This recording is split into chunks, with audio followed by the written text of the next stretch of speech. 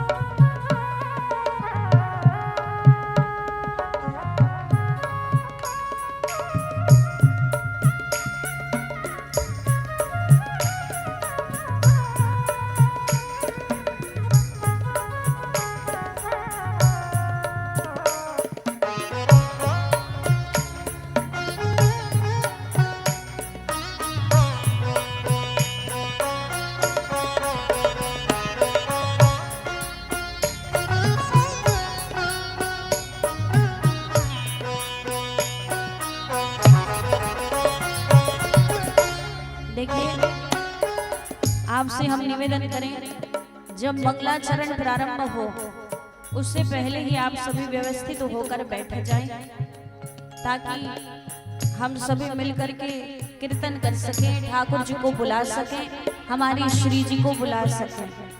इसीलिए निवेदन है, सभी मीठी मीठी तालियां बजाएंगे, बड़े भाव से हमारी श्री जी को पुकारेंगे और कहेंगे क्या? राधा राधा राधा राधा राधा राधा राधा राधा राधा राधा राधा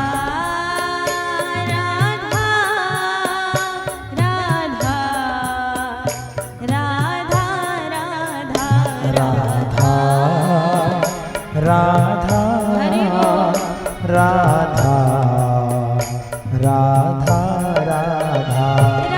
राधा श्री राधा श्री राधा राधा राधा श्री राधा श्री राधा राधा राधा श्री राधा श्री राधा राधा राधा राधा श्री राधा श्री राधा राधा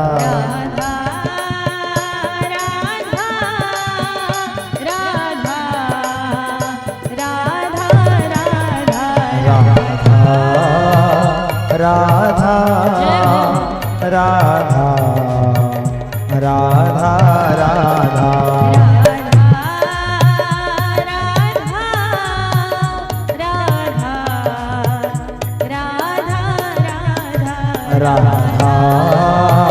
राधा राधा राधा राधा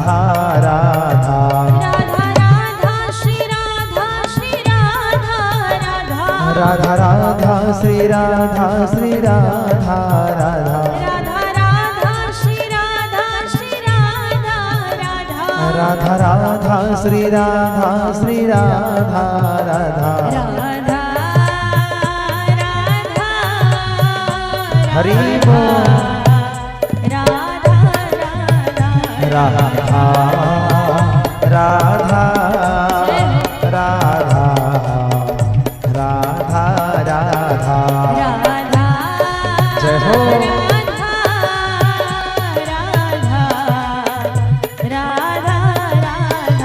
राधा राधा राधा राधा राधा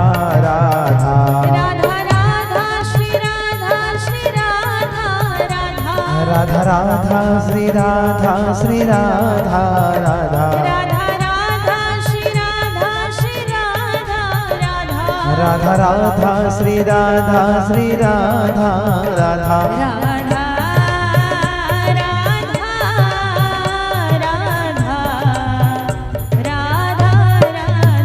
राधा राधा राधा राधा राधा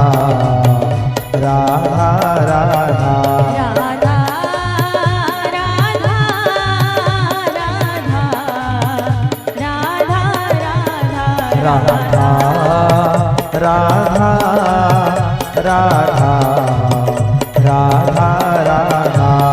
राधा श्री राधा श्री राधा राधा राधा राधा श्री राधा श्री राधा राधा राधा राधा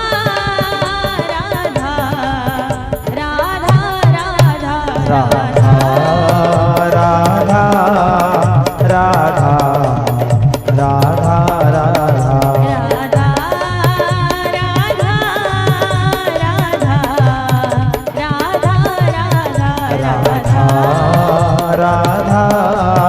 राधा राधा राधा राधा राधा श्री राधा श्री राधा राधा राधा राधा श्री राधा श्री राधा राधा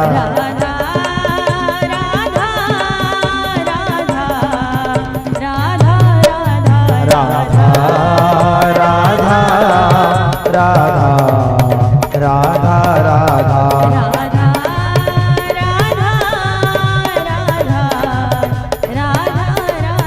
राधा राधा राधा राधा राधा राधा राधा श्री राधा श्री राधा राधा राधा श्री राधा श्री राधा राधा राधा श्री राधा श्री राधा राधा राधा श्री राधा श्री राधा राधा राधा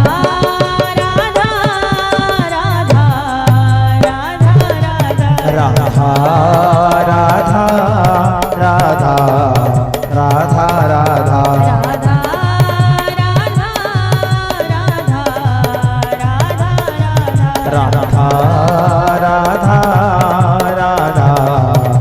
राधा राधा राधा राधा राधा राधा राधा।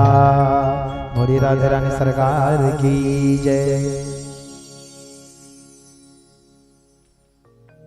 बोलिए श्यामा प्यारी की जय। बोलिए बरसाने वारी की जय।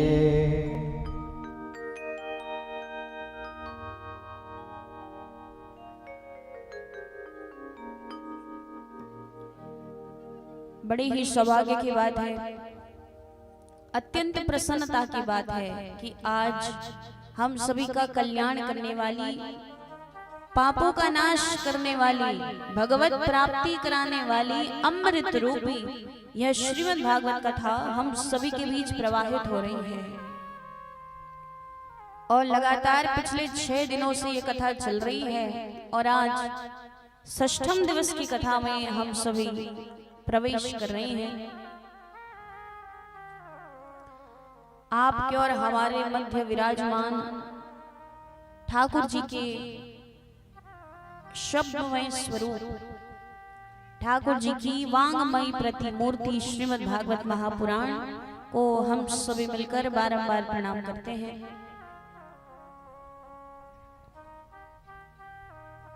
अनवरत 6 दिनों से आप सभी कथा श्रवण कर रहे हैं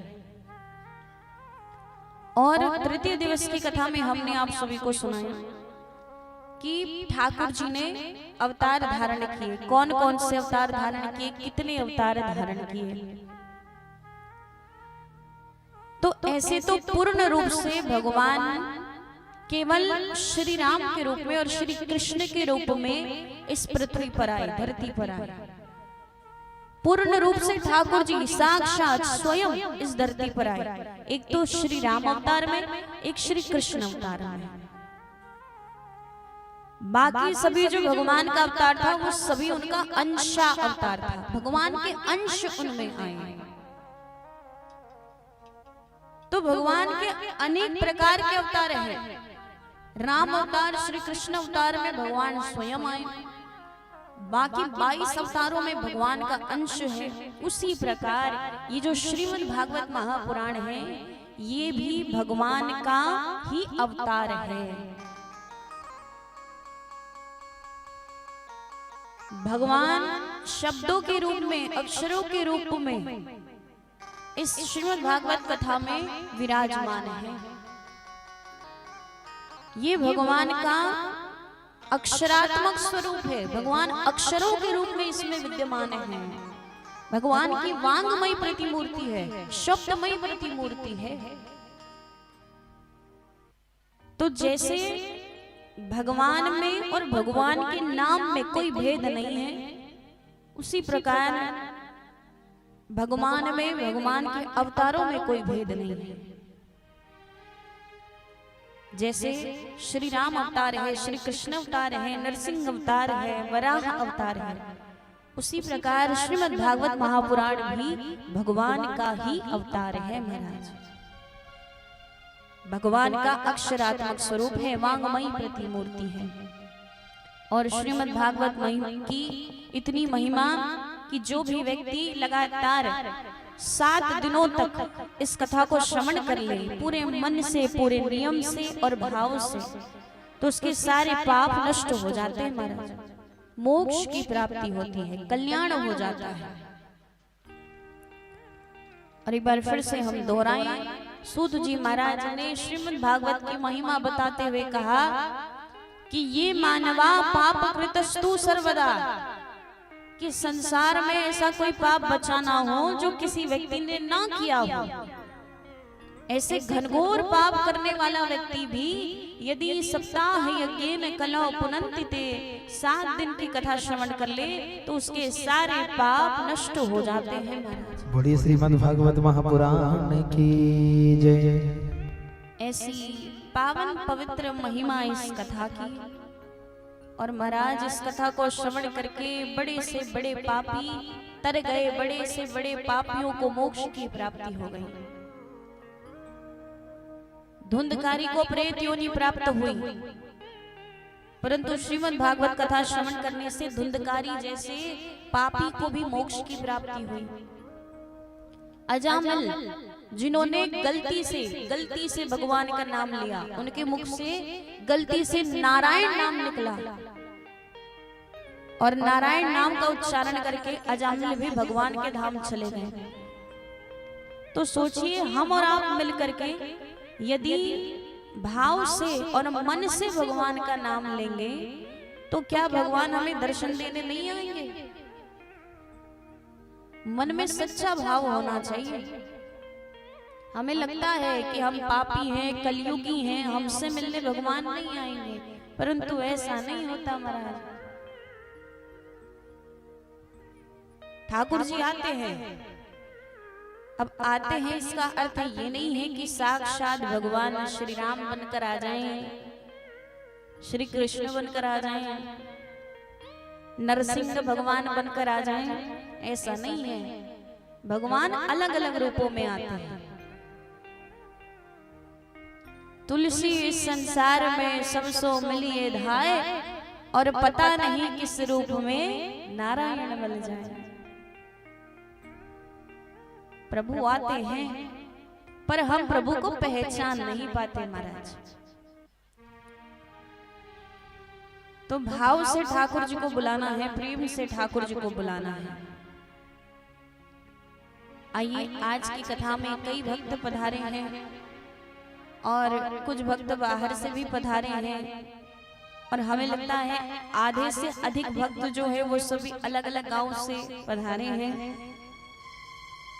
आप सभी इस पावन पवित्र कथा का श्रवण करने आए।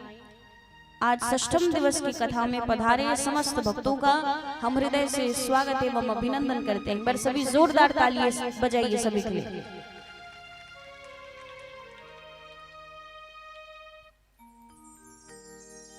हमने कहा जोरदार ताली बजाने को, परंतु आपकी ताली ऐसी थी कि जोरदार तो लगी ही नहीं हमें।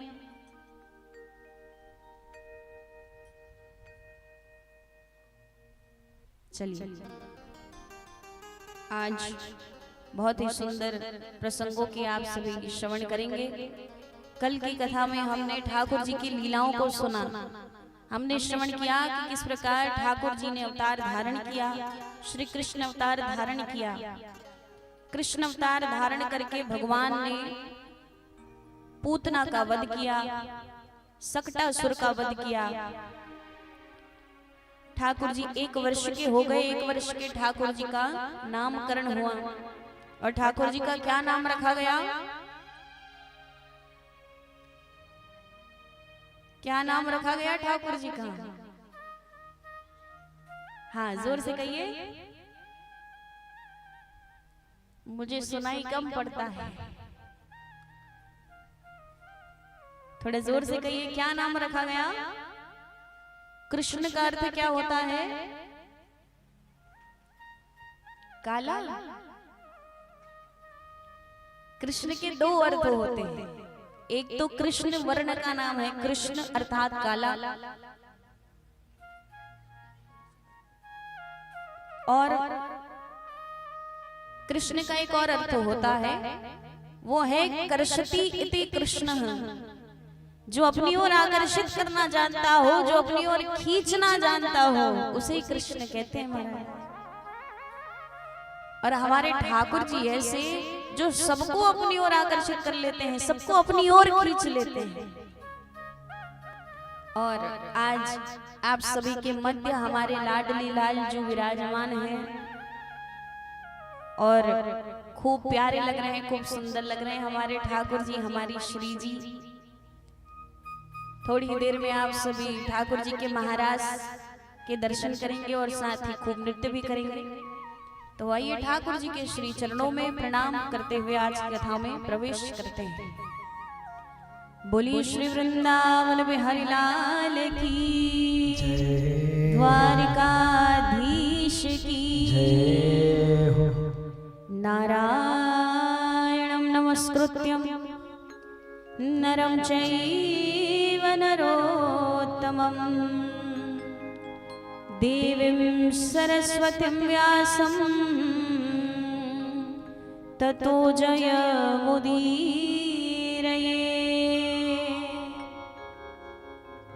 बोलिए श्री वृंदावन बिहारी लाल की जय। कल की कथा में आपने श्रवण किया कि किस प्रकार ठाकुर जी ने पूरे ब्रजवासियों की रक्षा करने के लिए अपने वाम हस्त की कनिष्ठ उंगली में गिरिराज जी को धारण कर लिया। महाराज, जब पूरे ब्रजवासी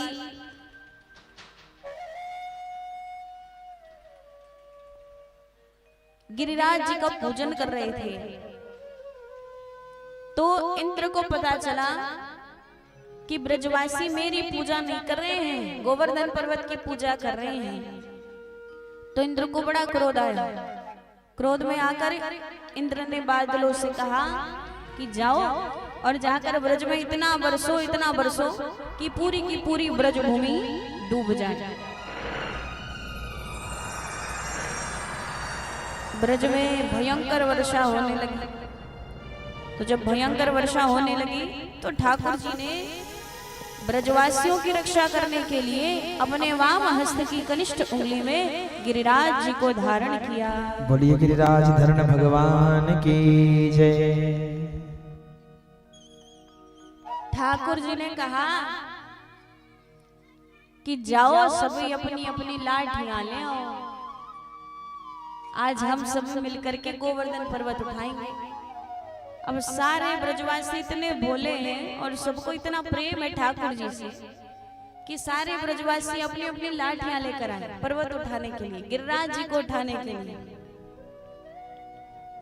अब समझदार व्यक्ति सोचे भला कि कभी लाठियों से पर्वत उठता है? नहीं ना। अब ठाकुर जी अपने वाम हस्त की कनिष्ठ उंगली में गिरिराज जी को धारण करके खड़े हैं। सभी ब्रजवासी गिरिराज जी के नीचे अपनी अपनी लाठी लगाकर खड़े हैं और ब्रजवासी इतने बोले ठाकुर जी से कह रहे हैं, अरे कन्हैया अपनो हाथ नीचे कर ले, हमने लाठियां लगा दी हैं। अब गोवर्धन पर्वत नीचे नहीं गिरेगा, तो अपना हाथ नीचे कर ले। ठाकुर जी ने अच्छा मैं हाथ नीचे कर लूं ना तो पर्वत अभी गिर जाए। ब्रजवासी कहे, अरे कन्हैया तैने थोड़ी ना उठायो है पर्वत, पर्वत तो हम सब ने उठायो है अपनी लाठी से। बोले अच्छा ऐसा क्यों लग रहा है कि मैंने नहीं उठाया? बोले तू नेक सो लाला है तो इतना बड़ो पर्वत कैसे उठाए? ठाकुर जी कहे, अरे मैं भगवान हूं। ब्रजवासी विश्वास नहीं कर रहे। ठाकुर जी कह रहे मैं भगवान हूं, ब्रजवासी कहते हैं कुछ भी बोलता है कन्हैया। ब्रजवासियों ने कहा, कन्हैया हाथ खड़े खड़े तेरे हाथों में दर्द होने लगेगा, हाथ नीचे कर ले, हम है ना, हम उठा रहे हैं ना। ठाकुर जी ने कहा अच्छा ठीक है। अब ठाकुर जी हल्का सा अपना हाथ नीचे करते हैं और जैसे नीचे करते हैं पर्वत नीचे झुकने लगा, गिरने लगा और जितने भी ब्रजवासी सभी लाठियां लगा कर रखी थी सबने सब पट सभी लाठियां टूट जाती हैं। ठाकुर जी ने फिर से पर्वत संभाला। अब महाराज ब्रजवासी करे, कन्हैया यो पर्वत तैने उठा रखो है? बोले हाँ मैंने उठा रखो है। बोले कैसे? ठाकुर जी कहे, मैं तो हूँ भगवान, मैं भगवान हूँ। अरे कन्हैया सच्ची सच्ची बता, तैने ये पर्वत कैसे उठायो?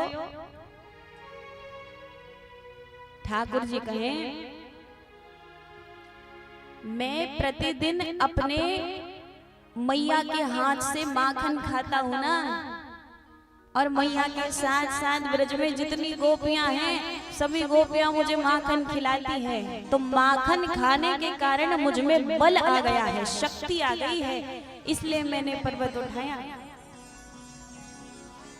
ब्रजवासी कहे, माखन तो हम सब भी खावे और प्रतिदिन खावे, तो से ज्यादा खावे, हम में तो इतना बल ना आयो।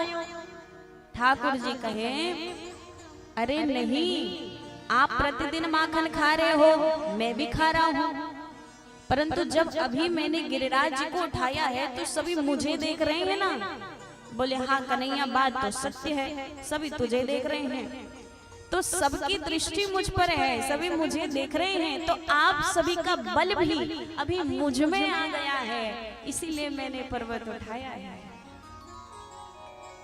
महाराज ठाकुर जी बोले, और ठाकुर जी के भक्त, ठाकुर जी के प्रेमी ब्रजवासियों से भी बोले।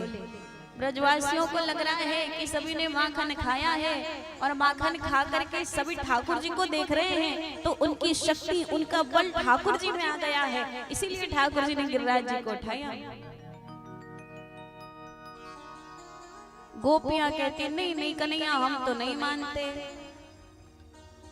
नेक्स्ट सो तू लाला है, सबका बल में मिला ले तो तू गिरिराज जी को नहीं उठा सकता, इतना बड़ो तो है ना तू, साची साची बता, तैने पर्वत कैसे उठायो। ठाकुर जी कहते हैं, अब देखिए, जब ठाकुर जी ने गिरिराज जी को उठाया ना, तो ठाकुर जी के ठीक सामने श्री जी खड़ी थी, हमारी राधा रानी खड़ी थी। तो ठाकुर जी कह रहे हैं, कछु माखन को बल भयो, कछु गोपिन कीन सहाय, कछु माखन को बल भयो, कछु गोपिन कीन सहाय, श्री राधे जो की कृपा सो मैंने गिरिवर लियो उठाए। बोली राधे रानी सरकार की जय। ठाकुर जी भी कह रहे हैं कि श्री राधे जो की कृपा सो मैंने गिरिवर लियो उठाए। हमारी श्री जी को हमारे ठाकुर जी भी पूजते हैं, प्रतिदिन नित्य पूजा करते हैं हमारे ठाकुर जी, हमारी श्री जी की। एक बात कही हमसे, श्रीमद् भागवत कथा में कहीं पर भी श्री राधा रानी का नाम उच्चारण नहीं किया गया है, कहीं पर भी श्री राधा रानी का नाम नहीं लिया गया है। क्यों नहीं लिया गया? इसके पीछे कारण है। पहला कारण तो ये कि इस कथा को सुना रहे हैं श्री सुखदेव मुनि महाराज राजा परीक्षित को। तो सुखदेव मुनि महाराज राधा रानी को अपना गुरु मानते थे और शास्त्रों के अनुसार कभी भी गुरु का नाम मुख से नहीं लेना चाहिए। इसीलिए सुखदेव मुनि महाराज राधा नाम का उच्चारण नहीं कर रहे हैं। दूसरा कारण है कि जब भी सुखदेव मुनि महाराज राधा नाम का उच्चारण करते तो 6 महीनों के लिए मूर्छित हो जाते, 6 महीनों के लिए मूर्छा को प्राप्त हो जाते। और राजा परीक्षित को केवल 7 दिनों में कथा सुनानी थी। यदि सुखदेव मुनि महाराज राधा नाम का उच्चारण कर देते तो 7 दिनों में कथा पूरी नहीं हो पाती। इसलिए भी सुखदेव मुनि महाराज ने राधा नाम का उच्चारण नहीं किया है, ये दूसरा कारण है। और महाराज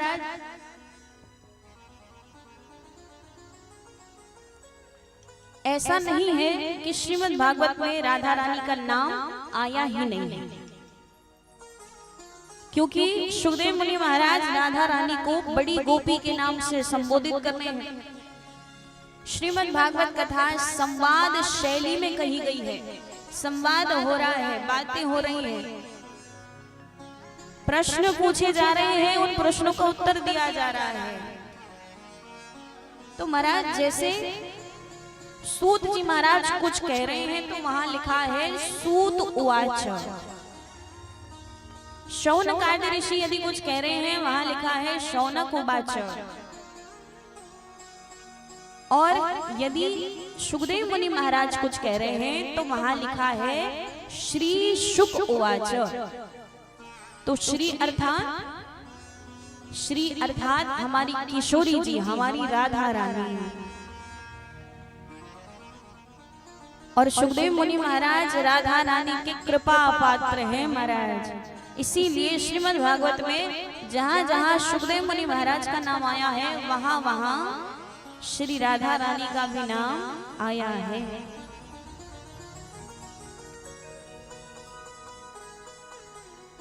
तो हमारी श्री जी की जो कृपा है ना, बड़ी महान कृपा है। श्री जी की कृपा श्री कृष्ण की कृपा से महान है। ऐसा क्यों? क्योंकि भगवान श्री कृष्ण से आप जो कुछ भी मांगते हैं, भगवान आपको प्रदान करते हैं, भगवान आपको दे देते हैं। अब आप सोचेंगे तो अच्छी बात है, हम भगवान से जो मांग रहे हैं भगवान हमें दे रहे हैं, परंतु ये बिल्कुल अच्छी बात नहीं है। क्योंकि हमारी इच्छाओं का कभी कोई अंत नहीं होता, हमारी इच्छाएं कभी पूरी होती ही नहीं है। यदि एक इच्छा पूरी हो भी गई तो तुरंत दूसरी इच्छा जन्म लेती है। इच्छाओं का कोई अंत नहीं होता। और हमने कल भी कहा ना कि यदि संसार में लिप्त रहोगे, संसार में फंसे रहोगे, तो सीधे सीधे भगवान की ओर जाने में कठिनाई होगी। हम संसार में रहकर सीधे भगवान से नहीं जुड़ सकते। देवहूति माता ने पूछा था ना कपिल भगवान से कि पुत्र कोई राह बताओ, सीधे सीधे तो हमारा मन नहीं लगता भगवान से।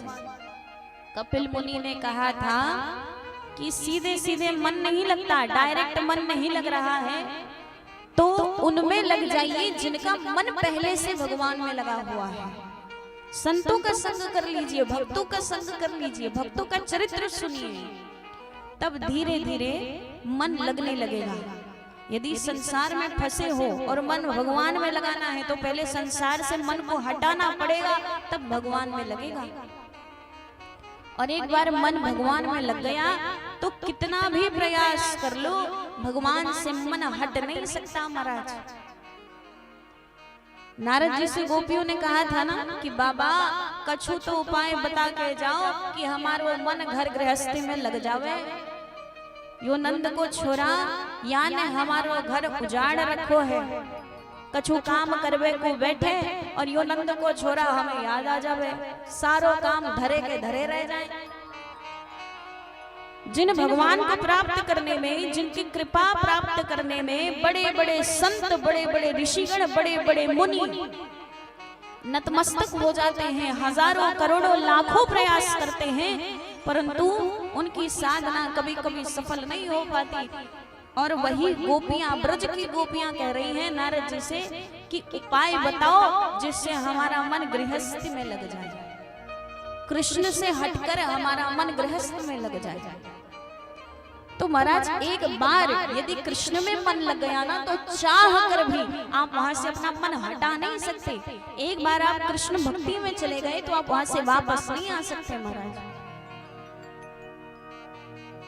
परंतु यदि श्री कृष्ण को मनाना है तो पहले किशोरी जी को मनाना पड़ता है, हमारी श्री जी को मनाना पड़ता है।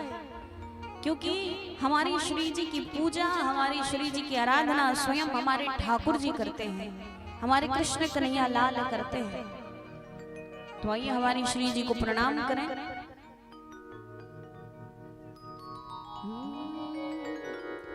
तप्त कांचन गौरांगी राधे वृंदावनेश्वरी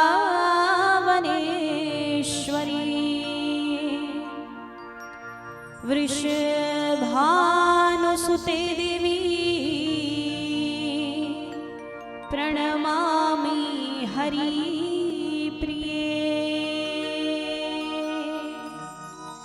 बोली श्री राधा रानी की जय, बरसाने वाली की जय हो। एक बार सभी कह दो भैया राधे राधे। राधे राधे। श्याम से मिला दे, श्याम से मिला दे। क्योंकि श्याम जी से तो हमारी किशोरी जी ही मिला सकती है, बाकी कोई और नहीं मिला सकता हमारा।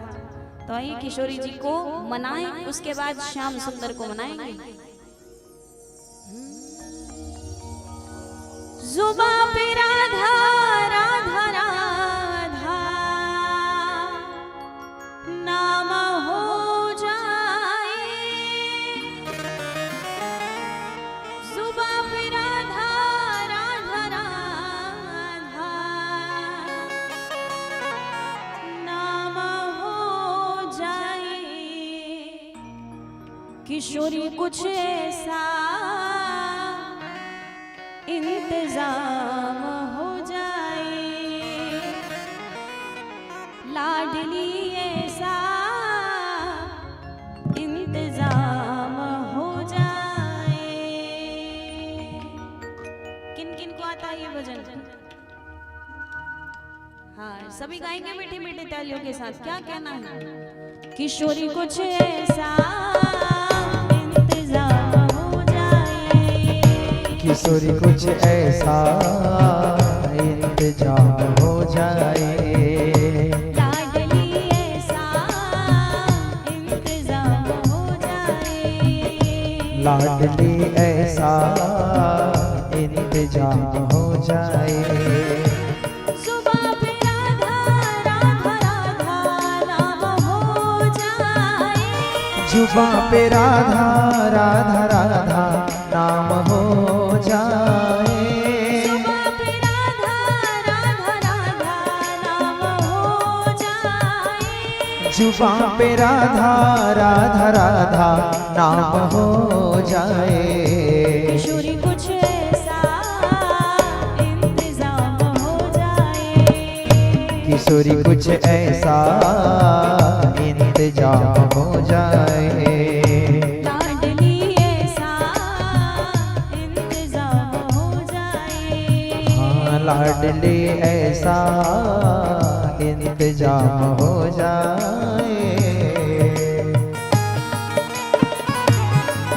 जय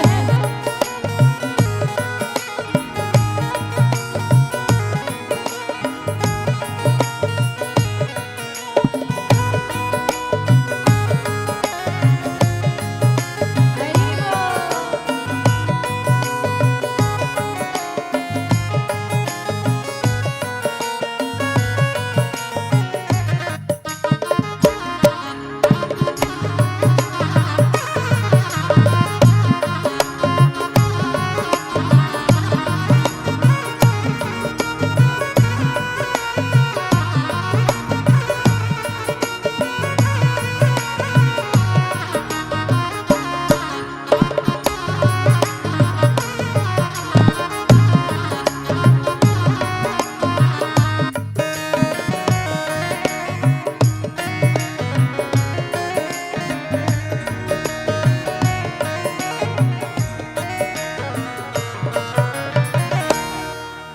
और जब व्यक्ति हर तरह से हार जाता है ना, उसे लगता है कि अब मेरा कोई नहीं है, तब हमारी श्री जी आती है और हाथ पकड़ लेती है महाराज। तो सभी तालियां बजा।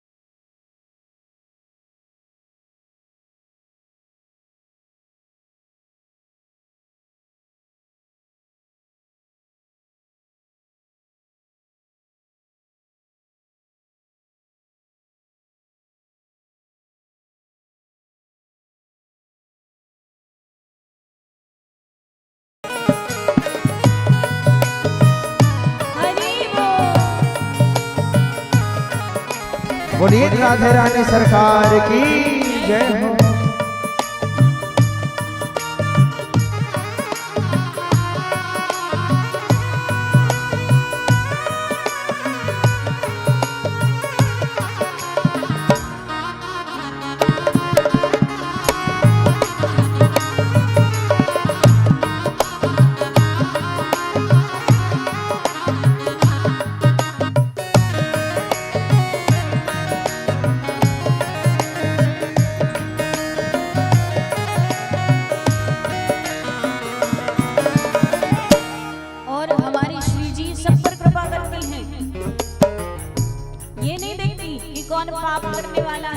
पुण्य करने वाला है और हमारे श्री जी सब पर कृपा करती हैं महाराज। सभी तालियां बजाइए। सबको क्या कहना है? तुम अपने भक्तों पे कृपा करती हो श्री राधे। तुम अपने भक्तों पे कृपा करती हो श्री राधे। उनको अपने चरणों में जगह देती हो श्री राधे। हाँ, उनको अपने चरणों में जगह देती हो श्री राधे। तुम अपने भक्तों पे कृपा करती हो श्री राधे। तुम अपने भक्तों पे कृपा करती हो श्री राधे। उनको अपने चरणों में जगह देती हो श्री राधे। उनको अपने चरणों में जगह देती हो श्री राधे। तुम्हारे चरणों में मेरा मुकाम हो जाए। तुम्हारे चरणों में मेरा मुकाम हो जाए। किशोरी कुछ ऐसा हरि बोल। इंतजाम हो जाए। हाँ, किशोरी कुछ ऐसा इंतजाम हो जाए। लाडली ऐसा जय हो। इंतजाम हो जाए। लाडली ऐसा इंतजाम हो जाए। सुबह पे राधा राधा राधा नाम हो जाए। कि जुबां पे राधा राधा राधा नाम हो जाए। सुबह पे राधा राधा राधा नाम हो जाए। कि जुबां पे राधा राधा राधा नाम हो जाए। किशोरी कुछ ऐसा इंतजाम हो जाए। किशोरी कुछ ऐसा इंतजाम हो जाए। लाडली ऐसा इंतजाम हो जाए। लाडली ऐसा इंतजाम हो जाए। सुबह पे राधा राधा राधा नाम हो जाए। कि जुबां पे राधा राधा राधा नाम हो जाए। सुबह पे राधा राधा राधा नाम हो जाए। कि जुबां पे राधा राधा राधा नाम हो जाए। किशोरी कुछ ऐसा जय हो। इंतजाम हो जाए। किशोरी कुछ ऐसा इंतजाम हो जाए। लाडली ऐसा इंतजाम हो जाए। लाडली ऐसा इंतजाम हो जाए। किशोरी कुछ ऐसा इंतजाम हो जाए। लाडली ऐसा इंतजाम हो जाए। भोली राधे रानी सरकार की जय।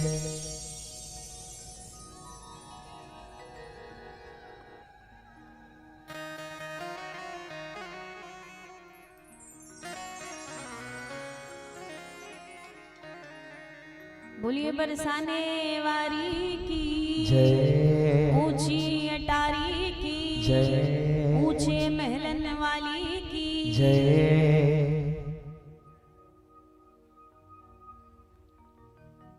तो महाराज इस प्रकार हमारी श्री जी की कृपा महान है। श्री कृष्ण कृपा से श्री कृष्ण हमसे हम जो मांगते हैं भगवान हमें प्रदान करते हैं। और जब हमें प्राप्त हो जाता है ना तो हमें संतुष्टि नहीं मिलती महाराज। हमें और चाहिए होता है। और हम हर बार एक ही बात कहते हैं कि मनुष्य का स्वभाव ऐसा है कि मनुष्य का ध्यान उस पर नहीं जाता जो उसके पास है। मनुष्य का ध्यान हमेशा उस पर जाता है जो उसके पास नहीं है, जो अभी तक उसे नहीं मिला। केवल उसी पर ध्यान है महाराज। जो हमारे पास है उस पर तो हमारा ध्यान नहीं जाता। हमारे पास बड़ी लंबी लिस्ट होती है कि हम भगवान से ये सारी चीजें मांगेंगे। कभी लिस्ट बनाना कि भगवान ने आपको क्या क्या दिया है, और जब देखोगे ना उस लिस्ट को तो खुद को शर्म आ जाएगी भगवान के सामने मांगने में कि मुझे भगवान ने इतना कुछ दे दिया है जिसके मैं लायक भी नहीं हूं, फिर भी मैं भगवान से मांग रहा हूं।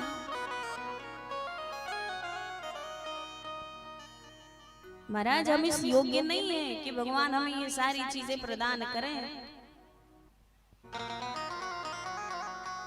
हम तो केवल यहाँ अपने कर्म करने आए हैं और अपने कर्मों के फल को भोगने आए हैं महाराज। मांगने का अधिकार हमारा नहीं है, क्योंकि पिता को पता होता है कि उसकी संतान के लिए क्या अच्छा है। तो कई बार ऐसा होता है कि संतान अपने पिता से कुछ ऐसी वस्तु मांग लेता है जो संतान के लिए सही नहीं होती, तो पिता देने से मना कर देते हैं। तो पुत्र पिता से रुष्ट हो जाते हैं कि हमने पिता से ये मांगा और पिताजी ने हमें नहीं दिया, इतना नहीं कर सकते क्या हमारे पिताजी हमारे लिए। परंतु पुत्र से ज्यादा पिता को पता होता है कि पुत्र के लिए क्या अच्छा है, क्या सही है, क्या गलत है। तो जब कभी आप भगवान से कुछ मांगे और भगवान आपको ना दे तो समझ जाना कि उस समय उस वस्तु का मिलना ज्यादा जरूरी नहीं है, ना मिलना उससे ज्यादा जरूरी है।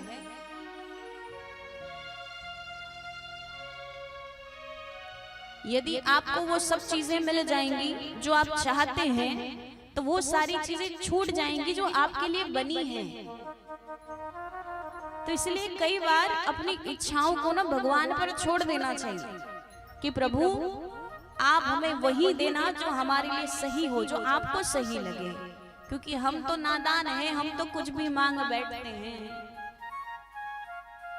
परंतु आप तो सब जानते हैं, आप हमारे परम पिता परमेश्वर हैं, हम आपकी संतान हैं, हमारे लिए क्या अच्छा है ये आपसे बेहतर कौन जानता है।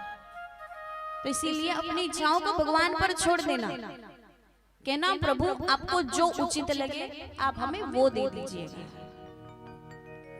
क्योंकि इस संसार में कई ऐसे लोग हैं जिनके पास रहने के लिए छत तक नहीं है, 2 समय का भोजन नहीं है, पहनने के लिए वस्त्र भी नहीं है, और हम दिन भर रोते रहते हैं कि हमें भगवान ने ये नहीं दिया। महाराज हम तो कहें संसार में हम आए हैं कुछ अच्छे कर्म करके जाएं, और कुछ ऐसे कर्म करके जाएं कि उन कर्मों को करने के बाद हम मृत्यु के बाद भगवान को अपना चेहरा दिखा सकें कि हाँ हमने अच्छे कर्म किए हैं, आपने ये जो मनुष्य योनि हमें दी है ना इसका सदुपयोग किया है, हमने इसे व्यर्थ नहीं किया। ऐसे लोगों की सहायता कीजिए जो स्वयं की सहायता करने में सक्षम नहीं है।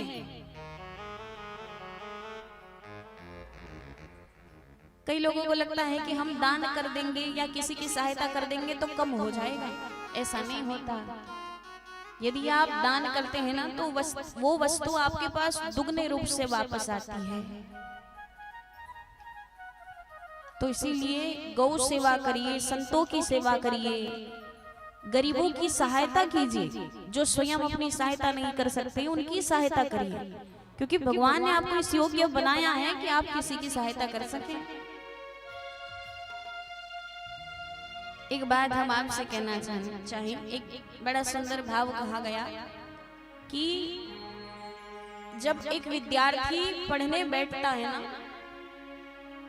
एक विद्यार्थी जब पढ़ने बैठता है तो उस विद्यार्थी को रोकने के लिए अदृश्य रूप से उसके पाप उसे उसके सामने बाण लेकर खड़े हो जाते हैं कि नहीं कुछ भी हो जाए हम इसे पढ़ने नहीं देंगे।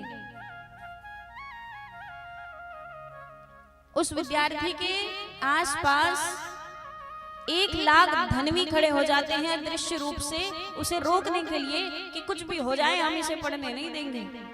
कहा गया है विद्यायाम धन्विनो लक्ष्यम,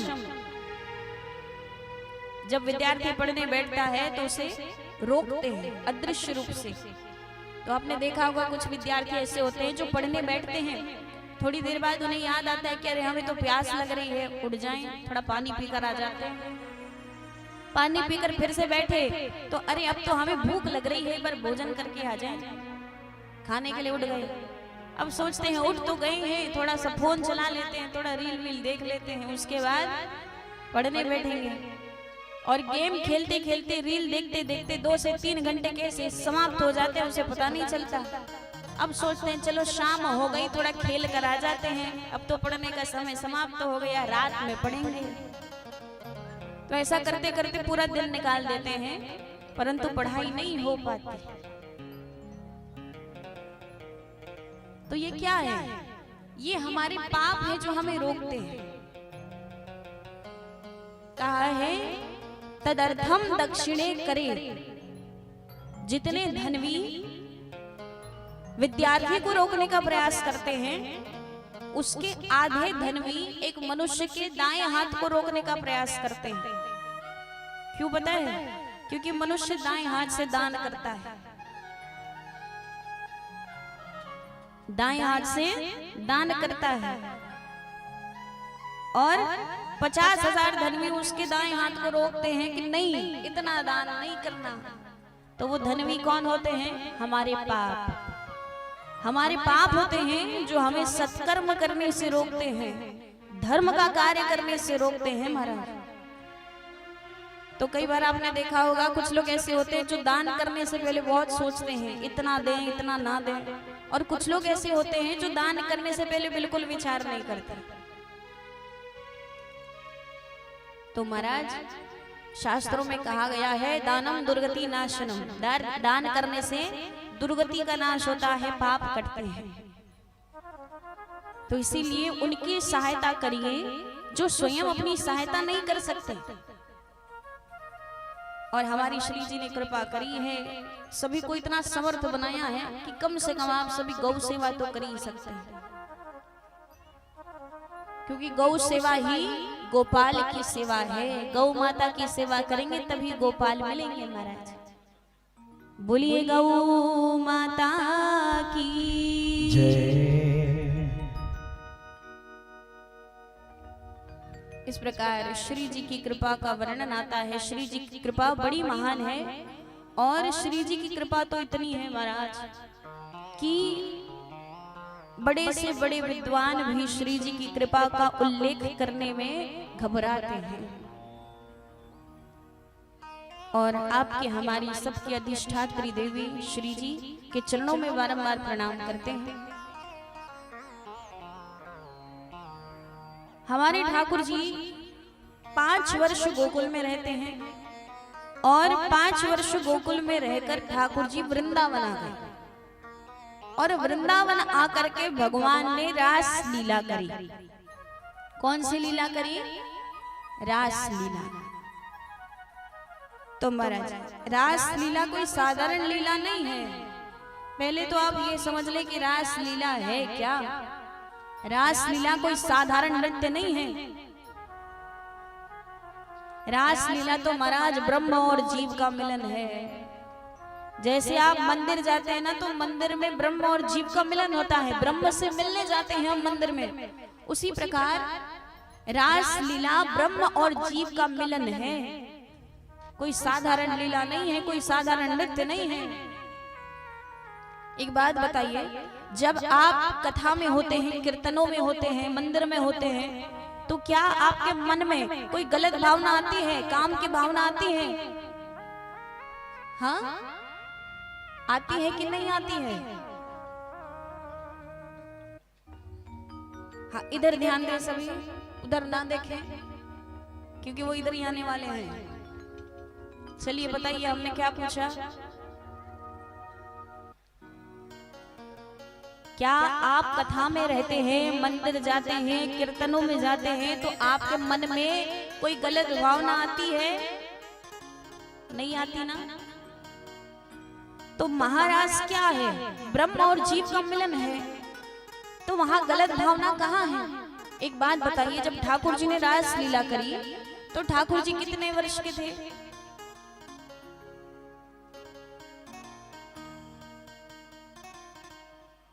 बताइए कितने वर्ष के थे हमारे ठाकुर जी?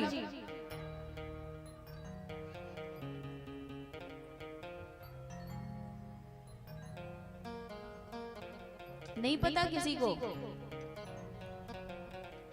7 से 8 वर्ष के थे हमारे ठाकुर जी। और गोपियां किस उम्र की थी? महाराष्ट्र में आई हुई जो गोपी थी, जो सबसे छोटी गोपी थी 5.5 वर्ष की थी, और जो सबसे बड़ी गोपी थी वो 80 वर्ष की थी। सबसे छोटी गोपी 5.5 वर्ष की है और सबसे बड़ी गोपी 80 वर्ष की है महाराज। तो यदि एक बालक अपने माता के उम्र की स्त्रियों के साथ नृत्य कर रहा है तो इसमें गलत भावना कहाँ है? काम की भावना कहाँ है? और ये गोपियां कोई साधारण गोपियां नहीं हैं। जब राम अवतार में बड़े बड़े ऋषिगण, उनकी तपस्या अधूरी रह गई थी, तब उन्होंने उनसे ठाकुर जी ने वचन दिया था कि जब कृष्ण अवतार में मैं कृष्ण बनकर आऊंगा तो आप सभी मेरी गोपियां बनकर आएंगे। ये गोपियां बड़े बड़े ऋषिगण हैं महाराज। तो आइए अब हम सभी मिलकर के महाराष्ट्र में प्रवेश करेंगे। शरद पूर्णिमा की रात्रि है और ठाकुर जी बड़ी सुंदर बंशी बजा रहे हैं। इतनी सुंदर बंशी ठाकुर जी ने बजाई कि गोपियां अपने अपने घरों में कार्य कर रही थी। सभी अपने अपने कार्य छोड़कर ठाकुर जी की बंशी की धुन को सुन करके, वेणु की नाद को सुन करके ठाकुर जी की ओर जा रही हैं। और महाराज बड़ी सुंदर बंशी ठाकुर जी बजा रहे हैं। सभी गोपियां ठाकुर जी के पास पधारी और ठाकुर जी के स्वरूप को देखकर सभी गोपियों ने ठाकुर जी की बड़ी सुंदर स्तुति करी। आइए हम ब्रजधाम में अभी प्रवेश कर रहे हैं, महाराष्ट्र में प्रवेश करेंगे। ठाकुर जी को प्रणाम करते हैं। बरापीडं नटवरः वपुः कर्णयो कर्णिकारं बिभ्रद्वासकनककपिशं वैजयन्तीं च मालाम् रन्ध्रानवेणोरदरसुदया पूरयान् गोपवृन्दै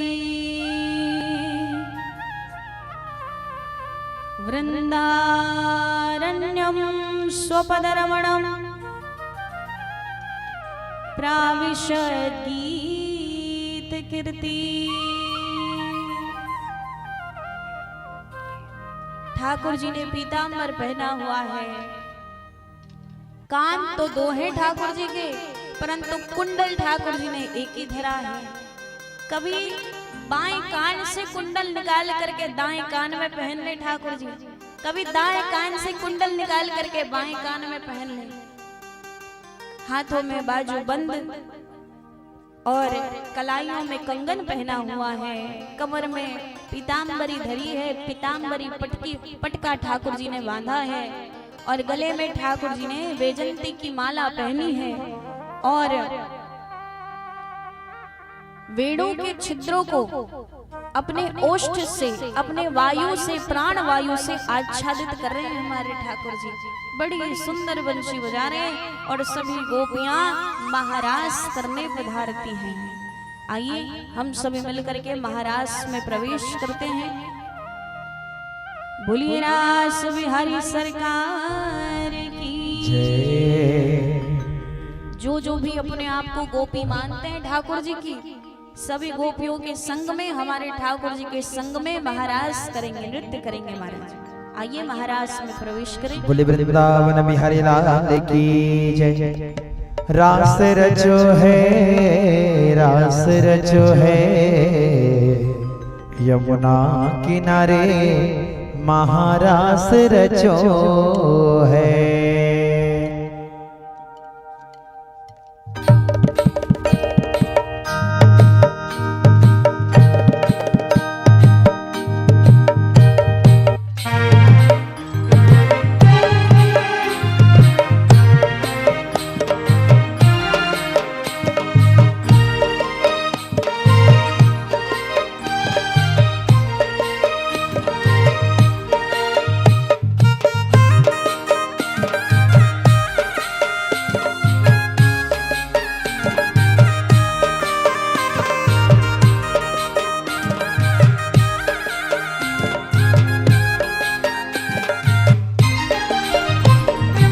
रास रचो है, रास रचो है, यमुना किनारे महारास रचो है। रास रचो है, रास रचो है, यमुना किनारे महारास रचो है। हाँ रास रचो है, रास रचो है, यमुना किनारे महारास रचो है। रास रचो है, रास रचो है, यमुना किनारे महारास रचो है। हो गंगा नाचे यमुना नाचे, नाचे सरयू संग। गंगा नाचे यमुना नाचे, नाचे सरयू संग। गंगा नाचे यमुना नाचे, नाचे सरयू संग। गंगा नाचे, यमुना नाचे, नाचे सरयू संग। मन मेरो बन गयो सखी रे पावन वृंदावन। मन मेरो बन गयो सखी रे पावन वृंदावन। ओ रास रचो है, रास रचो है, यमुना किनारे महारास रचो है। रास रचो है, रास रचो है, यमुना किनारे महारास रचो है।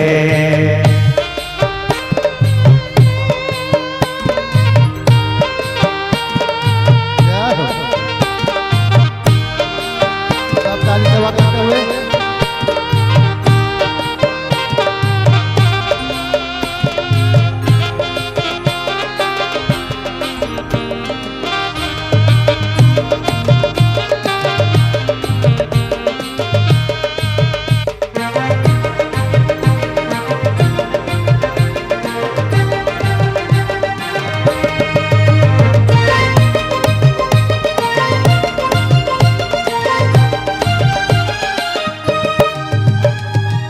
चंदा नाचे सूरज नाचे, नाचे तारागण। नाचे सूरज नाचे, नाचे तारागण। हो चंदा नाचे सूरज नाचे, नाचे तारागण। नाचे सूरज नाचे, नाचे तारागण। मन मेरो बन गयो सखी रे पावन वृंदावन। हाँ मन मेरो बन गयो सखी रे पावन वृंदावन। हो रास रचो है, रास रचो है, यमुना किनारे महारास रचो है।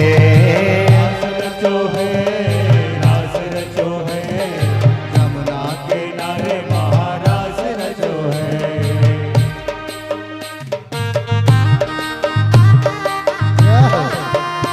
सारी सेवा करते हुए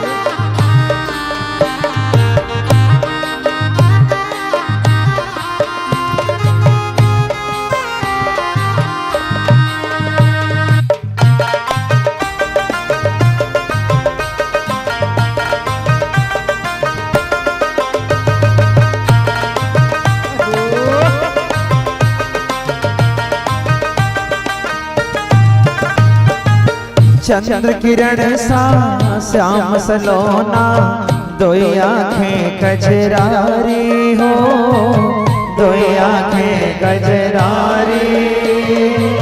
ठुमक ठुमक नचे गोपियन के संग, जग का पालन हारी हो, जग का पालन हारी। रासे बिहारी संग राधा सुकुमारी, रासे बिहारी संग राधा सुकुमारी। बिरज में विराजे रे श्याम संग राधा नाचे रे, श्याम संग राधा नाचे रे। हो गोकुल में देखो, वृंदावन में देखो रे, मुरली बाजे रे, श्याम संग राधा नाचे रे, श्याम संग राधा नाचे रे।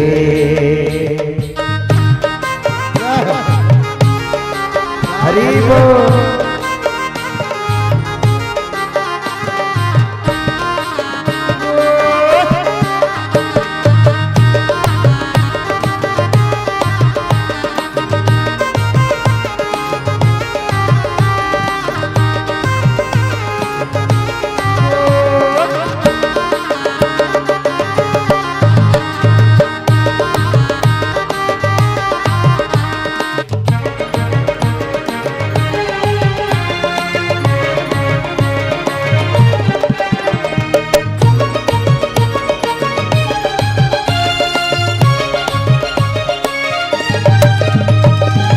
छम छम नाचे राधा रानी, सुनकर मीठी मुरलिया हो, सुनकर मीठी मुरलिया हो। श्याम छवि पे सब बलिहारी, ग्वाल बाल और गैया हो, ग्वाल बाल और गैया।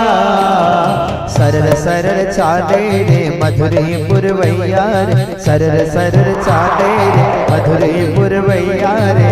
मेघा गाजे रे श्याम संग राधा नाचे रे, श्याम संग राधा नाचे रे। हो गोकुल में देखो वृंदावन में देखो रे, मुरली बाजे रे श्याम संग राधा नाचे रे, श्याम संग राधा नाचे रे।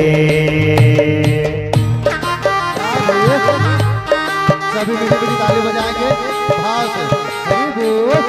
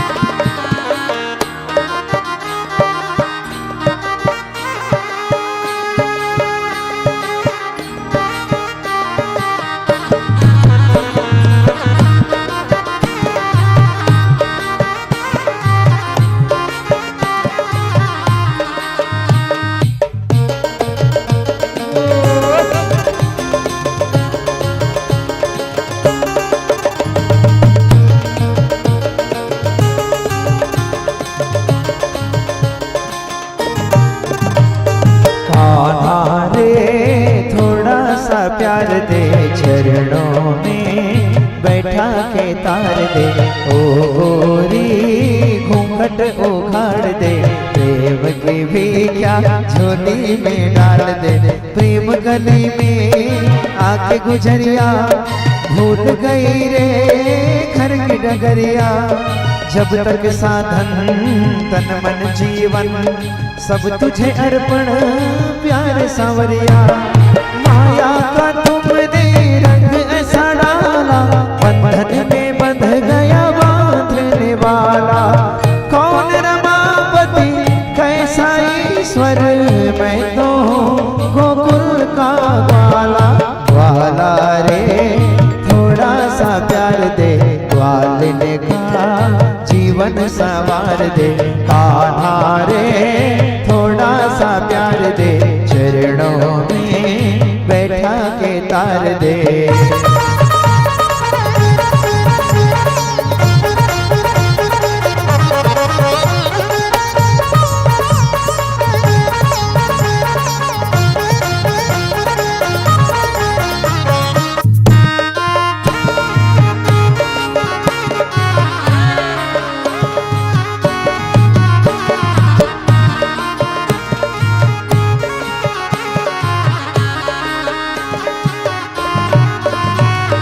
आत्मा परमात्मा के मिलन का मधुमास है, हो त्रिभुवन का स्वामी भक्तों का दास है। हाँ कृष्ण कमल है, राधे सुवास है, हो इसके अवलोकन की जग जग को प्यास है। झूठा वचन तेरे झूठे, मुस्का के भोली राधा को लूटे। मैं भी हूँ सच्चा वचन मेरे सच्चे, प्रीत मेरी पक्की तुम्हारे मन पाचे। जैसे तू रखे वैसे रहूंगी, दूंगी परीक्षा भीड़ सहूंगी। स्वर्गों के सुख भी मीठे न लागे, तू मिल जावे तो मोक्ष नहीं मांगे। कान्हा रे थोड़ा सा प्यार दे, चरणों में बैठा के तार दे। ओ गोरी घूंघट बिगाड़ दे, प्रेम की भिक्षा झोली में डाल दे।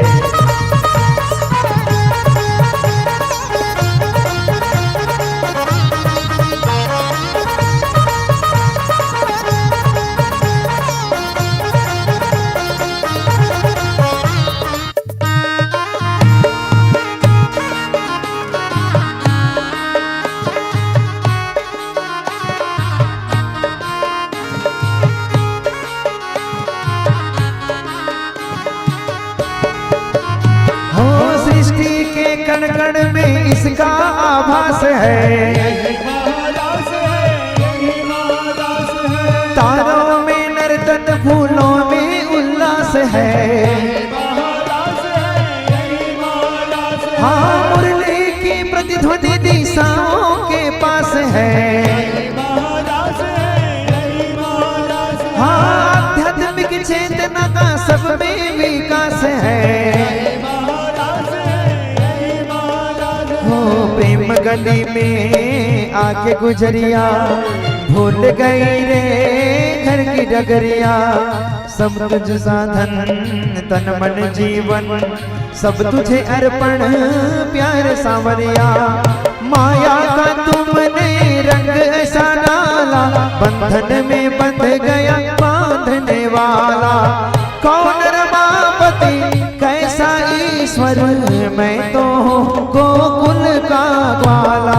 ग्वाला रे थोड़ा सा प्यार दे, ग्वालिन का जीवन संवार दे। कान्हा रे थोड़ा सा प्यार दे, चरणों में बैठा के तार दे।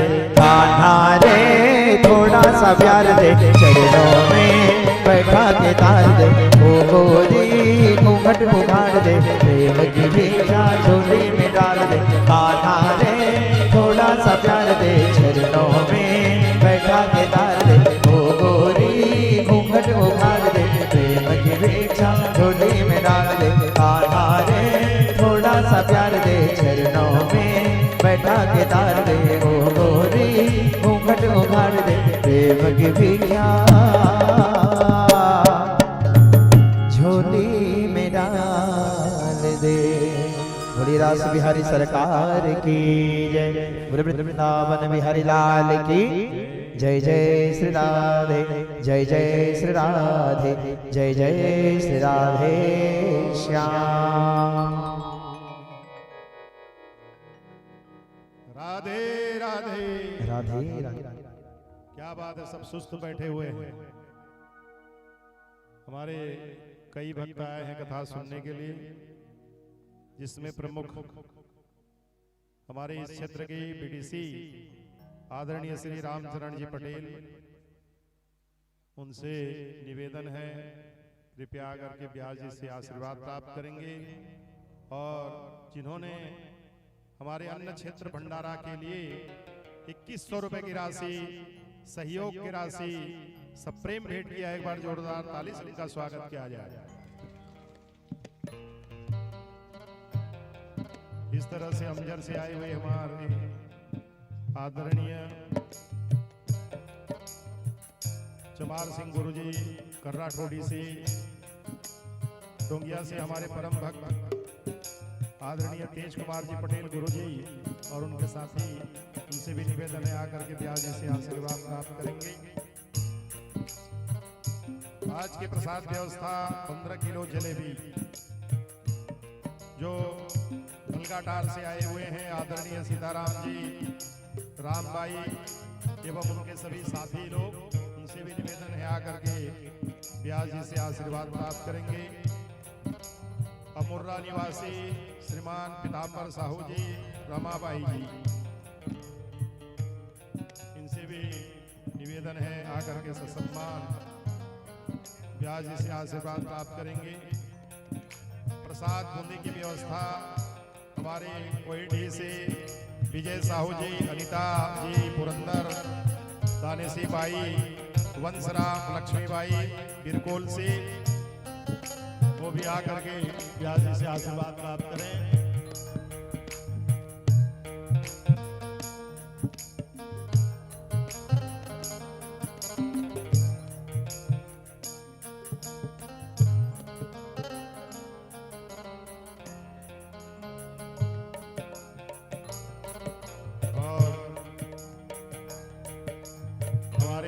आदरणीय श्रीमान लाला राम जी नून पानी से आए हुए हैं सब परिवार, उनसे भी निवेदन है आकर के ब्याज से आशीर्वाद प्राप्त करेंगे।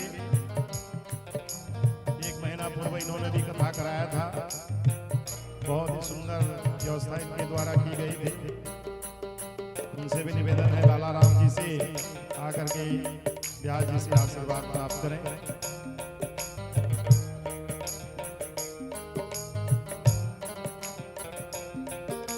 इस तरह अन्य क्षेत्र में सहयोग किए हुए कई भक्तों का नाम खरवानी बड़े से मंगल सिंह सिदार जी, जिन्होंने 5 किलो चावल और 200 रुपए की राशि सहयोग किया है। एक बार ताली से उनका स्वागत। 5 किलो चावल 200 रुपया श्रीमती जीराबाई पटेल बड़े खरवानी से स्वर्गीय रविलाल जी के स्मृति में उन्होंने इस यज्ञ में सहयोग किया है। उनको भी शुभ आशीर्वाद साधुवाद आकर के ब्याज जी से आशीर्वाद प्राप्त करें। खरवानी बड़े से ही श्रीमान महेंद्र चंदन कुमार पटेल जी, इन्होंने भी 2 किलो चावल और 500 रुपया अन्य क्षेत्र में सहयोग किया है, वो भी आकर के आशीर्वाद प्राप्त करेंगे। यादराम पटेल समस्त परिवार की ओर से 100 रुपया भगवान के चरणों में अर्पण किया गया है। युवराज पटेल बरभाटा के द्वारा 7 किलो चावल और 200 रुपए की राशि सहयोग में किया गया है, उनसे भी निवेदन है आकर के ब्याज से आशीर्वाद प्राप्त करेंगे। भंडारा में इस प्रकार से सहयोग श्रीमान गौरी शंकर जी सिदार राठौड़ी से 1000 रुपया और 2 किलो चावल, बहुत ही सुंदर इस अन्न क्षेत्र में उन्होंने सहयोग प्रदान किया है। उनसे भी निवेदन है कि आकर के ब्याज से आशीर्वाद प्राप्त करें। बरभाटा से श्रीमान नीलेश्वर पटेल जी के द्वारा 7 किलो चावल और 150 रुपया सहयोग किया गया है। कुदरी से बोलीराम साहू, इन्होंने भी 100 रुपया भगवान के चरणों में अर्पण किया है। उनसे भी निवेदन है आकर के आशीर्वाद प्राप्त करें। इस तरह से भंडारा में सहयोग खरवानी से ही कोमल निषाद जी 7 किलो चावल 100 रुपये की राशि इन्होंने भेंट किया है। एक बार तालियों से इनका स्वागत किया जाए। बरवाटा से ही श्री रामनाथ जी 21 किलो चावल भंडारा में सहयोग किया गया है। भगवान के चरणों में उन्होंने 100 रुपया अर्पण किया है। व्यासपीठ से उनको शुभ आशीर्वाद, अगर वो भी हैं तो आकर के ब्याज से आशीर्वाद प्राप्त करेंगे। इस तरह से धर्म सिदार जी, रुक्मणी सिदार जी, राम रतन मरहर सिदार जी भंडारा में 100 किलो 10 किलो चावल और 200 रुपए की राशि सप्रेम सहयोग की राशि उन्होंने प्रदान किया है। आकर के ब्याज से आशीर्वाद प्राप्त करें। खरवानी से ही निर्मल निषाद जी 5 किलो चावल 50 रुपए भंडारा में सहयोग किया है। भंडारा में गजपति पटेल बरभाटा से हैं, उन्होंने 10 किलो चावल और 100 रुपया दिया है। इसी तरह से औरा चक्का से हमारे एक यजमान 10 किलो चावल और गोयटी से डमरू जी 3 किलो चावल उन्होंने भी सहयोग किया है। दयाल जी औरा चक्का वो भी हैं, तो आकर के ब्याज जी से आशीर्वाद प्राप्त करेंगे।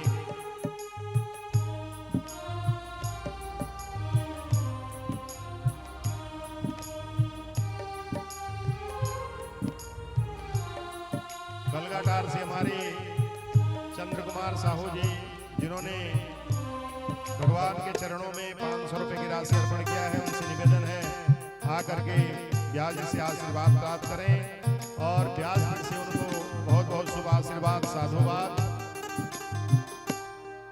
रुद्र साहू जी, जिन्होंने भगवान के चरणों में 100 रुपए की राशि अर्पण की है, उनको भी शुभ आशीर्वाद, अगर है तो आकर के ब्याज से आशीर्वाद प्राप्त करेंगे।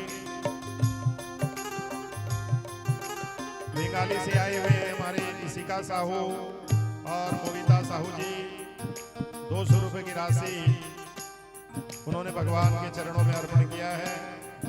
ग्राम नगरता से मोनिता साहू,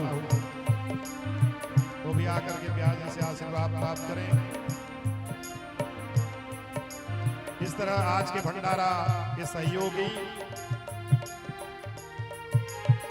आज के भंडारा में जो सहयोग दे रहे हैं उनमें से श्रीमान सदाराम जी, श्री छविलाल जी, श्रीमान मोहर साय जी, श्रीमान कुलदीप जी, श्रीमान कैलाश जी, श्रीमान भंडाराम जी, श्रीमान गंगाराम जी, श्रीमान रामदयाल जी, श्रीमान उत्तरा मिस्त्री जी, श्रीमान लखनलाल जी, इनके लिए एक बार ताली हो जाए।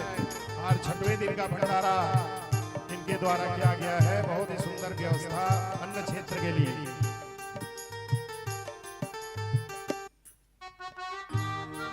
इस तरह औरा चक्का से हमारे श्रीमान धनीराम साहू और जानकी साहू के द्वारा 200 रुपए भगवान के चरणों में अर्पण किया गया है। आकर के ब्याज से आशीर्वाद प्राप्त करें। और हमारे नौरंगपुर से आए हुए भक्त हेम कुमार साहू जी, पुनीपति साहू जी, प्रेम शंकर साहू जी, मुनि साहू जी, इन्होंने 1000 रुपए भगवान के चरणों में, भगवान के पूजा में इन्होंने सब प्रेम अर्पण किया है, भेंट किया है। तो आकर के वो ब्याज से आशीर्वाद प्राप्त करें। उनको बहुत ही शुभ आशीर्वाद, साधुवाद। इसी प्रकार स्वर्गीय अमित चौहान के स्मृति में मोहा ढोणा से हमारे यजमान के द्वारा 201 रुपए की राशि जो भगवान के चरणों में अर्पण किया गया है। आकर के ब्याज से आशीर्वाद प्राप्त करें। तो सभी माताओं से मेरा निवेदन है, भक्तों से निवेदन है कि अन्न क्षेत्र में जो सहयोग किया जा रहा है उन भक्तों के लिए एक बार जोरदार ताली से सेवा करते हुए उनका स्वागत करिए।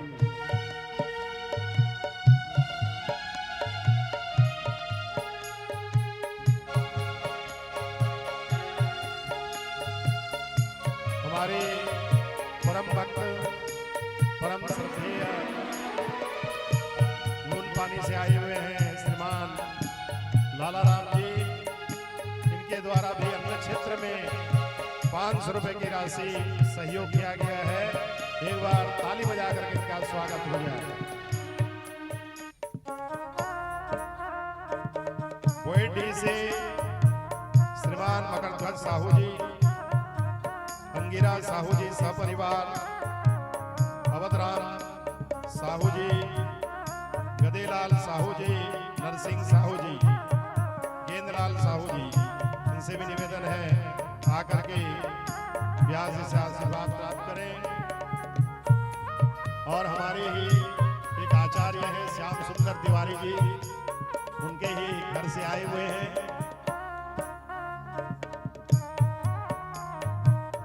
श्रीमती आशा जी और जो भी उनके साथ में आए हुए हैं सब आकर के ब्याज से आशीर्वाद प्राप्त करें।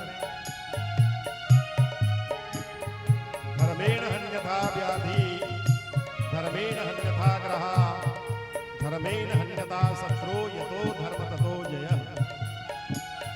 धर्म से ही सब रोग व्याधि, सब पाप का विनाश होता है। तो धर्म के कार्य से जो पुण्य अर्जन होता है वही हमारे जीवन के लिए प्रमुख होता है, अंत समय में वो काम आता है। तो अन्न क्षेत्र में जो भी यथाशक्ति हम लगाएंगे उनका पुण्य जो है आप लोगों को प्राप्त होगा, जो आपको भगवान के चरणों तक ले जाएगा।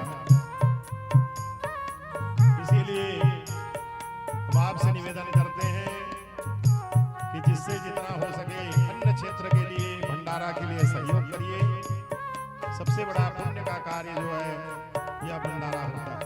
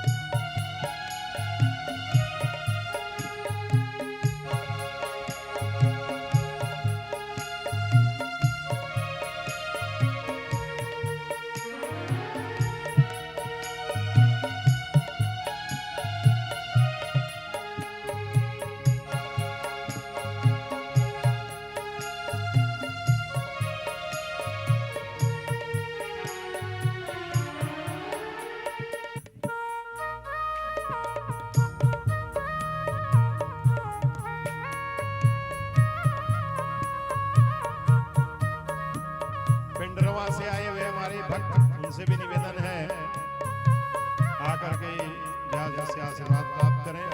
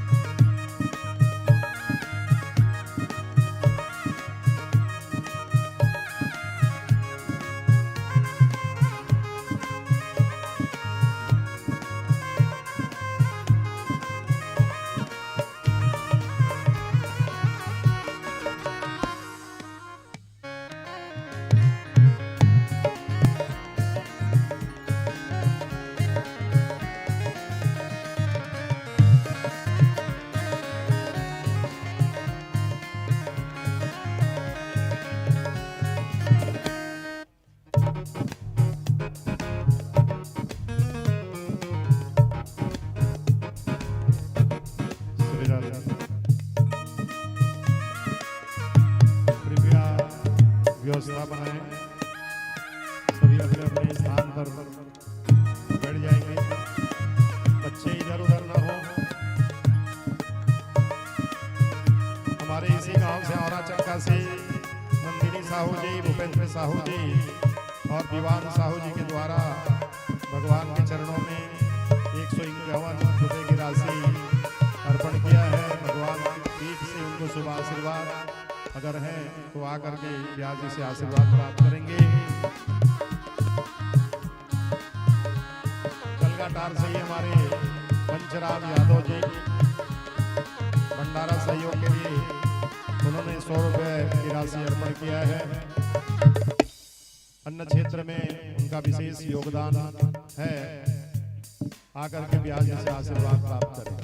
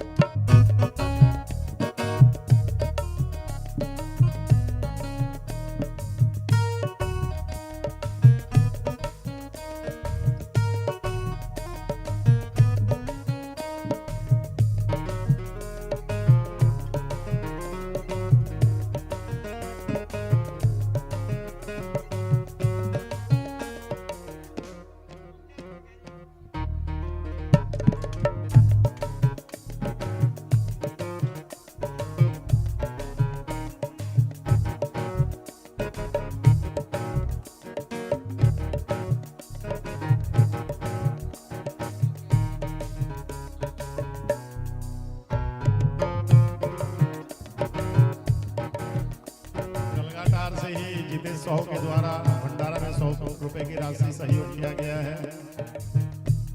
एक बार सभी सहयोगियों के लिए जो अन्य क्षेत्र में सहयोग किया है, एक बार ताली बजा करके स्वागत करेंगे। बोलो राधा रमण भगवान की जय। जय जय श्री राम। राधे। साधु जी, साधु जी, साधु जी।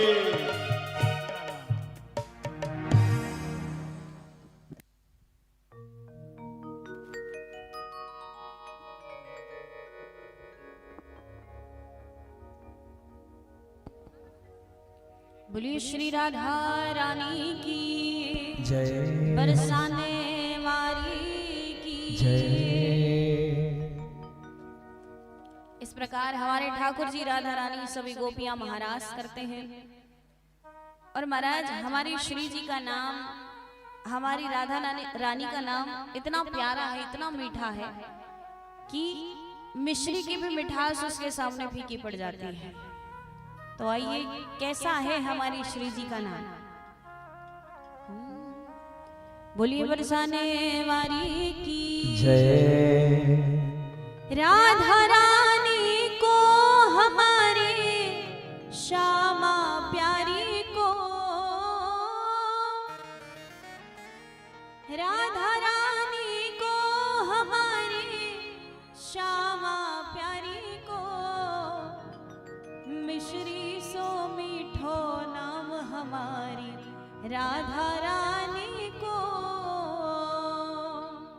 आइए सभी खड़े हो जाएंगे अपने अपने स्थान पर, सभी झूमते हुए बड़े भाव से श्री जी का नाम पुकारेंगे। हो मिश्री सो, जय हो, मिश्री सो, जय हो, मिश्री सो मीठो नाम हमारी राधा रानी को, मिश्री सो मीठो नाम हमारी राधा रानी को, मिश्री सो मीठो नाम हमारी राधा रानी को, मिश्री सो मीठो नाम हमारी राधा रानी को, राधा रानी को हमारी श्यामा प्यारी को, हाँ, राधा रानी को हमारी श्यामा प्यारी को, राधा रानी को हमारी श्यामा प्यारी को, राधा रानी को हमारी श्यामा प्यारी को। मिश्री सो, जय हो, मिश्री सो, जय हो, मिश्री सो मीठो नाम हमारी राधा रानी को, मिश्री सो मीठो नाम हमारी राधा रानी को। सभी झूमते हुए अपने अपने स्थान पर उठा के पूरे पूरे हाथ तालियां एक साथ। हरि बोल।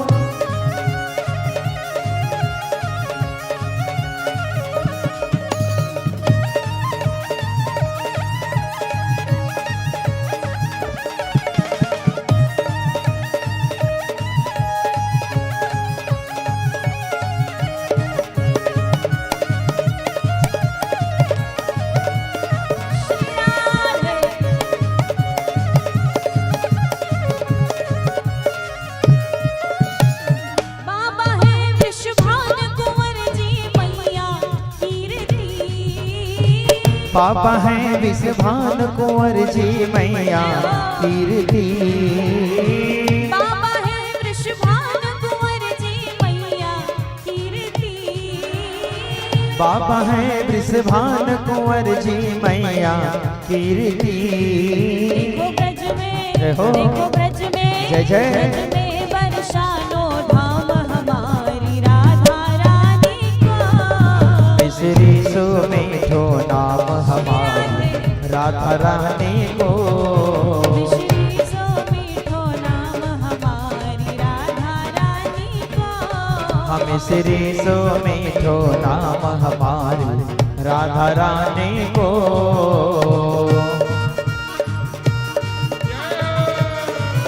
आगे दोनों हाथ एकदम लंबे लंबे सभी झूमते हुए।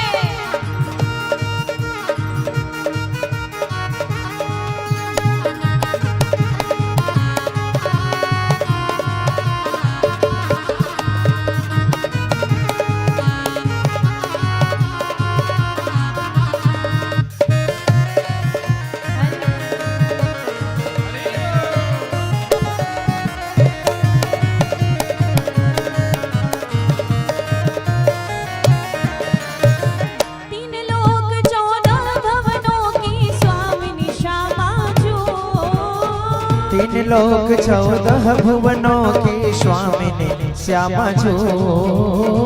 तीन लोक 14 भुवनों की स्वामिनी श्यामा जो। तीन लोक 14 भुवनों की स्वामिनी श्यामा जो। चरणन को जय हो। चरणन को जय जय। चरणन को चाकर श्याम हमारी राधा रानी को। मिश्री सो मीठो नाम हमारी राधा रानी को। मिश्री सो मीठो नाम हमारी राधा रानी को। मिश्री सो मीठो नाम हमारी राधा रानी को। जय जय।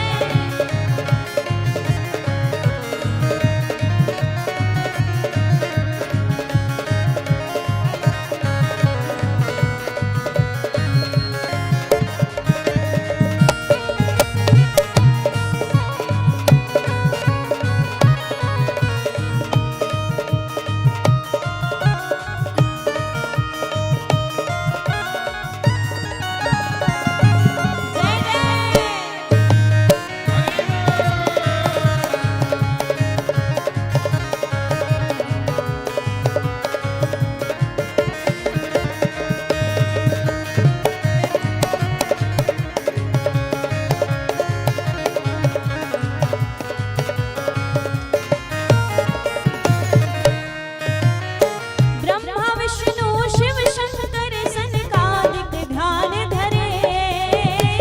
ब्रह्मा विष्णु शिव शंकर सनकादिक ध्यान धरे। ब्रह्मा विष्णु शिव शंकर सनकादिक ध्यान धरे। ब्रह्मा विष्णु शिव शंकर सनकादिक ध्यान धरे। गुण गावे जय हो। गुण गावे, जय जय। गावे तोता राम हमारी राधा रानी को। मिश्री सो मीठो नाम हमारी राधा रानी को। मिश्री सो मीठो नाम हमारी राधा रानी को। मिश्री सो मीठो नाम हमारी राधा रानी को।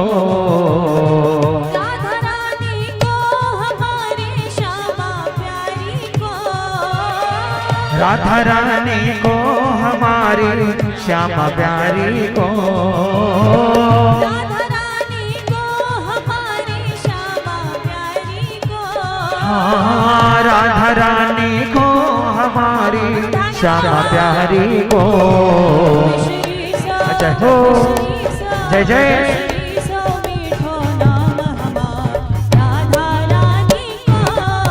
मिश्री सो मीठो नाम हमारी राधा रानी को। मिश्री सो मीठो नाम हमारी राधा रानी को। मिश्री सो मीठो नाम हमारी राधा रानी को। मिश्री सो मीठो नाम हमारी राधा रानी को। मिश्री सो मीठो नाम हमारी राधा रानी को।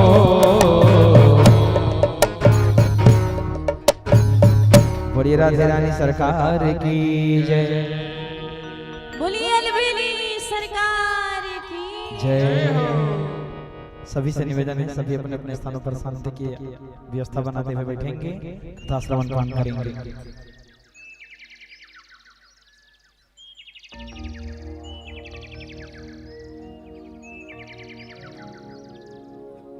बोलिए श्री राधा रानी की जय। बोलिए रास बिहारी सरकार की जय।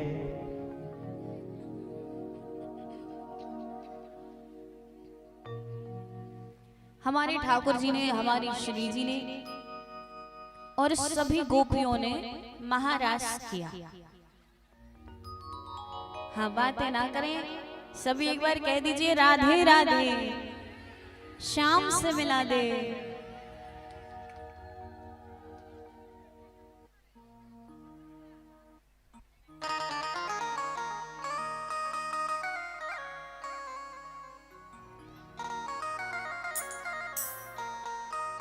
अभी आप सभी ने महाराज का प्रसंग सुना।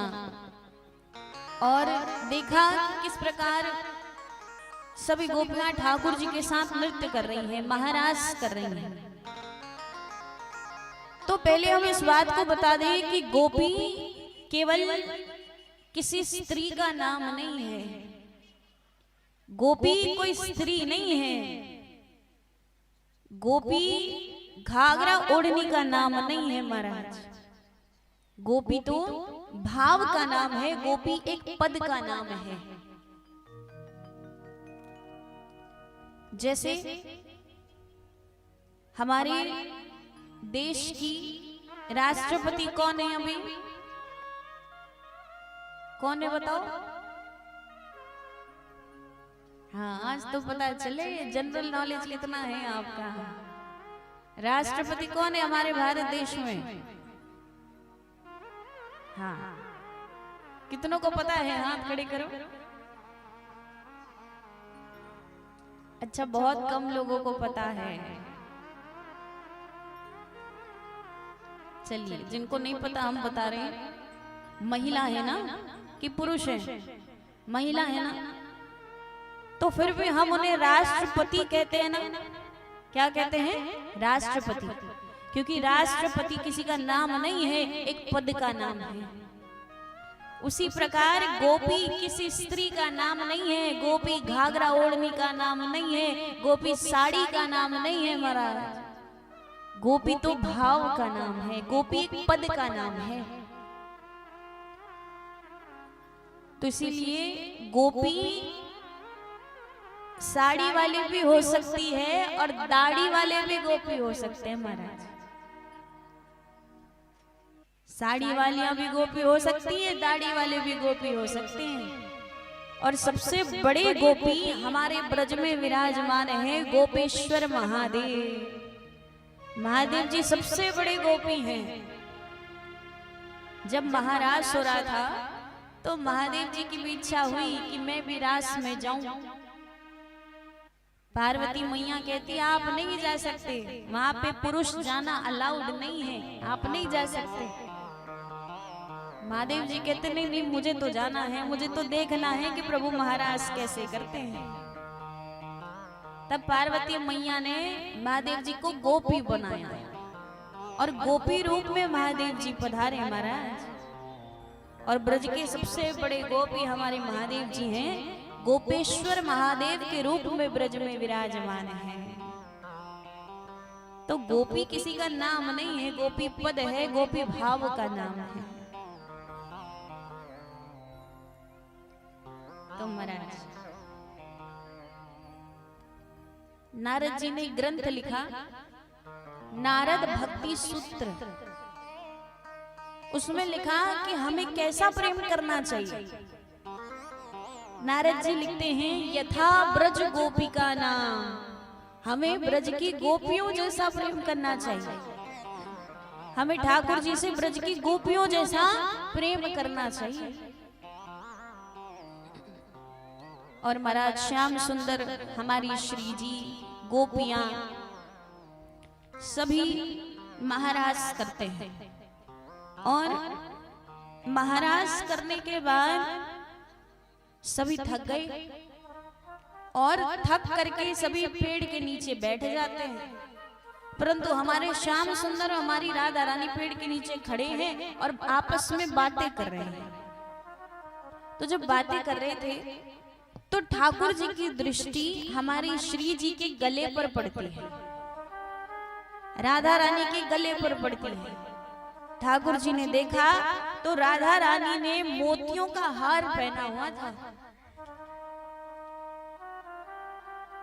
अब जो राधा रानी के पिताजी थे, अच्छा किसी को पता है राधा रानी के पिताजी कौन है?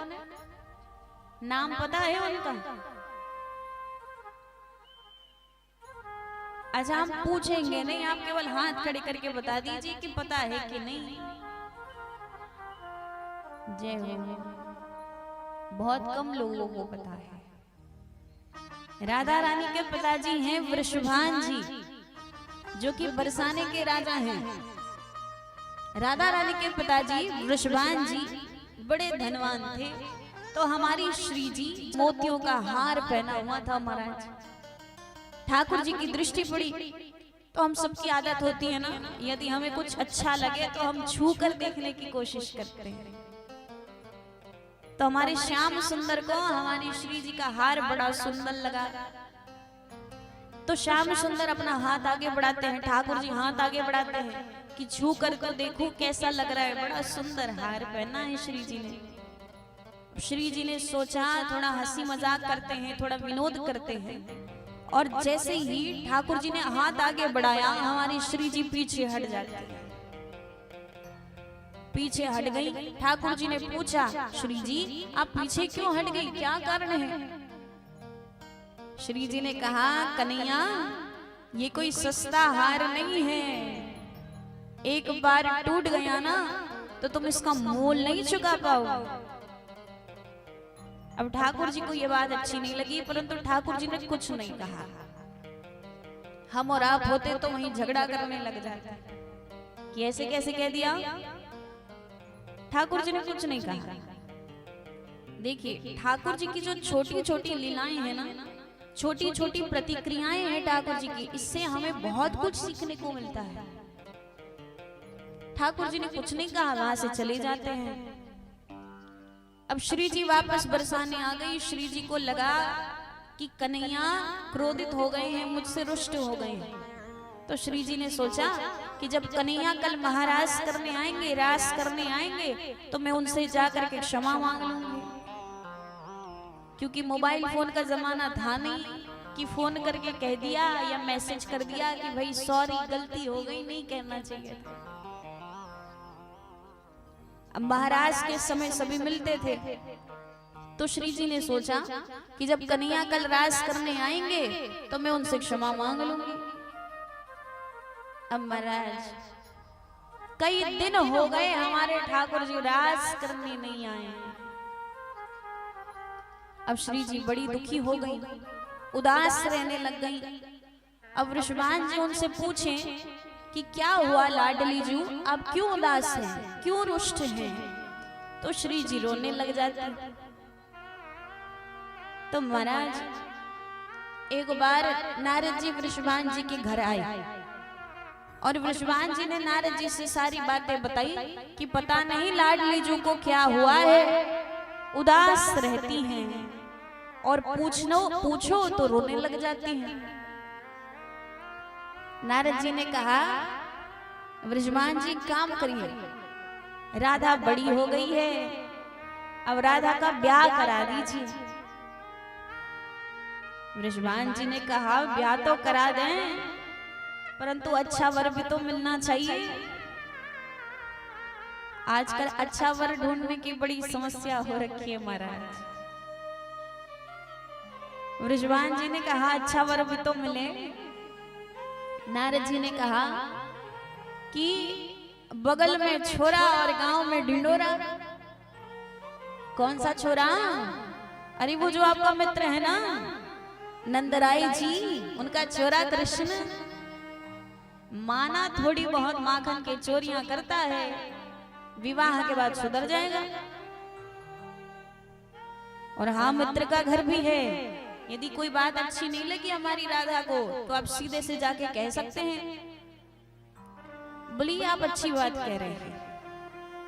वृषभान जी ने एक पत्र लिखा, उस पत्र में लिखते हैं कि हम अपनी पुत्री राधा को आपके घर की बहू बनाना चाहते हैं, यदि आपको स्वीकार्य है तो आप स्वीकृति पत्र भेजिए। नंद बाबा के लिए पत्र लिखा। अच्छा, ठाकुर जी के पिताजी का नाम पता है आप लोगों को? किनको किनको पता है? हाथ खड़े करो। हाँ, अभी ज्यादा हाथ उठ रहे हैं। हमारे ठाकुर जी के बाबा हैं नंद बाबा, मैया यशोदा मैया, और राधा रानी के पिताजी हैं वृषभान जी, और उनकी माता है कीर्ति मैया। तो महाराज वृषभान जी ने पत्र लिखा और 108 पारात मंगवाए। पारात यानी जानते हैं, बड़ी बड़ी जो थालियां होती हैं उसे पारात कहते हैं। तो 108 पारात मंगवाए, और उन 108 पारातों में अलग अलग वस्तुएं भर दी जाती हैं।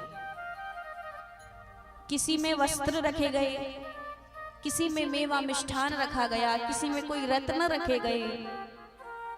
तो महाराज इस प्रकार 107 परात तो भर जाते हैं, परंतु एक परात खाली रह जाता है।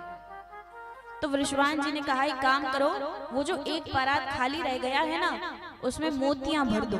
क्या भर दो? मोतियां। तो उसमें मोतियां भर दी जाती हैं। 108 परातों में कपड़ा ढक दिया जाता है, वस्त्र रख दिए जाते हैं और नंद बाबा के घर नंद महल में भेज दिया जाता है। अब नंद बाबा को पत्र प्राप्त हुआ, नंद बाबा ने पत्र पढ़ा, बड़े प्रसन्न हुए, ठाकुर जी भी बड़े प्रसन्न हैं। थोड़ी देर बाद नंद बाबा आई, आकर के देखा कि जो मोतियों वाला परात था ना, उसमें कुछ मोतियां कम लग रही है। नंद बाबा ने सेवकों से पूछा, यहाँ कोई आया था क्या? बोले हाँ, कृष्ण बलराम आए थे। नंद बाबा बुलाने लगते हैं, कन्हैया इधर आना। हाँ बाबा। कन्हैया तूने यहाँ से मोतियां उठाई क्या? ठाकुर जी कहे हाँ मैंने उठाई। अरे तू मान गया? ऐसे तो तुझे कुछ भी कहो तो मना कर देता है कि मैंने नहीं किया, आज तू मान गया? क्या किया मोतियों का?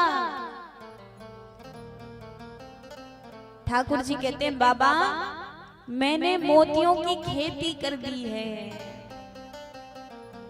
बोले अच्छा दिखाना जरा कहाँ खेती करी। तब ठाकुर जी नंद बाबा का हाथ पकड़कर अपने घर के पीछे की ओर लेकर जाता है। और जैसे ही नंद बाबा अपने घर के पीछे की ओर गए, उन्होंने क्या देखा? जैसे अंगूर की खेती होती है, अंगूर के गुच्छे लटकते हैं, वैसे मोतियों की खेती हुई है और मोतियां लटक रही हैं महाराज।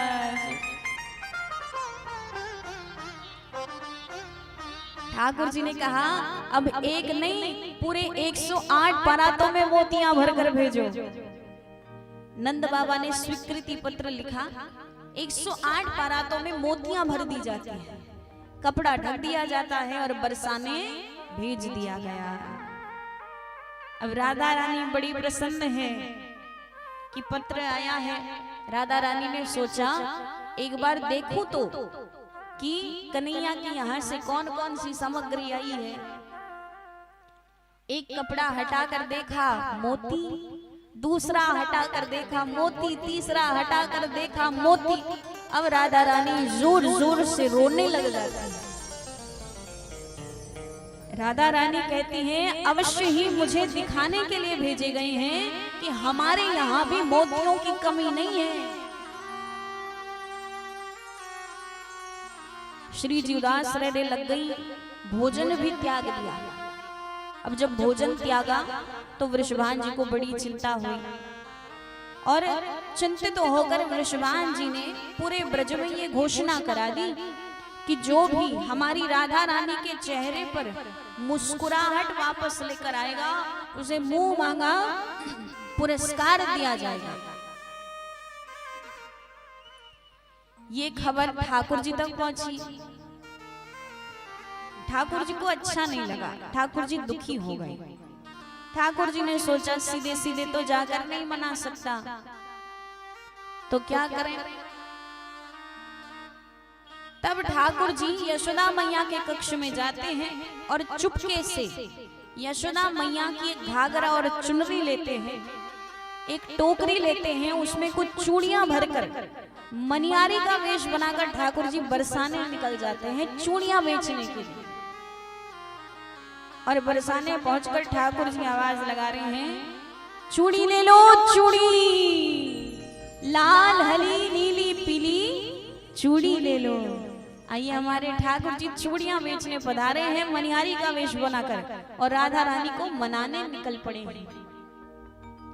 बोली कृष्ण कन्हैया लाल की जय। मनिहारी का वेश बनाया, श्याम चूड़ी बेचने आया, छलिया का वेश बनाया, श्याम चूड़ी बेचने आया। अच्छा किस किसको किसको चूड़ियां चाहिए? उठा लो हाथ पूरे पूरे, सभी तालियां बजाएंगे तभी चूड़ी मिलेगी।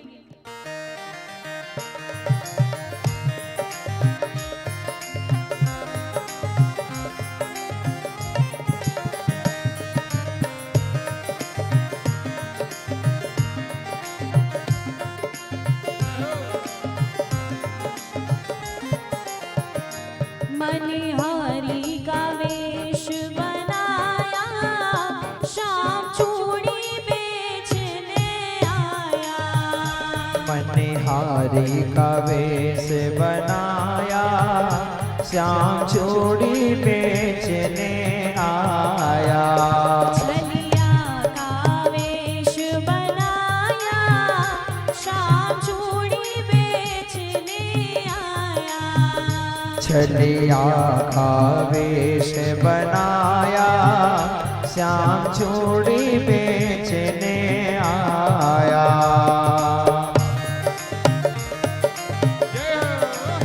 राधे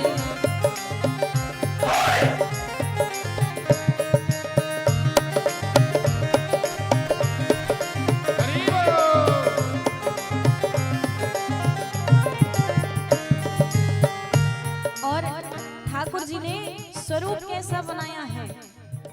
ठाकुर जी ने स्वरूप ऐसा बनाया है जैसे मनिहारी होते हैं ना, और आवाज लगा रहे हैं बरसाने में। झोली कांधे धरी उसमें चूड़ी भरी, झोली कांधे धरी उसमें चूड़ी भरी। झोली कांधे धरी उसमें चूड़ी भरी। झोली कांधे धरी उसमें चूड़ी भरी। गलियों में शोर मचाया, शाम चूड़ी बेचने आया।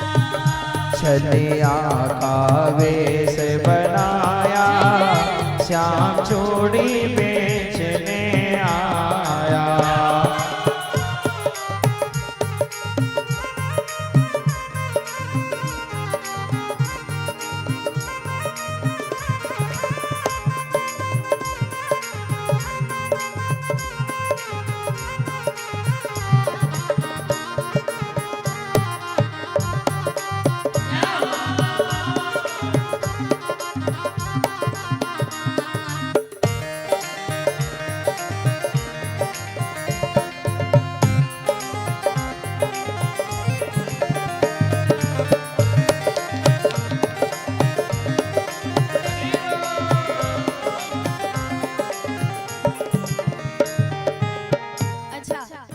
चूड़ियां चाहिए?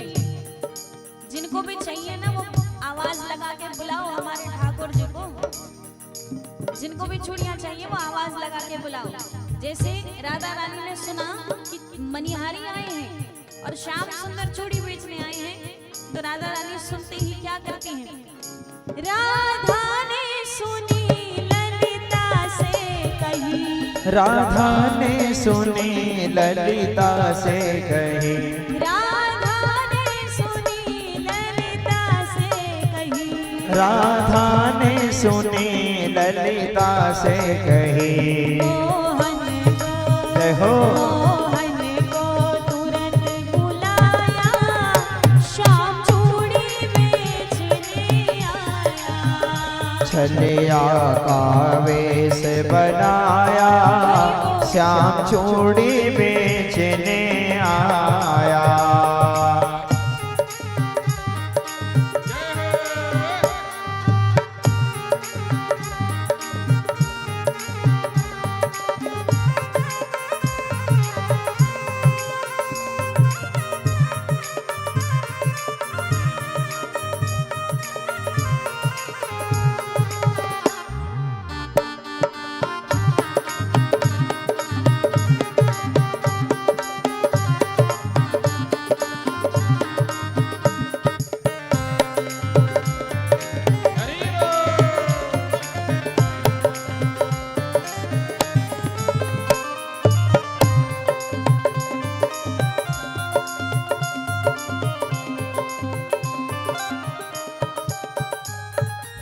राधा रानी ने ठाकुर जी को बुलाया तो ठाकुर जी राधा रानी को चूड़ियां दिखा रहे हैं। चूड़ियां देखते हुए राधा रानी कह रही है क्या? चूड़ी लाल नहीं पहनो, चूड़ी हरी नहीं पहनो, चूड़ी लाल नहीं पहनो, चूड़ी हरी नहीं पहनो, चूड़ी लाल नहीं पहनो, चूड़ी हरी नहीं पहनो, चूड़ी लाल नहीं पहनो, चूड़ी हरी नहीं पहनो। मोहे श्याम रंग है भाया, श्याम चूड़ी बेचने आया। मनिहारी का वेश बनाया, श्याम चूड़ी बेचने आया।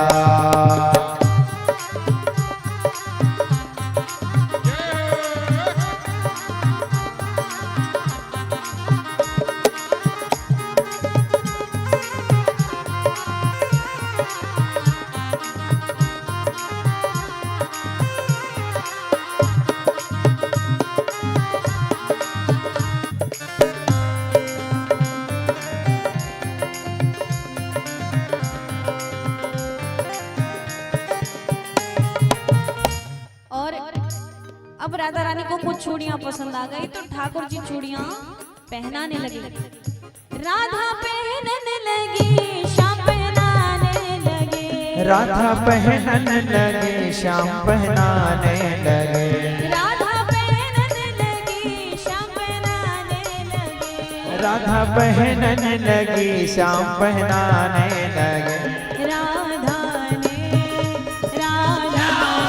हाथ बढ़ाया, श्याम चूड़ी बेचने आया।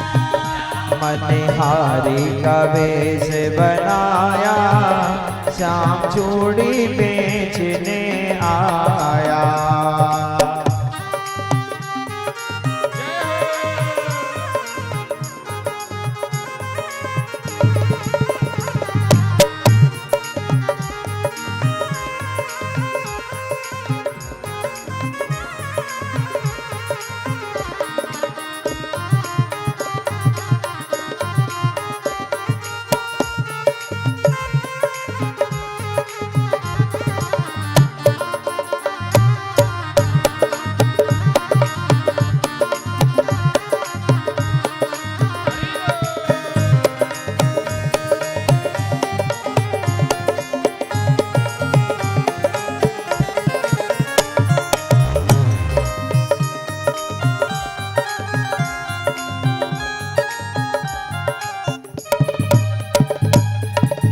राधा कहने लगी तुम हो छलिया बड़े, राधा कहने लगी तुम हो छलिया बड़े, राधा कहने लगी तुम हो छलिया बड़े, राधा कहने लगी तुम हो छलिया बड़े। धीरे से हाथ दबाया, श्याम चूड़ी बेचने आया। मनिहारी का वेश बनाया, श्याम चूड़ी बेचने आया। छलिया का वेश बनाया, श्याम चूड़ी बेचने आया। छलिया का वेश बनाया, श्याम चूड़ी बेचने आया। मनिहारी का वेश बनाया, श्याम चूड़ी बेचने आया। छलिया का वेश बनाया, श्याम चूड़ी बेचने आया। श्याम चूड़ी बेचने आया, श्याम चूड़ी बेचने आया। श्याम चूड़ी बेचने आया। श्याम चूड़ी बेचने आया। बड़ी श्याम सुंदर भगवान की।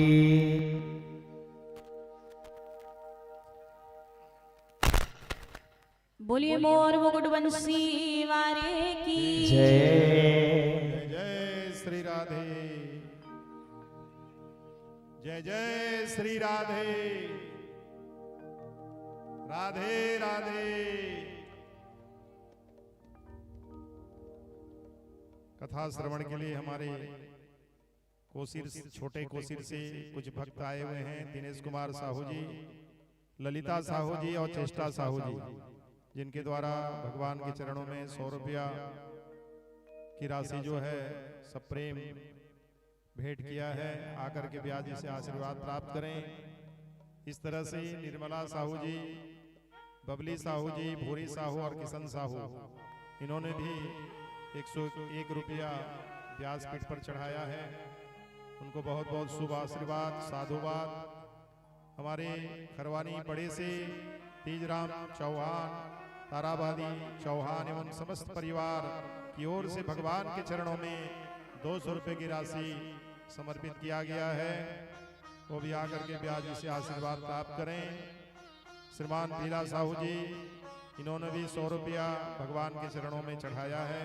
शुभ आशीर्वाद, साधुवाद।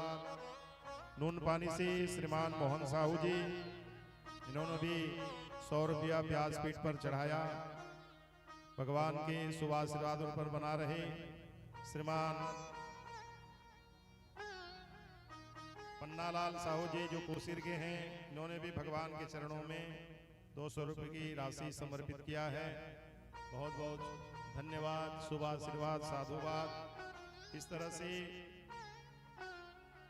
प्रसाद में सहयोग, केला प्रसाद आया हुआ है बड़े खरवानी से। शेखर गुरु जी, शेखर गुरु, शिव शंकर निषाद, कृष्णा पटेल, मुन्ना सिद्धार्थ जी, इनके द्वारा प्रसाद की व्यवस्था की गई है। खरवानी बड़े से हैं, अगर वो हैं तो आकर के ब्याज जी से आशीर्वाद प्राप्त करें।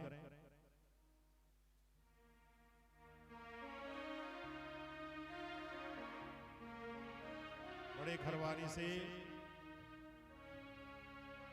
उत्तरा चौहान और कीर्तन चौहान जी, इन्होंने भी 101 रुपया राशि भगवान के चरणों में समर्पित किया।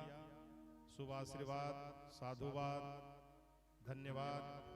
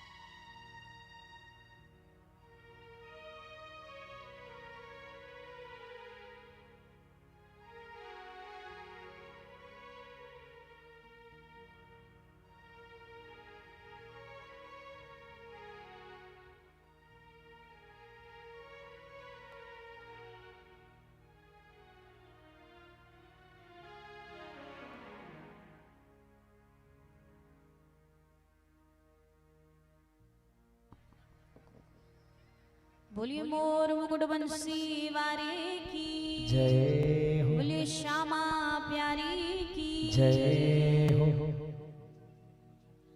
इस प्रकार हमारे ठाकुर जी मनियारी का रूप धारण करते हैं, मनियारी का वेश बनाकर बरसाने जाते हैं। और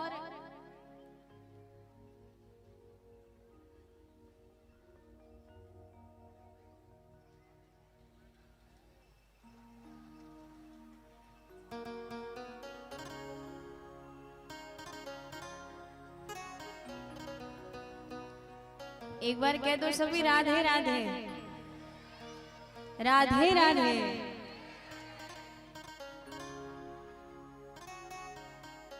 आप सभी राधे राधे कह रहे, इतने धीरे कह रहे कि हमें आधे आधे सुनाई दे रहे हैं। एक बार जोर से कहिए राधे राधे। जय हो।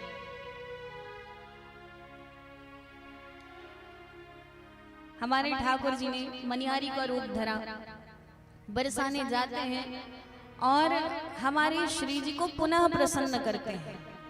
हमारी श्री जी बड़ी प्रसन्न हुई। इस प्रकार ठाकुर जी अनेकानेक लीलाएं करके हमारी श्री जी को प्रसन्न करते रहते हैं महाराज। अनेकानेक रूप धरकर हमारे ठाकुर जी श्री जी को खूब आनंद प्रदान करते हैं। इस प्रकार ठाकुर जी ने बहुत ही सुंदर लीला करी। अब कल की कथा में आपने सुना कि किस प्रकार ठाकुर जी छोटे से हैं। ठाकुर जी 5 वर्ष के थे और 5 वर्ष के ठाकुर जी ने पूरे ब्रजवासियों की रक्षा करने के लिए अपने वाम हस्त की कनिष्ठ उंगली में गिरिराज जी को धारण किया। तो ये जो गोवर्धन लीला है, ठाकुर जी ने जो गोवर्धन लीला करी, इस लीला के बाद पूरे ब्रजवासियों को ये आभास हो गया कि कृष्ण में भगवान का कोई ना कोई अंश है।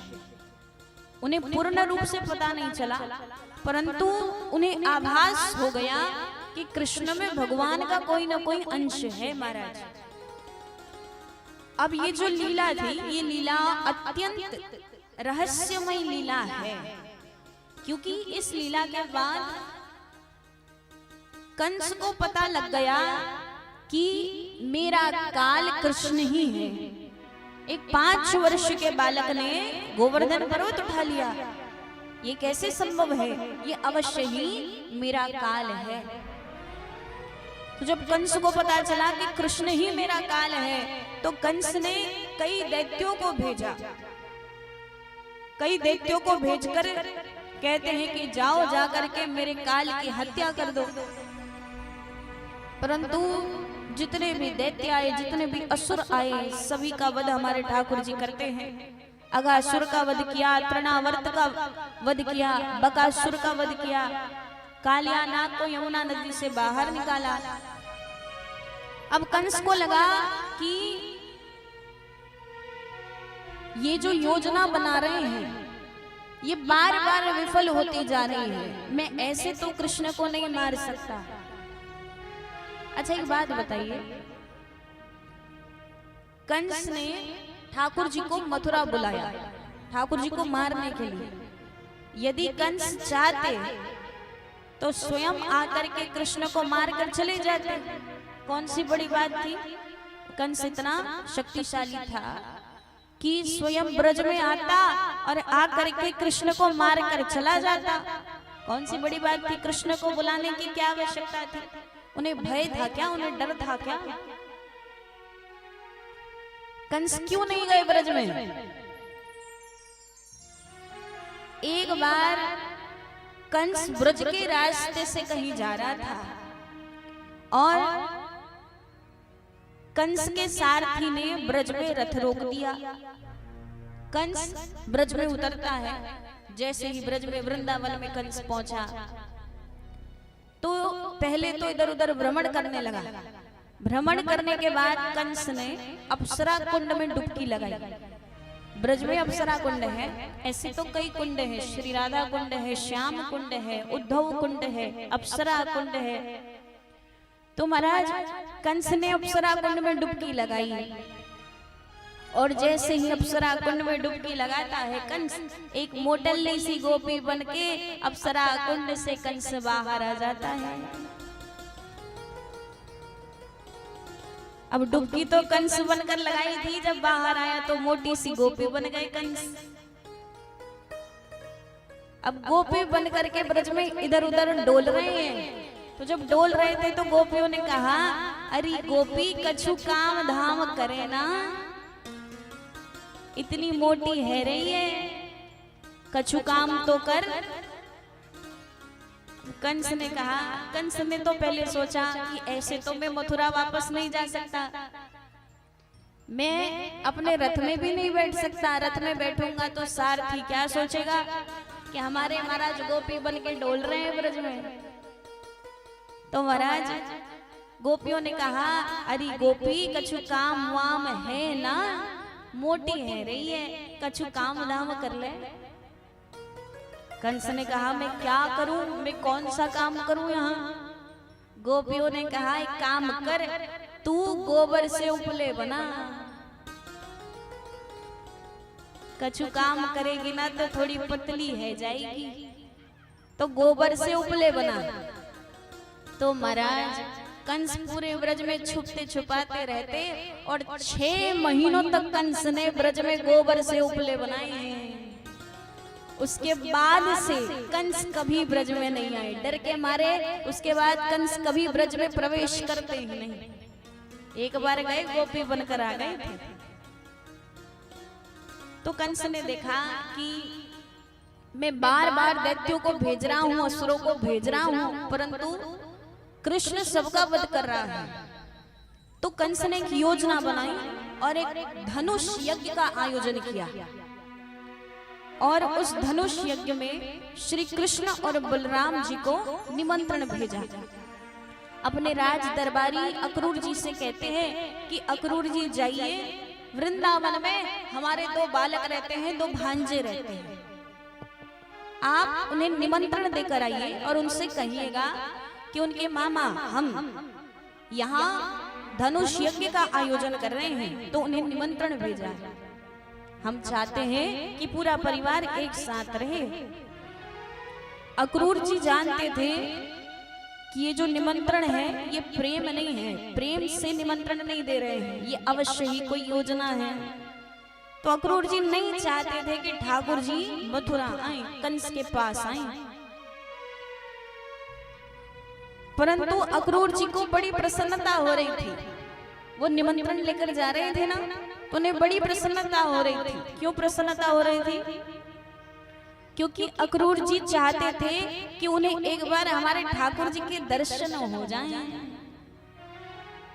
अक्रूर जी इसलिए प्रसन्न थे कि उन्हें आज श्याम सुंदर के दर्शन होंगे, हमारे ठाकुर जी के दर्शन होंगे महाराज। और ठाकुर जी की छवि को, ठाकुर जी के स्वरूप को अक्रूर जी अपने चित्त में, अपने हृदय में धारण करके रथ में आरूढ़ होकर ब्रज की ओर जा रहे हैं। ब्रज की ओर गए। ठाकुर जी के चतुर्भुज स्वरूप का जो स्वरूप है उसे अक्रूर जी ने अपने चित्त में, अपने हृदय में धारण किया है। और उस स्वरूप का चिंतन करते हुए अक्रूर जी ब्रज की ओर जा रहे हैं। जैसे ही ब्रज में पहुंचे, ब्रज में प्रवेश किया, ब्रज की भूमि को प्रणाम करते हैं। यमुना नदी के पास गए और यमुना नदी में जाकर के पहले आचमन किया, यमुने महारानी को प्रणाम किया और अक्रूर जी ने यमुना नदी में डुबकी लगाई। जैसे ही अक्रूर जी यमुना नदी में डुबकी लगाते हैं, जिस छवि को अक्रूर जी ने अपने चित्त में धारण किया था, जिस छवि का चिंतन अक्रूर जी इतने समय से करते आ रहे थे, उसी समय साक्षात परम पिता परमेश्वर भगवान विष्णु उसी रूप में शंख चक्र गदा पद्मधारी यमुना नदी के अंदर प्रकट हो जाते हैं। बड़ी सच्चिदानंदमय भगवान की जय।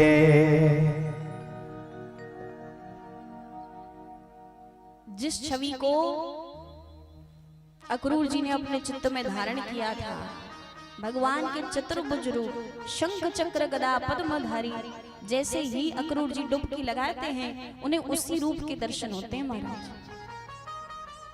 ठाकुर जी हर समय एक ही बात कह रहे हैं, मेरा भक्त मुझे जिस रूप में भजता है मैं उसे उसी रूप में दर्शन देता हूँ। भगवान को सभी अलग अलग रूपों में भजते हैं ना। कोई भाई मानकर भजता है, कोई प्रेमी मानकर भजता है, कोई मित्र मानकर भजता है, कोई पिता मानता है, कोई माता पिता दोनों मानता है कि नहीं? कोई बाल स्वरूप में मानता है, कोई किशोर स्वरूप में मानता है ठाकुर जी को, कोई राम जी के रूप में मानता है, कोई कृष्ण के रूप में मानता है। तो महाराज ठाकुर जी कह रहे हैं कि मेरा भक्त मुझे जिस रूप में भजता है मैं उसे उसी रूप में दर्शन देता हूँ। और इस प्रकार अक्रूर जी को ठाकुर जी ने बड़े ही सुंदर दर्शन दिए महाराज। अक्रूर जी यमुना नदी से बाहर आए, बाहर आकर के रथ में आरूढ़ हुए और रथ में आरूढ़ होकर के ठाकुर जी वृंदावन चले जाते हैं। नंद बाबा के घर पहुंचे, संध्या का समय था। नंद बाबा ने उन्हें बुलाया, स्वागत किया, पूछा अक्रूर जी कैसे आना हुआ? अक्रूर जी ने कहा कृष्ण बलराम को आने दीजिए, उसके बाद मैं बता दूंगा कि क्यों आना हो। थोड़ी देर बाद दाऊ दादा और ठाकुर जी गैया चराकर घर लौटते हैं। नंद बाबा ने कहा अब तो कृष्ण बलराम आ गए हैं, अब तो बता दीजिए कैसे आना हुआ। अक्रूर जी ने कहा मथुरा के राजा कंस एक बहुत बड़ा यज्ञ करवा रहे हैं। उन्होंने बहुत बड़े धनुष यज्ञ का आयोजन किया है, जिसमें आपके दोनों पुत्रों को निमंत्रण भेजा है। अब नंद बाबा कुछ कहते, उससे पहले यशोदा मैया आई, कहती हैं नहीं जाएंगे।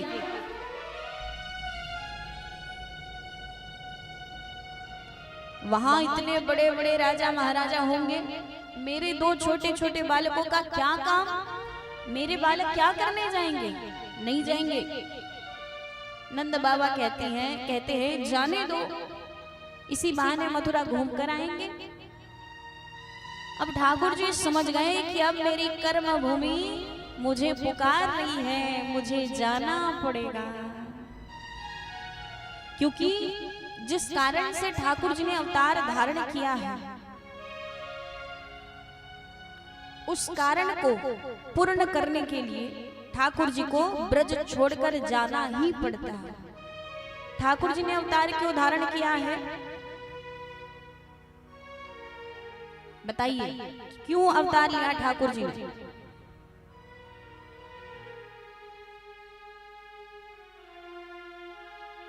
कंस का वध करने के लिए अवतार धारण किया, और जिन भक्तों की भक्ति अधूरी रह गई थी उन भक्तों को दर्शन देने के लिए ठाकुर जी ने अवतार धारण किया। तीसरा कारण, समस्त संसार को प्रेम तत्व का ज्ञान देने के लिए हमारे ठाकुर जी ने अवतार धारण किया है। अच्छा ये बताइए हमारे ठाकुर जी ने कितने अवतार धारण किए? किनको किनको पता है, हाथ खड़े करो। जिनको पता है कि हमारे ठाकुर जी ने कितने अवतार धारण किए, हाथ खड़े करें।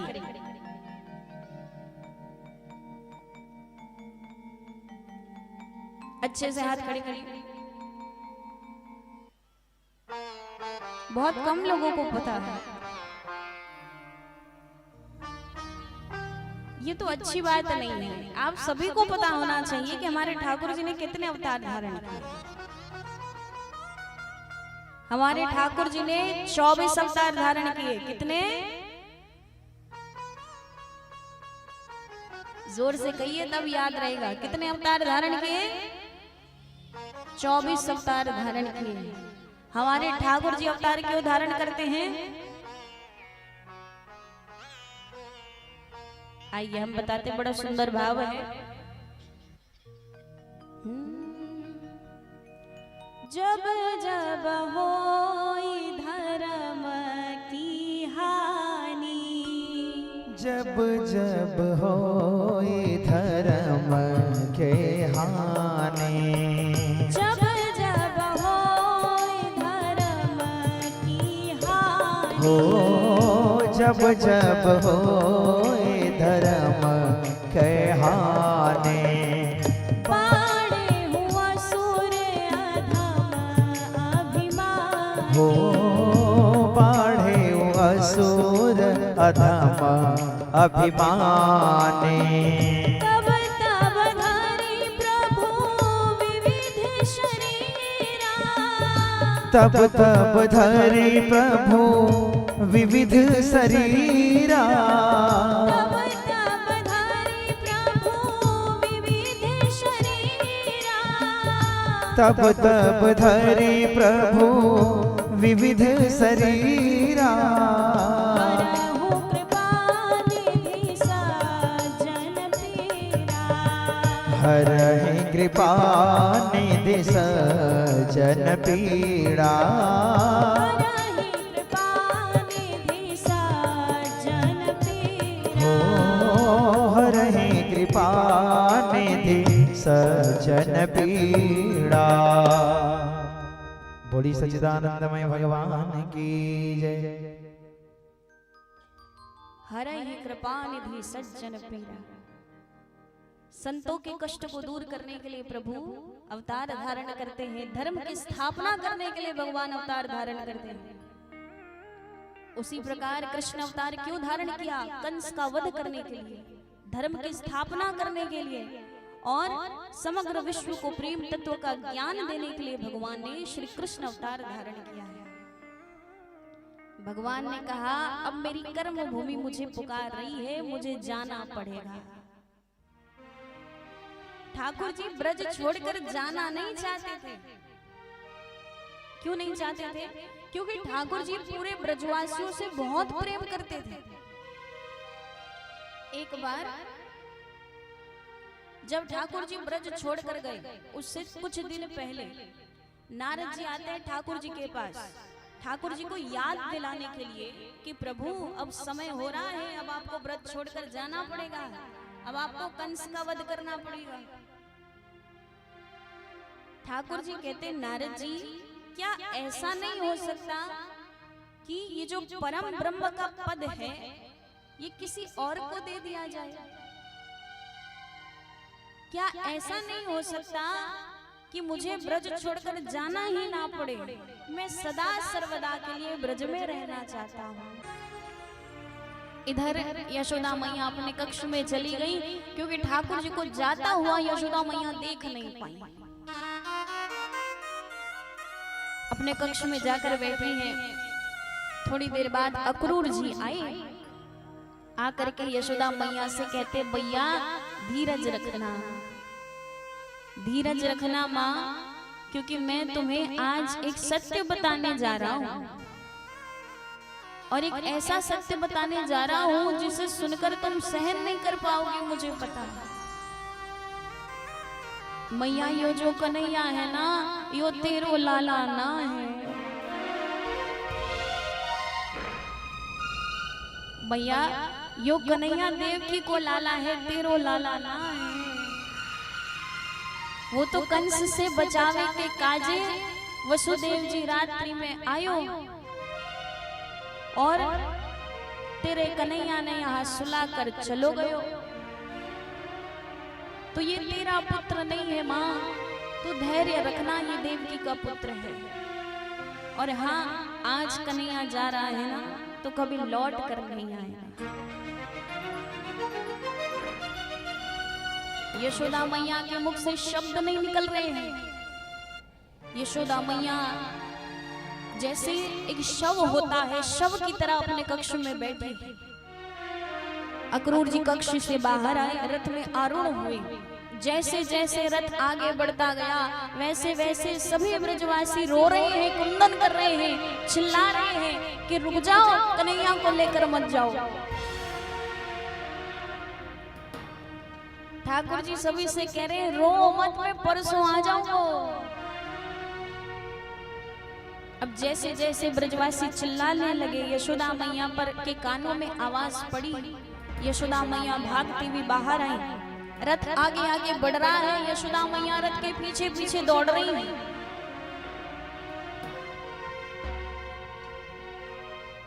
जैसे ही ठाकुर जी ने देखा कि यशोदा मैया रथ के पीछे पीछे दौड़ रही है, चलती हुई रथ से ठाकुर जी कूद जाते हैं। यशोदा मैया के पास आए, यशोदा मैया को हृदय से लगाया। यशोदा मैया ठाकुर जी को निहार रही है, ठाकुर जी को देख रही है, और यशोदा मैया ठाकुर जी के एक एक अंग का स्पर्श कर रही है। ठाकुर जी के मस्तक का स्पर्श कर रही है, गालों का स्पर्श कर रही है, ओष्ठ का स्पर्श कर रही है, हाथों का स्पर्श कर रही है। यशोदा मैया सोच रही है कि मैं जानती हूं आज कन्हैया चला गया तो लौट कर नहीं आएगा, तो कन्हैया मेरे साथ ना रहे कोई बात नहीं, परंतु इसका स्पर्श मेरे साथ रहेगा तो मुझे ऐसा लगता रहेगा कि कन्हैया मेरे साथ है।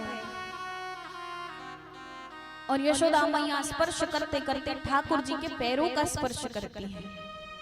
जैसे ही पैरों का स्पर्श किया, ठाकुर जी ने यशोदा मैया को उठाया। कहते मैया ये तो क्या कर रही है, इतना क्यों रो रही है, मैं परसों आ जाऊंगा ना। मैया कहती है अच्छा परसों आ जाएगा? बोले हाँ। यशोदा मैया कहती है कन्हैया मैं जानती हूँ यदि आज तू चला गया ना तो कभी लौट कर नहीं आएगा। मैं जानती हूँ कन्हैया आज चला गया तो कभी लौट कर नहीं आएगा। और कन्हैया मुझे ये भी पता चल गया है कि तू मेरा पुत्र नहीं है, तू तो देवकी को लाला है। ठाकुर जी के नेत्रों से अश्रु की जलधारा बह रही है। ठाकुर जी रो रहे हैं, ठाकुर जी के मुख से शब्द नहीं निकल रहे। जिनकी जिह्वा पर हमेशा शब्द नृत्य करते रहते हैं, ऐसे ठाकुर जी के मुख से शब्द नहीं निकल रहे महाराज। ठाकुर जी रो रहे हैं। यशोदा मैया कहती हैं कन्हैया जाते जाते मुझे एक वचन देकर जा। कैसा वचन? यशोदा मैया कहती हैं कन्हैया मैं ये तो जानती हूँ कि तू आज चला गया तो कभी लौटेगा नहीं, परंतु हाँ एक वचन देना कि जब भी इस यशोदा का अंत समय आए, जब भी इस यशोदा के प्राण निकल रहे हो कन्हैया, तब एक बार केवल एक बार मुझसे मिलने आ जाना। और इस प्रकार ठाकुर जी वचन देकर रथ में आरूढ़ होकर ब्रज की ओर जा रहे हैं। ठाकुर जी ने देखा कि सभी गोपियां निढाल अवस्था में ब्रज की भूमि पर लेटी हुई हैं। गोपियां कह रही हैं यदि ये रथ हमारी कन्हैया को लेकर जाएगा तो इसे हमारे ऊपर से चलकर जाना पड़ेगा, क्योंकि जीवित तो हम अपने कृष्ण को ले जाने नहीं देंगे। ठाकुर जी ने कहा गोपियों से, गोपियां यदि तुम कहोगी तो मैं नहीं जाऊंगा, परंतु यदि मैं नहीं गया तो मुझे दुख बहुत होगा। गोपियों ने कहा हम तो चाहते हैं कि तुम्हारे सारे दुख हमें मिल जाएं और हमारे सारे सुख तुम्हें मिल जाएं। यदि जाने से तुम्हें प्रसन्नता हो रही है तो तुम जाओ, पर कन्हैया जल्दी लौटाना। ठाकुर जी कहते चिंता मत करो मैं परसों आ जाऊंगा। और ठाकुर जी इस प्रकार मथुरा की ओर चले जाते हैं। मथुरा पहुंचते हैं। जैसे ही मथुरा पहुंचे, राजमहल के बाहर दाऊ दादा और ठाकुर जी खड़े हैं। कंस ने जानबूझकर राजमहल के बाहर एक धनुष टांग कर रखा था कि जो भी इस धनुष को तोड़ देगा वही कंस का काल होगा। तो ठाकुर जी उस धनुष को पकड़ते हैं और ठाकुर जी ने उस धनुष को ऐसे तोड़ दिया मानो एक छोटा बालक छोटी सी टहनी को तोड़ देता है। बोलिए कृष्ण कन्हैया लाल की जय। भयंकर आवाज हुई। जब आवाज को कंस ने सुना तो कंस को पता लग गया कि उनका काल द्वार पर प्रवेश कर गया है। अब ठाकुर जी और दाऊ दादा राजमहल के अंदर जाते हैं। कंस ने जानबूझकर कई दैत्यों को भेजा कि जाओ और जा करके दोनों बालकों का वध कर दो। कई दैत्य आए और आ करके ठाकुर जी और दाऊ दादा से युद्ध करने लगते हैं। उसके बाद कंस ने एक पागल हाथी को भेजा। दाऊ दादा ने कहा इसे तो मैं ही देख लूंगा। अब महाराज अंत में कंस और ठाकुर जी का मल्ल युद्ध प्रारंभ होता है। मल्ल युद्ध अर्थात बिना अस्त्र शस्त्र के युद्ध हो रहा है। और युद्ध करते करते करते अंत में ठाकुर जी ने अपने मामा कंस का वध कर दिया। बोलिए कृष्ण कन्हैया लाल की जय।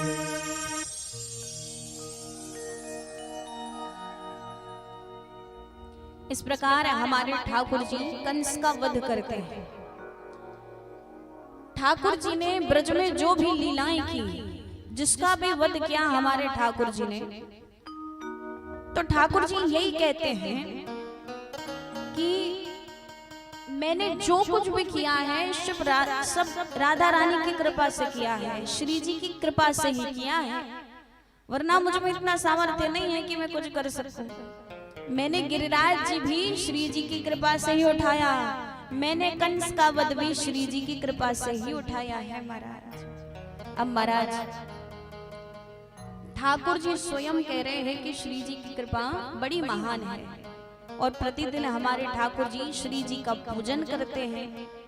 ठाकुर जी हमारी श्री जी की चरण सेवा करते हैं। तो महाराज बड़े भाग्यवान है वो जिन्हें ब्रज में जन्म मिला, जिन्हें ब्रजवास मिला है। और हम तो यही ठाकुर जी से प्रार्थना करते हैं कि कभी हमें ठाकुर जी के चरणों की धूल बना दें, कभी ब्रज की धूल बना दें, ताकि ठाकुर जी और श्री जी के चरण हम पर पड़ सके महाराज। और भक्तों का बड़ा सुंदर भाव है। कोई भक्त कहते हैं कि हमें ठाकुर जी की बंशी बना देना प्रभु, कम से कम ठाकुर जी बजाएंगे तो हम सेवा दे सकेंगे। श्री जी से कहते हैं कि श्री जी आप हमें अपने पायल की घुंघरू बना लीजिए। क्या बना लीजिए? पायल की घुंघरू। प्रेम देखिएगा महाराज, ठाकुर जी के प्रेम में, श्री जी के प्रेम में कुछ भी बन जाने को तैयार है। तो प्रेम हो तो ऐसा यथा ब्रज गोपी का नाम, गोपियों जैसा प्रेम होना चाहिए। अब कौन कौन चाहते हैं कि श्री जी के चरणों की धूल बन जाए, श्री जी के पैरों की घुंघरू बन जाए महाराज, श्री जी की पायल बन जाए? हाथ खड़े करो, जय हो। आइए श्री जी से प्रार्थना करें कि हे श्री जी हमें अपनी पायल की घुंघरू बना लीजिए। बोलिए बरसाने वारी की जय हो। चरणों से अब लिपटा लो मुझे, चरणों से अब लिपटा लो मुझे, हो अपनी पायल का घुंघरू बना लो मुझे, हो अपनी पायल का घुंघरू बना लो मुझे। आइए सभी उठा के पूरे पूरे हाथ एकदम लंबे लंबे और श्री जी से कहना क्या?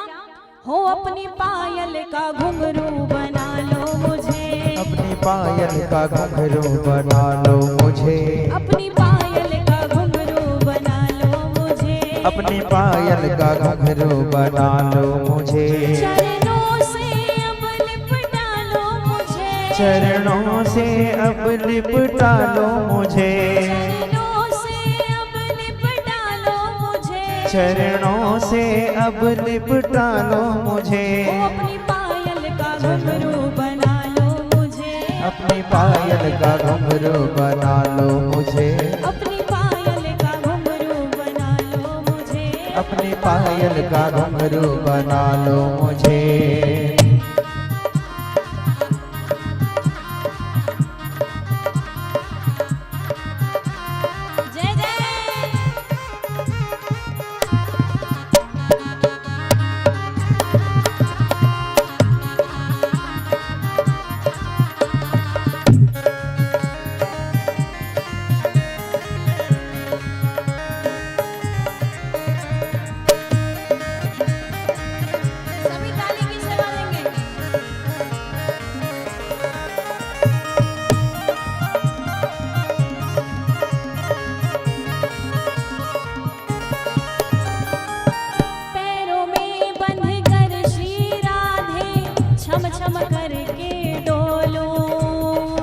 जय हो जय हो। अपनी पायल का घुंघरू बना लो मुझे, अपनी पायल का घुंघरू बना लो मुझे, अपनी पायल का घुंघरू बना लो मुझे, अपनी पायल का घुंघरू बना लो मुझे।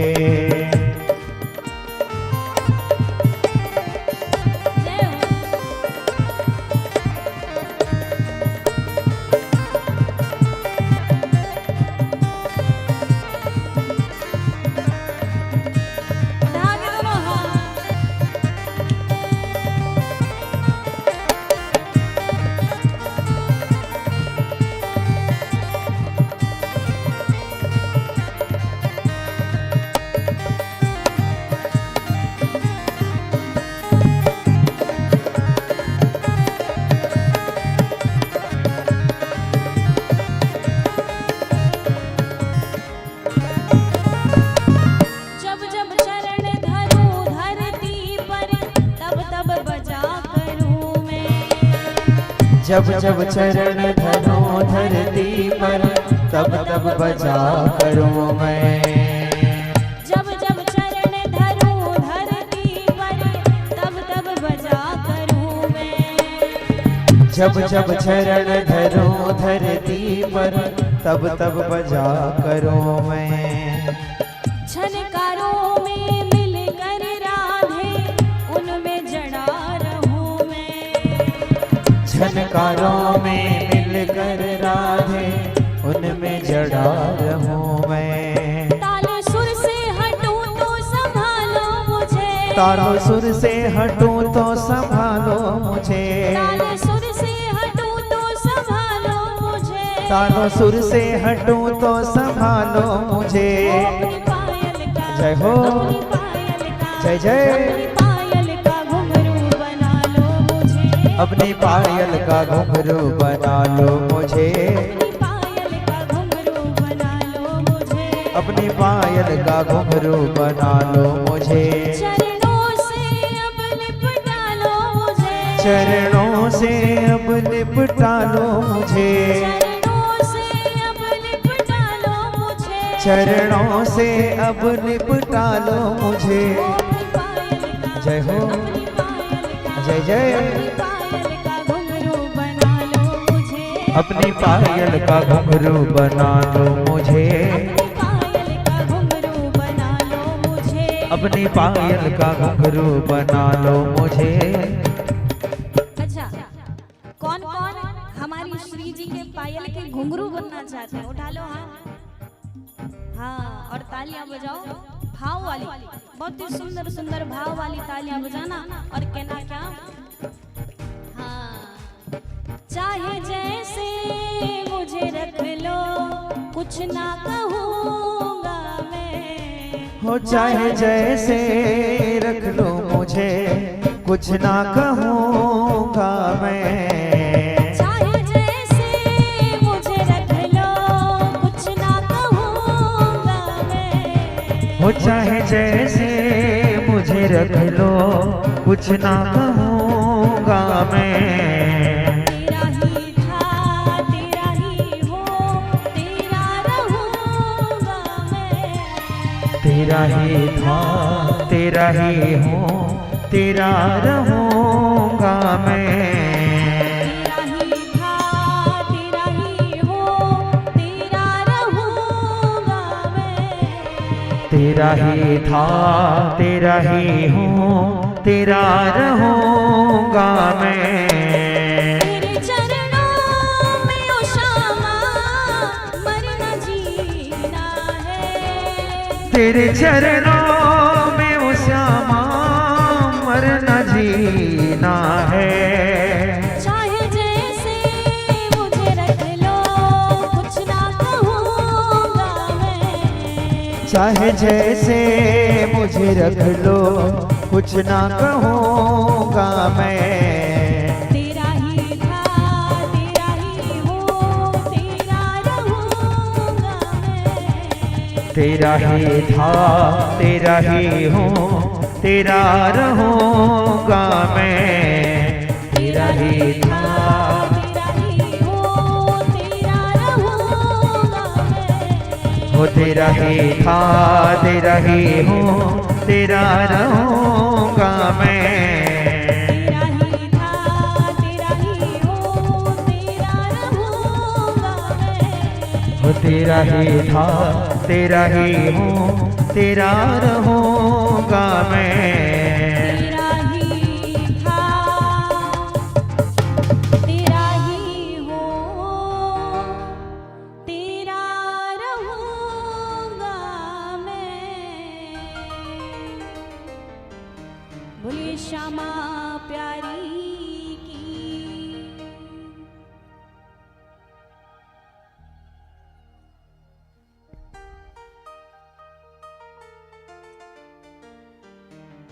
तो महाराज, हमारे ठाकुर जी ने कंस का वध किया और कंस का वध करने के बाद ठाकुर जी वसुदेव जी और देव की माता को कारागार से बाहर निकालते हैं। कंस के पिता उग्रसेन जी को भी कारागार से बाहर निकालते हैं। उग्रसेन जी को राजा बनाया गया। ठाकुर जी राजपाट इत्यादि संभालने लगे। अब ठाकुर जी मथुरा में ही रहने लगे। ठाकुर जी मथुरा में रहते, परंतु मथुरा में रहकर ठाकुर जी को ब्रज की बहुत याद आती। ठाकुर जी ब्रज को भूले नहीं थे। मथुरा में ठाकुर जी के संग रहते थे उनके अतरंग सखा उद्धव जी,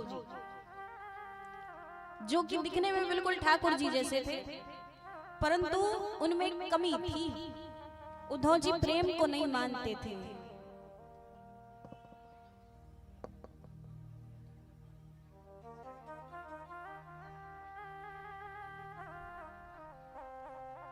उद्धव जी प्रेम को नहीं मानते थे, तो ठाकुर जी प्रयास कर रहे थे कि कैसे भी करके मैं उद्धव को प्रेम तत्व का ज्ञान दे दूं, परंतु ठाकुर जी को मौका नहीं मिल रहा था।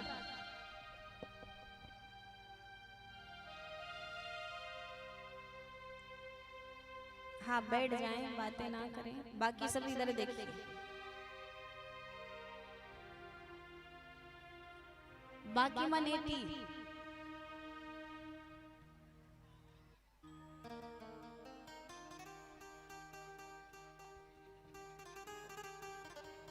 तो ठाकुर जी एक बार अपने राजपाट के कार्य इत्यादि संभाल कर अपने कक्ष में बैठे थे, और उस दिन ठाकुर जी को ब्रज की बहुत याद आ रही थी। नंद बाबा, यशोदा मैया, ग्वाल बाल गोपियां, सबकी बहुत याद आ रही थी। और याद करके ठाकुर जी जोर जोर से रोने लग गए। जब रोने लग गए तो उद्धव जी आए और आकर के ठाकुर जी को हृदय से लगा लिया। उद्धव जी कहते हैं कि प्रभु आप क्यों रो रहे हैं? आप तो ये रोना धोना इन सबसे परे हैं ना, आप क्यों रो रहे हैं? आप जगत के नियंता हैं, आपने जगत को बनाया है। ठाकुर जी कहते हैं उद्धव, मुझे मेरे वृंदावन की बहुत याद आ रही है, मेरे ब्रज की बहुत याद आ रही है, नंद बाबा, यशोदा मैया, सबकी बहुत याद आ रही है।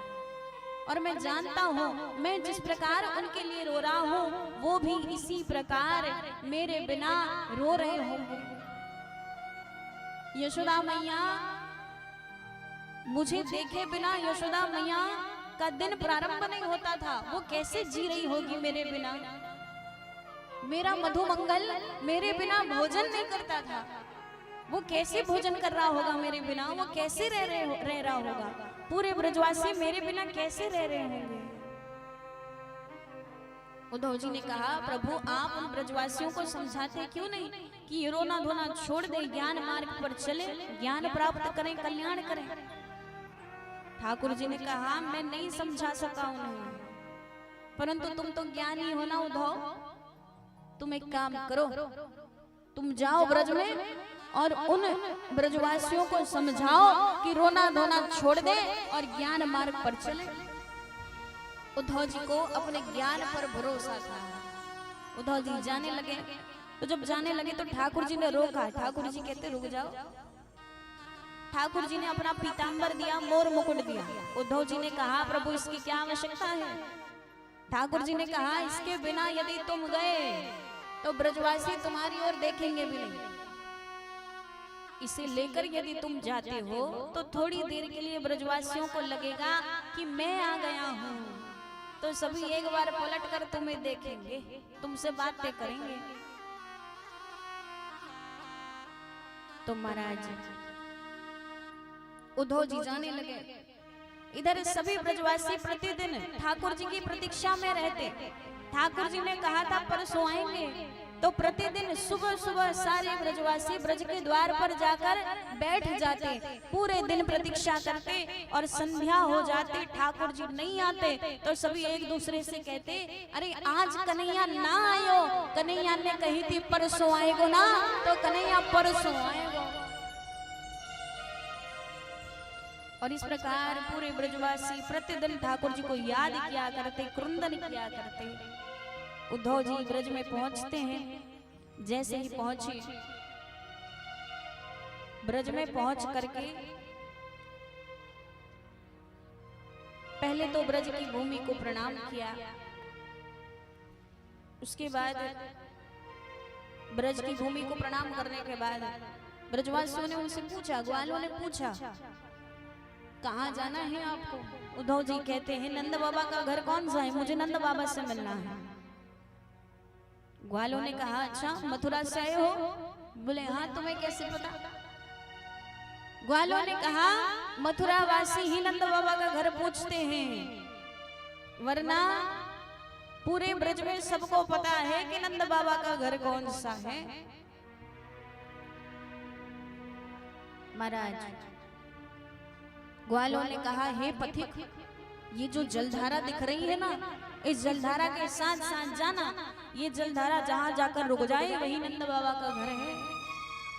और हाँ, इसे कोई साधारण जलधारा मत समझना, जब से कन्हैया गया है ये नंद बाबा यशोदा मैया के अश्रु जलधारा हैं जो इस प्रकार बह रहे हैं। उद्धव जी जलधारा के साथ साथ गए, नंद बाबा के घर पहुंचे, बाहर से आवाज लगा रहे हैं नंद बाबा, ओ नंदराय जी।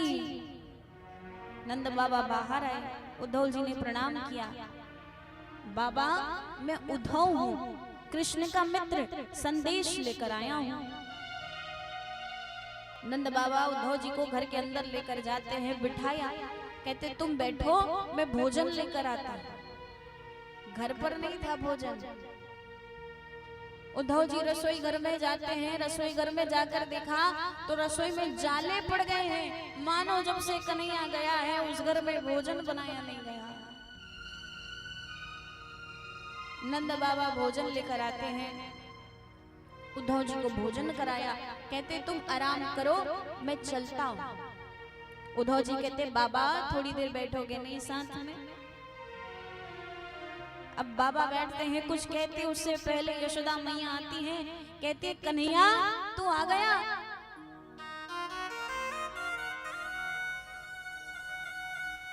नंद बाबा कहते हैं कन्हैया नहीं है, कन्हैया का मित्र है, संदेश लेकर आया। मैया ने कहा अच्छा वो स्वयं नहीं आ सका, अपने मित्र को भेज दिया संदेश देकर। अरे जब कन्हैया छोटा था और रोता था तो मैं अपने सारे काम छोड़कर उसे अपनी गोद में ले लेती थी ताकि मेरा कन्हैया रोए ना। आज उसकी मैया इतने वर्षों से रो रही है, उसे कष्ट नहीं होता, उसे पीड़ा नहीं होती, स्वयं नहीं आ सका, अपने मित्र को भेज दिया संदेश देकर। उद्धव जी ने कहा मैया कन्हैया को स्वार्थी मत समझना, कन्हैया स्वार्थी नहीं है। तुम्हें पता है जब मैं यहाँ आ रहा था ना तो देवकी माता ने मुझसे कहा कि उद्धव यशोदा से जाकर कहना, क्योंकि एक बार भेंट हुई थी देवकी माता और यशोदा मैया की। देवकी माता ने यशोदा मैया से पूछा था कि ठाकुर जी को क्या क्या प्रिय है, तो यशोदा मैया ने उन्हें बताया। तो जब उद्धव जी आते हैं, उद्धव जी ने कहा कि मैया जब मैं आ रहा था तो देवकी माता ने मुझसे कहा कि यशोदा धन्य है तेरे लालन पालन का। देवकी माता उद्धव जी से कह रही है कि जा करके यशोदा से कहना कि यशोदा धन्य है तेरे लालन पालन को। तुम कहती थी ना कि कन्हैया बड़ा चंचल है, बड़ी शरारतें करता है, हर समय मुस्कुराता रहता है, बड़ा चंचल है, इधर उधर डोलता रहता है। तो यशोदा जब से कन्हैया यहाँ आया है ना, मैंने कन्हैया को मुस्कुराते हुए भी नहीं देखा कि कन्हैया मुस्कुराता कैसा है। तुम्हें पता है यशोदा, एक बार मैंने कन्हैया की थाली में गौरस से बनी हुई एक मिठाई रखी, तो जो कन्हैया भोजन को प्रणाम करके ग्रहण करता था आज थाली छोड़कर चला गया और मुझसे कहने लगा कि मैया मेरी थाली में गौरस से बनी कोई मिठाई ना रखना। उद्धव से भी जाकर कहने लगा उद्धव मैया से कहना मेरी थाली में गौरस से बनी कोई मिठाई ना रखे, मुझे मेरी यशोदा मैया की बहुत याद आती है। मुझे मेरे नंद बाबा की बहुत याद आती है, मुझे मेरे ब्रज की बहुत याद आती है। अब इससे ज्यादा यशोदा मैया सुन नहीं सकी, मूर्छा को प्राप्त हो गई। नंद बाबा यशोदा मैया को उठाते हैं, कक्ष में सुला कर आते हैं। कहा कि ये इतनी ही देर आराम करती है जब तक ये मूर्छा को प्राप्त होती है, वरना पूरे दिन पागलों की तरह पूरे ब्रज में घूमती रहती, सबसे यही पूछती रहती, तुमने मेरे कन्हैया को देखा क्या? कितने दिन हो गए मेरा कन्हैया घर नहीं आया, मुझे मेरा कन्हैया लौटा दो। वृक्षों से जाकर पूछती, तुम्हारे साथ मेरा कन्हैया खेलता था ना, कितने दिन हो गए मेरा कन्हैया घर नहीं आया, मुझे मेरा कन्हैया लौटा दो। गोवर्धन पर्वत से कहती, तुम्हें तो मेरा कन्हैया बहुत प्रेम करता था ना, तुम्हारी पूजा कराई थी उसने, तुमने मेरे कन्हैया को देखा क्या? मेरे कन्हैया से कहना कि उसकी मैया उसके बिना नहीं रह सकती, उसे बहुत कष्ट हो रहा है, बहुत पीड़ा हो रही है, मुझे मेरा कन्हैया लौटा दो। गोपियों से जाकर यशोदा मैया कहती, तुमने मेरे कन्हैया को बांध कर रखा है ना, मुझे पता है, तुम्हारे घर कन्हैया चोरी करने आता था, माखन चुरा कर जाता था, इसीलिए तुमने बांध कर रखा है ना उसे, मुझे मेरा कन्हैया लौटा दो। कितने दिन हो गए मेरा कन्हैया घर नहीं आया, मैं वचन दे रही हूँ, मुझे मेरा कन्हैया लौटा दो, मैं उसे बांध कर रखूंगी, तुम्हारे घर नहीं आने दूंगी, तुम्हारे घर चोरी नहीं करेगा कन्हैया, मुझे मेरा कन्हैया लौटा दो। और इस प्रकार रोते हुए बिलखते हुए पूरे ब्रज में पागलों की तरह घूमती रहती और सबसे यही कहती, मुझे मेरा कन्हैया लौटा दो, मैं उसके बिना नहीं रह सकती। और महाराज अंत में यशोदा मैया मूर्छा को प्राप्त हो जाती, मूर्छित होकर गिर पड़ती। तब नंद बाबा यशोदा मैया को उठाकर लाते और कक्ष में सुला देते। अब उद्धव जी को याद आया कि किस कार्य के लिए आए हैं उद्धव जी। उद्धव जी कहते हैं, बाबा मैं एक बात कहने आया हूं, एक सत्य बताने आया हूं। बाबा ने कहा, कहो। उद्धव जी कहते हैं, बाबा ये जो कन्हैया है ना, ये आपका पुत्र नहीं है, ये तो भगवान है, परम पिता परमेश्वर है, ये तो उनकी लीला है जो आपके यहाँ पुत्र बनकर पधारे हैं, आप बड़े सौभाग्यवान हैं। नंद बाबा कहते हैं, मैंने तो तुम्हें कोई समझदार बालक, ज्ञानी बालक समझा था, देवताओं के गुरु बृहस्पति जी से तुमने विद्या प्राप्त की है, मुझे लगा तुम बड़े ज्ञानी हो, बड़े समझदार हो, पर आज तुम ये कैसी बातें कर रहे हो? कृष्ण भगवान है? हम नहीं मानते कृष्ण भगवान है। भगवान कहते हैं कि सत्य की राह पर चलो, कहते हैं ना, तो भगवान कभी झूठ बोल सकते हैं? मेरा कन्हैया बात बात पर झूठ बोलता है, तुम कहते हो भगवान है।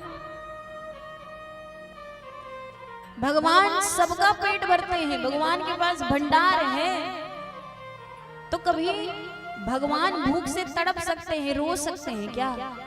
भगवान को भूख लग सकती है, उनके पास भोजन की कमी हो सकती है। मैंने मेरे कन्हैया को कितनी बार भूख से तड़पते, रोते, बिलखते देखा है, तुम कहते हो भगवान है।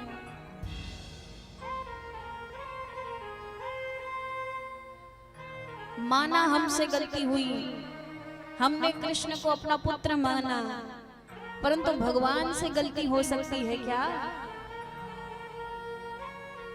कृष्ण ने कितनी बार मुझे बाबा कहा है, यशोदा को मैया कहा है, तुम कहते हो भगवान है। भगवान से गलती हो सकती है? चलो मान लिया, आज मैंने तुम्हारी बात मान ली, मैंने मान लिया कि कृष्ण भगवान है, तो तुम्हें क्या लगता है ये बता देने से मेरी जो विरह वेदना है, मेरा जो कष्ट है, जो मेरी पीड़ा है, वो कम हो जाएगी?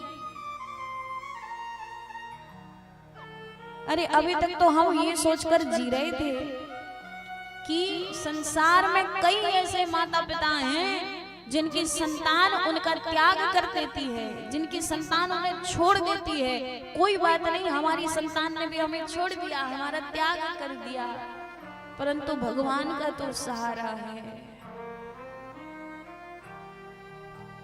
पर आज ये तुमने क्या बता दिया, भगवान हमारा घर छोड़कर चले गए। अरे हमसे बड़ा दुर्भाग्यवान और कौन होगा जिसका घर भगवान छोड़कर चले गए हैं।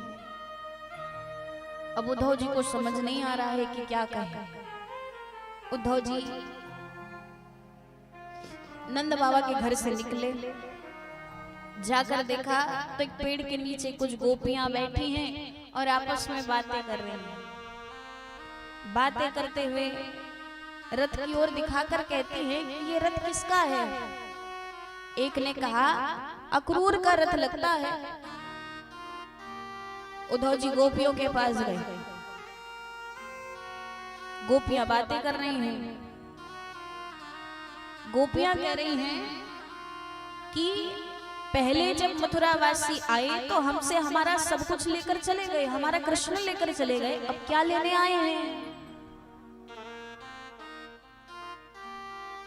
महाराज एक गोपी ने कहा तुम्हें नहीं पता कंस की मृत्यु हो गई है, तो कंस के श्राद्ध के लिए मांस लेने आए होंगे। एक गोपी कहती है श्राद्ध में मांस कौन परोसता है? बोले दैत्यों के श्राद्ध में मांस ही परोसा जाता है। एक गोपी कहती है हम तो दूध दही माखन इत्यादि का व्यापार करते हैं, यहाँ उन्हें मांस कहाँ मिलेगा? एक गोपी कह रही है कि ये मथुरावासी बड़े होशियार है, बड़े चालाक हैं, उन्हें पता है जब से कन्हैया हमें छोड़कर गए हैं ब्रजवासी सभी एक मृत शव की तरह घूम रहे हैं, और उन्होंने स्वाद का भी बड़ा ध्यान रखा है, क्योंकि जो प्रेमी होते हैं ना उनका हृदय बड़ा मीठा होता है। दूसरी गोपी कहती तुम्हारा हृदय तुमसे मांगेंगे तो तुम दे दोगी? बोले हाँ क्यों नहीं, मामा के श्राद्ध में भांजा भी तो होगा, सारे कार्य वही संभाल रहा होगा। अरे हम कन्हैया को नहीं देख सकते, कोई बात नहीं, कन्हैया हमारे हृदय ही देख ले, कन्हैया को पता तो चले हमारे हृदय में कितनी पीड़ा हो रही है, कितना कष्ट हो रहा है। उद्धव जी आए, गोपियां उद्धव जी से कह रही हैं मथुरा से आए हो? बोले हाँ। ये मोर मुकुट पीतांबर ये कृष्ण ने देकर भेजा है? बोले हाँ। हमें अपना ऐश्वर्य दिखा रहे हैं कि राजपाट संभालने लग गए हैं। उद्धव जी ने कहा ऐसी बातें क्यों कर रही हो, ये रोना धोना छोड़ दो और ज्ञान मार्ग पर चलो। गोपियों ने पूछा ज्ञान मार्ग पर चलकर क्या होगा? उद्धव जी कहते हैं ज्ञान मार्ग पर चलोगी, ज्ञान प्राप्त करोगी तो कल्याण होगा, स्वर्ग की प्राप्ति होगी। गोपियों ने कहा ठोकर मारती हैं हमें से स्वर्ग को, जो हमें कृष्ण से अलग कर दे, और स्वीकार है हमें जन्म जन्मांतर का नरक जो हमें कृष्ण प्रेम से मिला दे।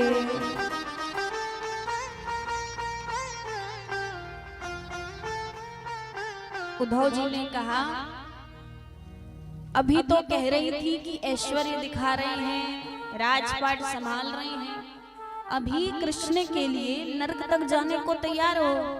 बोले हाँ, यही तो प्रेम है, क्योंकि कार्य को छोड़ो जा सके, कार्य की कथा ना छोड़ी जाए, उसकी बातें करना हम नहीं छोड़ सकते। महाराज गोपियों ने ठाकुर जी को कैसे प्राप्त किया? बातें करके प्राप्त किया है। गोपियों ने कोई साधना करी है क्या? गोपियों ने कोई तपस्या करी है क्या? गोपियों ने ग्रंथ पढ़े हैं क्या? नहीं। गोपियां क्या करती, सभी गोपियां एक साथ एकत्रित तो हो जाती और एकत्रित तो होकर के केवल श्याम सुंदर की बातें किया करती महाराज, केवल और केवल श्याम सुंदर की चर्चा किया करती। तो सोचिए भगवान को प्राप्त करना कितना सरल है, हमने ही कठिन बना दिया है। हम दुनिया भर के दिखावे के पीछे भागने लगते हैं। भगवान को प्राप्त करना बड़ा सरल है महाराज। गोपियों ने बातें करके भगवान को प्राप्त कर लिया। क्या करती थी गोपियां? गृहे गृहे गोपवधू कदम्बा सर्वे मिलित्वा समवाप्य योगम् पुण्यानि नामानि पठन्ति नित्यम् गोविन्द दामोदर माधवेति गोविन्द दामोदर माधवेति गोविन्द दामोदर माधवेति। सारी गोपियां एक साथ एकत्रित तो हो जाती और एक साथ एकत्रित तो होकर के केवल श्याम सुंदर का नाम लेती, गोविंद दामोदर माधवेति, केवल इसी का उच्चारण किया करती थी और श्याम सुंदर उन्हें प्राप्त हो गए। शबरी मैया को पता नहीं था कि प्रभु राम कब आएंगे। प्रतिदिन अपनी कुटिया के बाहर साफ सफाई करती, बुहारती और महाराज पुष्प लेकर के सजाती थी। कई वर्ष बीत गए और कई वर्ष बाद अंत में शबरी मैया से मिलने हमारे प्रभु राम पधारे। हमें भी ऐसे ही प्रतीक्षा करनी है अपने प्रभु की। भगवान को प्राप्त करना बड़ा सरल है और जिसका हृदय सरल है ना, जिसका हृदय में प्रेम है, ठाकुर जी केवल उन्हीं को मिले हैं। जिनके हृदय में छल है, कपट है, उन्हें ठाकुर जी नहीं मिले महाराज। तो केवल हमें ठाकुर जी को पुकारना है, ठाकुर जी से प्रेम करना है और ऐसा प्रेम हमें ठाकुर जी से हो जाए कि एक पल भी, एक क्षण भी हम ठाकुर जी के बिना रह ना पाए। आइए इसलिए ठाकुर जी से कहना है क्या? मुझे ऐसी लगन तू लगा दे, मैं तेरे बिना पल ना रहूं, मैं तेरे बिना पल ना रहूं, मैं तेरे बिना पल ना रहूं। मन में प्रेम वाला दीप जला दे, मैं तेरे बिना पल ना रहूं। कौन कौन ऐसा प्रेम करना चाहते हैं मेरे ठाकुर जी से कि एक पल भी, एक क्षण भी ठाकुर जी के बिना रह ना पाए? आइए उठा लो हाथ पूरे पूरे और कहना क्या? हो मुझे ऐसी, मुझे ऐसी, जय हो, मुझे ऐसी लगन तू लगा दे, मैं तेरे बिना पल ना रहूं। मुझे ऐसी लगन तू लगा दे, मैं तेरे बिना पल ना रहूं। मुझे ऐसी लगन तू लगा दे, मैं तेरे बिना पल ना रहूं। मुझे ऐसी लगन तू लगा दे, मैं तेरे बिना पल ना रहूं।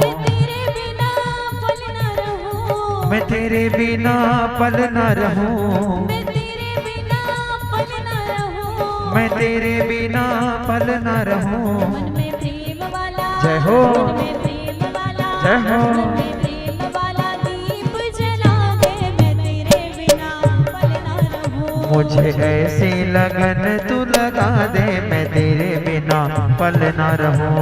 मुझे ऐसी लगन तू लगा दे, मैं तेरे बिना पल ना रहूं। मुझे ऐसी लगन तू लगा दे, मैं तेरे बिना पल ना रहूं। जय जय।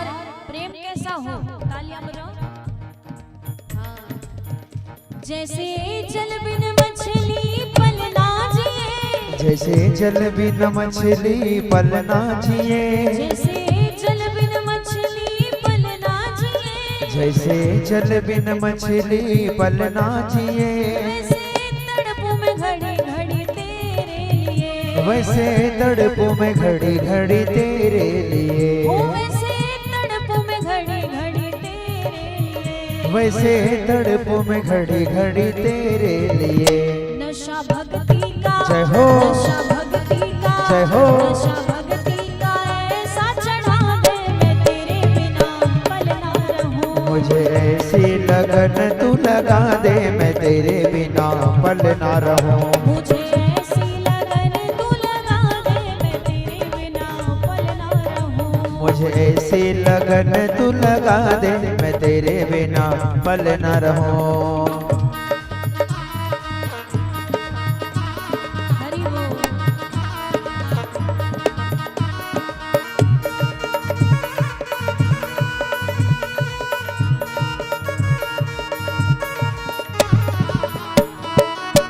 श्यामा प्यारी की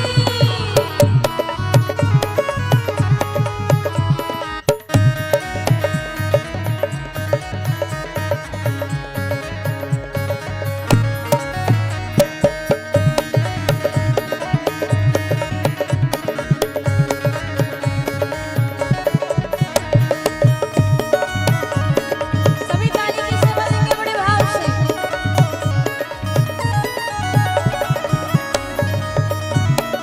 श्रीनाथ और भक्त कह रहे हैं, प्रेमी कह रहे हैं कि आपने हमारी बहुत परीक्षा ली, परंतु हमने कभी आपसे शिकायत नहीं करी। और कह रहे हैं क्या, तूने दिल को चुराया मैंने कुछ ना कहा, तूने दिल को चुराया मैंने कुछ ना कहा, तूने दिल को चुराया मैंने कुछ ना कहा, तूने दिल को चुराया मैंने कुछ ना कहा, तूने बड़ा तड़पाया मैंने कुछ ना कहा, तूने बड़ा तड़पाया मैंने कुछ ना कहा, तूने बड़ा तड़पाया मैंने कुछ ना कहा, तूने बड़ा तड़पाया मैंने कुछ ना कहा। अब ऐसी, जय हो, अब ऐसी, जय हो, अब ऐसी झलक तू दिखा दे मैं तेरे बिना पल ना रहूं, मुझे ऐसी लगन तू लगा दे मैं तेरे बिना पल ना रहूं, मुझे ऐसी लगन तू लगा दे मैं तेरे बिना पल ना रहूं, मुझे ऐसी लगन तू लगा दे मैं तेरे बिना पल ना रहूं, मैं तेरे बिना पल ना रहूं, मैं तेरे बिना पल ना रहूं, मैं तेरे बिना पल ना रहूं, मैं तेरे बिना पल ना रहूं। मन में प्रेम वाला, जय हो, मन में प्रेम वाला, जय हो। मन में प्रेम वाला दीप जला दे मैं तेरे बिना पल ना रहूं, मुझे ऐसी लगन तू लगा दे मैं तेरे बिना पल ना रहूं, मुझे ऐसी लगन तू लगा दे मैं तेरे बिना पल ना रहूं, मुझे ऐसी लगन तू लगा दे मैं तेरे बिना पल ना रहूं, मुझे ऐसी लगन तू लगा दे मैं तेरे बिना पल ना रहूं, मुझे ऐसी लगन तू लगा दे मैं तेरे बिना पल ना रहूं, मैं तेरे बिना पल ना रहूं, मैं तेरे बिना पल ना रहूं, मैं तेरे बिना पल ना रहूं। बोल वृंदावन बिहारी लाल की जय, बोलो वृंदावन बिहारी लाल की जय हो। हमारे कुछ भक्त और हैं गढ़ उमरिया से, उद्धव संतोषी, मधुसूदन, नीतू साहू जी, वो आकर के ब्याजी से आशीर्वाद प्राप्त करेंगे।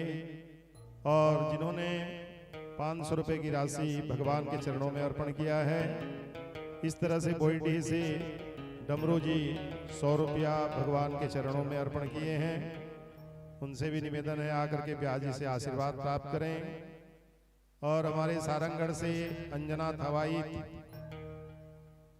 जानकी, सविता, मायावती, रत्ना, लक्ष्मी, वैष्णव, ये सभी पिंडरवा से आए हुए हैं। उनसे भी निवेदन है आकर के ब्याजी से आशीर्वाद प्राप्त करें। और इनका एक निवेदन है बड़े ही भाव प्रभु के चरणों में, चोला माटी का है राम, इस भाव को उन्होंने निवेदन किया है कि इस भजन को गाएं। इस प्रकार से बड़े खरवानी से शिवा निषाद जी, राम निषाद जी, कोमल निषाद जी 101 रुपये भगवान के चरणों में इन्होंने अर्पण किया है। उनसे निवेदन है अति शीघ्र आकर के भगवान के चरणों में पुष्प अर्पण करके ब्याज जी से आशीर्वाद प्राप्त करेंगे।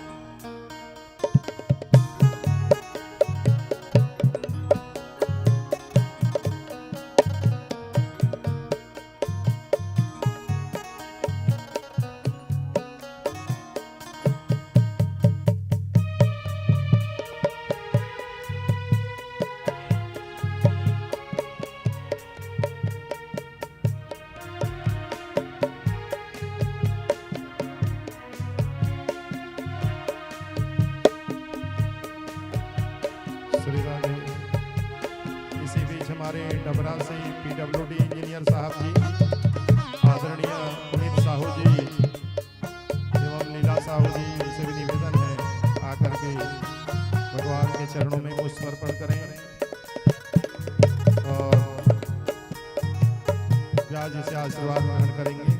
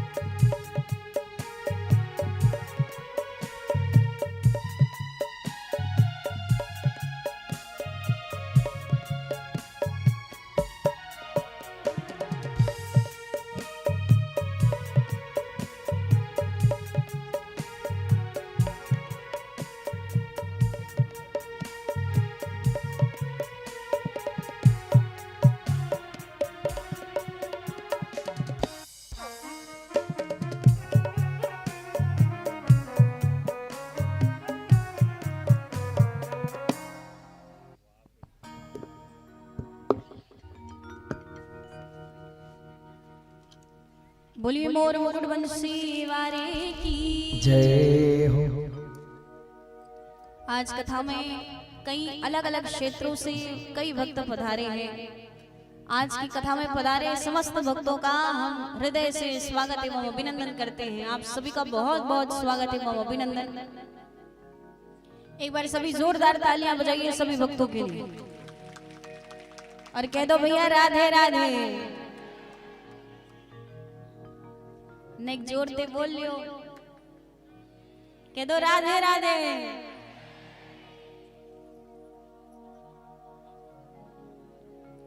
आइए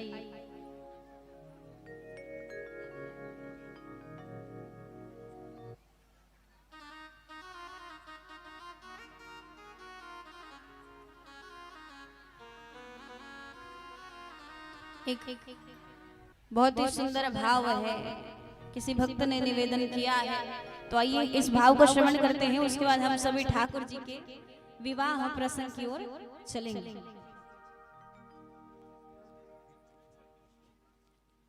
बोलिए श्री वृंदावन बिहारी लाल की जय।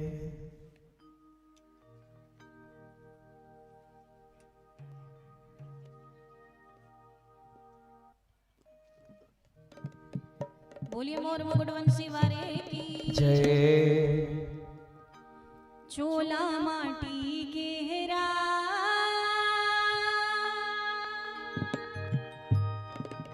चोला माटी के हेरा एक कर का भरोसा चोला माटी के हेरा। आइए सभी मीठी मीठी तालियां बजाएंगे। एक कर का भरोसा चोला माटी के हेरा एक कर का भरोसा चोला माटी के हेरा एक कर का भरोसा चोला माटी के हेरा हो। एक कर का भरोसा चोला माटी के हेरा चोला माटी के हेरा चोला माटी के हेरा चोला माटी के हेरा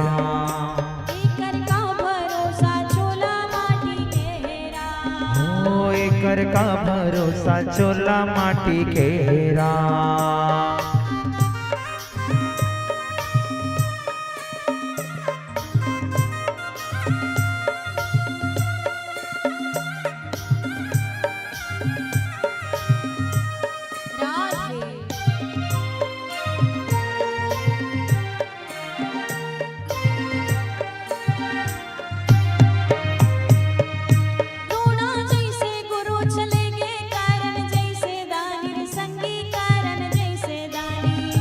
द्रोणा जैसे गुरु चलेगे करण जैसे दानी रे संगी करण जैसे दानी।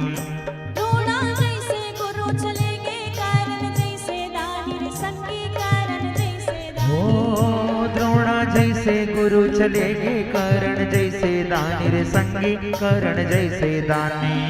बाली जैसे वीर चलेगे रावण कस अभिमानी रे संगी रावण कस अभिमानी। हाँ बाली जैसे वीर चलेगे रावण कस अभिमानी रे संगी रावण कस अभिमानी। चोला माटी के हेरा चोला माटी के हेरा चोला माटी के हेरा एक कर का भरोसा चोला एक कर का भरोसा चोला माटी के हेरा एक कर का भरोसा चोला माटी के हेरा।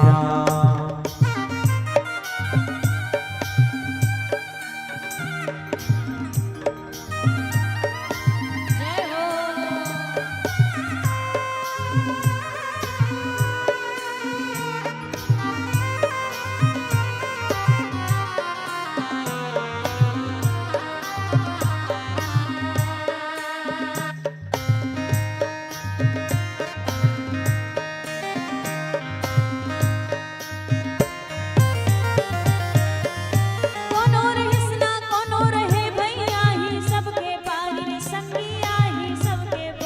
हो कोनो रहिस ना कोनो रहे भई आही सबके पारी रे संगी आही सबके पारी।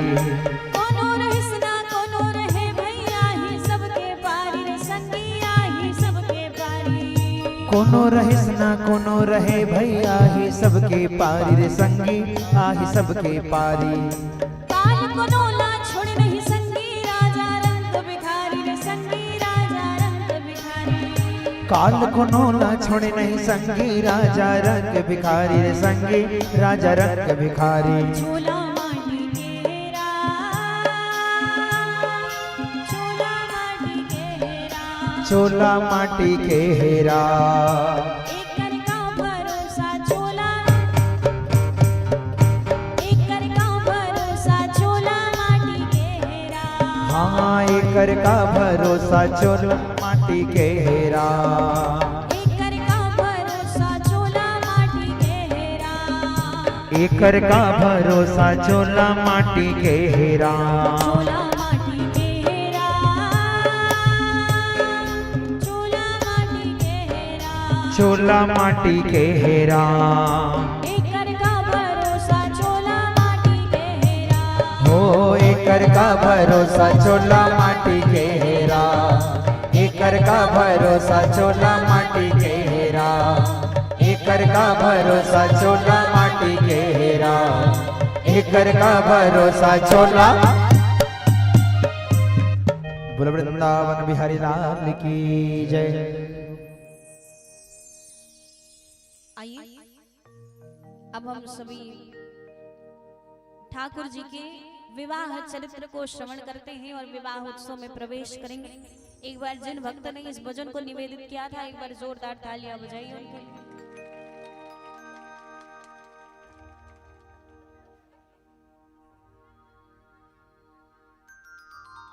आइए ठाकुर जी के विवाह प्रसंग में प्रवेश करें। बोलिए द्वारकाधीश की जय हो। विदर्भ देश के राजा हुए राजा भीष्म, जिनकी 2 संतानें हुई, एक पुत्र और एक कन्या। पुत्र का नाम था रुक्मी, कन्या का नाम था रुक्मणी। और रुक्मणी जी ने नारद जी के मुख से बाल्यकाल में श्री कृष्ण के बारे में सुना और सुन करके ही रुक्मणी जी को द्वारकाधीश से प्रेम हो गया। रुक्मणी जी माता लक्ष्मी का स्वरूप है, तो बाल्यकाल से ही उन्होंने द्वारकाधीश को देखा भी नहीं है, केवल उनके विषय में सुना है, उनके बारे में सुना है और रुक्मणी जी द्वारकाधीश से प्रेम करने लगी है। रुक्मणी जी बाल्यकाल से ही द्वारकाधीश से प्रेम करती और उन्हें ही अपना पति मानती। रुक्मणी जी चाहती थी कि उनका विवाह द्वारकाधीश से हो जाए, परंतु ये बात उनके भाई रुक्मी को स्वीकार्य नहीं थी। महाराज रुक्मणी जी ने अपने पिताजी से कहा कि पिताजी, मैं द्वारकाधीश से प्रेम करती हूँ और मैं उनसे विवाह करना चाहती हूँ। तो कौन से ऐसे पिता होंगे जो भगवान के लिए मना करेंगे? उनके पिता बड़े प्रसन्न हुए, परंतु जब घर के बच्चे ज्यादा बड़े हो जाते हैं ना, तो माता पिता की ज्यादा चलती नहीं है।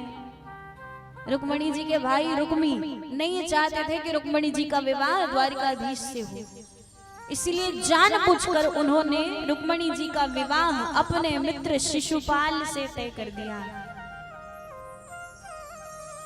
अब रुक्मणी जी नहीं चाहती थी कि शिशुपाल से विवाह हो, तो उन्होंने एक पत्र लिखा।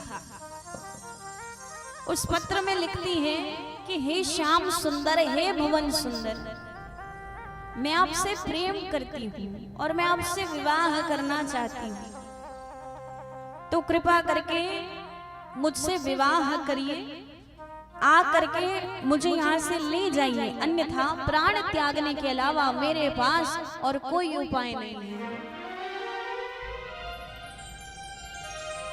उस पत्र को रुक्मणी जी ने एक ब्राह्मण को दिया, जो ब्राह्मण रुक्मणी जी के महल आया करते थे। ब्राह्मण उस पत्र को ले जा करके द्वारकाधीश को देते हैं। द्वारकाधीश ने पत्र पढ़ा और सबसे पहले अपने बड़े भैया दाऊ दादा के पास जाते हैं। दाऊ दादा से कहा कि ऐसी ऐसी बात है, पत्र आया है। दादा ने कहा कृष्ण विवाह कर लो, अभी तो पत्र आ रहे हैं, बाद में वो भी आने बंद हो जाएंगे।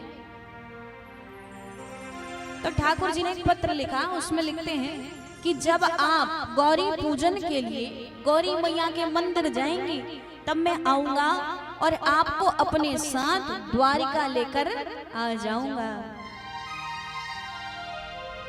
रुक्मणी जी के हाथ पत्र लगा, रुक्मणी जी ने पढ़ा, उन्हें बड़ी प्रसन्नता हुई। जिस विवाह से रुक्मणी जी को दुख हो रहा था, कष्ट हो रहा था कि शिशुपाल से मेरा विवाह हो जाएगा, अब रुक्मणी जी प्रसन्न हैं, क्योंकि उन्हें पता है जब गौरी पूजन करने जाएंगी तो द्वारिकाधीश आएंगे और रुक्मणी जी को अपने साथ अपनी द्वारिका लेकर चले जाएंगे। धीरे धीरे समय बीता, विवाह का दिन आया। तो विवाह से पहले हमारे घरों में भी ऐसा होता है कि जब कन्या का विवाह होता है तो कन्या सबसे पहले गौरी पूजन करने जाती है मैया के मंदिर में। तो रुक्मणी जी अपनी सखियों के साथ, अपनी सहेलियों के साथ गौरी मैया के मंदिर गई हैं और मंदिर में जाकर गौरी मैया का पूजन कर रही हैं। और महाराज पूजन करते करते मैया से यही प्रार्थना कर रही हैं कि हे मैया, मैंने जिन्हें पति माना है वही मुझे पति के रूप में प्राप्त हो। बोलिए गौरी मैया की जय हो। रुक्मणी जी कह रही हैं क्या? श्याम नाम की मेहंदी रचाकर घूंघट में शर्माऊंगी,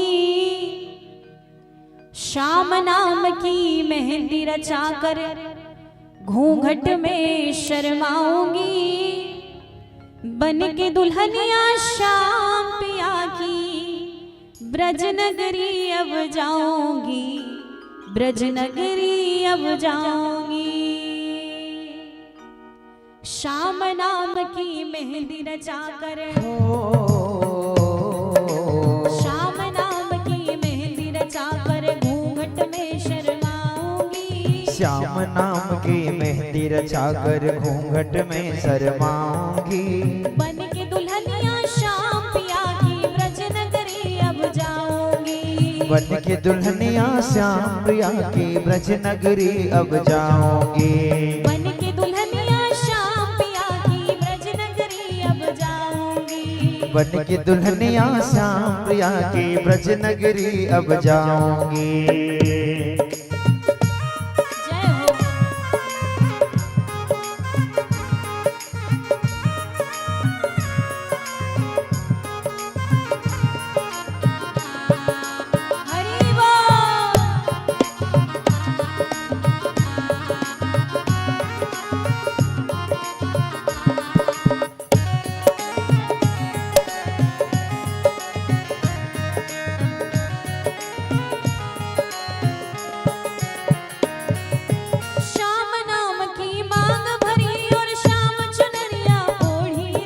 श्याम नाम की मांग भरी और श्याम चुनरिया ओढ़ी रे, श्याम नाम की मांग भरी और श्याम चुनरिया ओढ़ी रे, श्याम नाम की मांग भरी और श्याम चुनरिया ओढ़ी रे, श्याम प्रीत रंग राची ऐसी दुनिया से मुख मोड़ी रे, श्याम प्रीत रंग राची ऐसी दुनिया से मुख मोड़ी रे। वो मेरा हो जाएगा,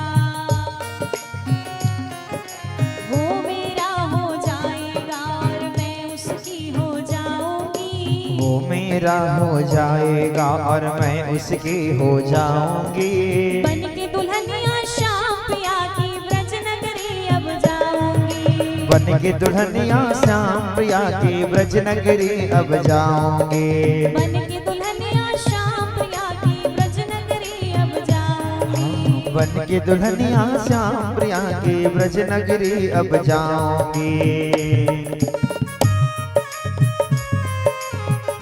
जय हो।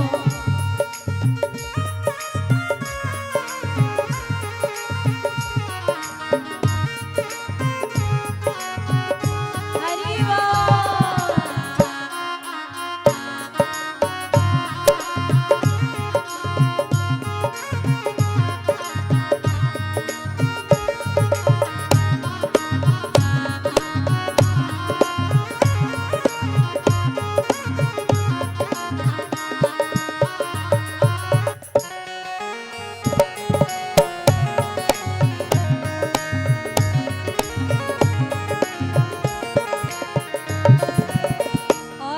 कहते हैं कि मेहंदी का रंग जितना गहरा होता है प्रेम उतना अधिक होता है। तो क्या करें, सूरज रंग चढ़ा मेहंदी का मैं तो ऐसी लाल भई, सूरज रंग चढ़ा मेहंदी का मैं तो ऐसी लाल भई, सूरज रंग चढ़ा मेहंदी का मैं तो ऐसी लाल भई, सूरज रंग चढ़ा मेहंदी का मैं तो ऐसी लाल भई, श्याम पिया की बन के सुहागन सातों जन्म निहाल हुई, श्याम प्रिया की बन के सुहागन सातों जन्म निहाल हुई, सदा सुहागन कहलाऊंगी, सदा सुहागन कहलाऊंगी, जीवन सफल बनाऊंगी, सदा सुहागन कहलाऊंगी, जीवन सफल बनाऊंगी, बन के दुल्हनिया श्याम पिया की ब्रज नगरी अब जाऊंगी, बन के दुल्हनिया श्याम प्रिया की ब्रज नगरी अब जाऊंगी, बन के दुल्हनिया श्याम पिया की ब्रज नगरी अब जाऊंगी, हाँ बन के दुल्हनिया श्याम प्रिया की ब्रज नगरी अब जाऊंगी, बन के दुल्हनिया श्याम पिया की ब्रज नगरी अब जाऊंगी। सभी एक बार जोरदार तालियां बजाएं। बोली रुक्मिणी रमण भगवान की जय। श्री राम। हमारे और भक्त आए हुए हैं जामपाली से, श्रीमान राम कुमार साहू जी, उनसे भी निवेदन है आकर के ब्याज जी से आशीर्वाद ग्रहण करें, जिन्होंने 500 रुपए की राशि भगवान के चरणों में अर्पण किया है, उनको व्यासपीठ से साधुवाद, धन्यवाद। जय जय श्री राधे राधे राधे। भंडारा तैयार है, जोरदार बोलिए राधे राधे। इस प्रकार ठाकुर जी आए और आकर के रुक्मिणी जी का हाथ पकड़ा, अपनी रथ में बिठाते हैं और रुक्मिणी जी को अपने साथ द्वारिका लेकर चले जाते हैं। महाराज जैसे ही द्वारिका पहुंचे, दाऊ दादा ने कहा ऐसे तो अंदर नहीं जाने दूंगा, पहले ब्याह करना पड़ेगा, ब्याह करोगे तभी अंदर जाने दूंगा। रुक्मिणी जी कहते हैं मेरी ओर से तो कोई नहीं है। दाऊ दादा ने कहा तुम्हारी ओर से मैं रहूंगा। अब महाराज पूरी द्वारिका में ठाकुर जी और रुक्मिणी जी के विवाह उत्सव की तैयारी हो रही है। तो जैसे हमारे घर में ब्याह होते हैं ना, तो सबसे पहले हल्दी लगाते हैं, मेहंदी लगाते हैं, बहुत खूब अच्छे से मंडप सजाते हैं। तो द्वारिका में बहुत सुंदर मंडप बना हुआ है और रुक्मिणी जी को हल्दी लगाई जा रही है, मेहंदी लगाई जा रही है। आइए सभी मिलकर के हल्दी और मेहंदी जो परंपरा होती है उसे हम मिलकर करें। बोल वृंदावन बिहारी लाल की जय। आओ मेरी सखियां मुझे हल्दी लगा दो, हल्दी लगा दो मुझे, मेहंदी लगा दो, मुझे श्याम सुंदर की दुल्हन बना दो। आओ मेरी सखियां मुझे हल्दी लगा दो, आओ मेरी सखियां मुझे हल्दी लगा दो, हल्दी लगा दो मुझे, मेहंदी लगा दो, हल्दी लगा दो मुझे, मेहंदी लगा दो, मुझे श्याम सुंदर की दुल्हन बना दो, मुझे श्याम सुंदर की दुल्हन बना दो। आओ मेरी सखियां मुझे हल्दी लगा दो, आओ मेरी सखियां मुझे हल्दी लगा दो, हल्दी लगा दो मुझे, सुंदर सजा दो, हल्दी लगा दो मुझे, सुंदर सजा दो, मुझे श्याम सुंदर की दुल्हन बना दो, मुझे श्याम सुंदर की दुल्हन बना दो।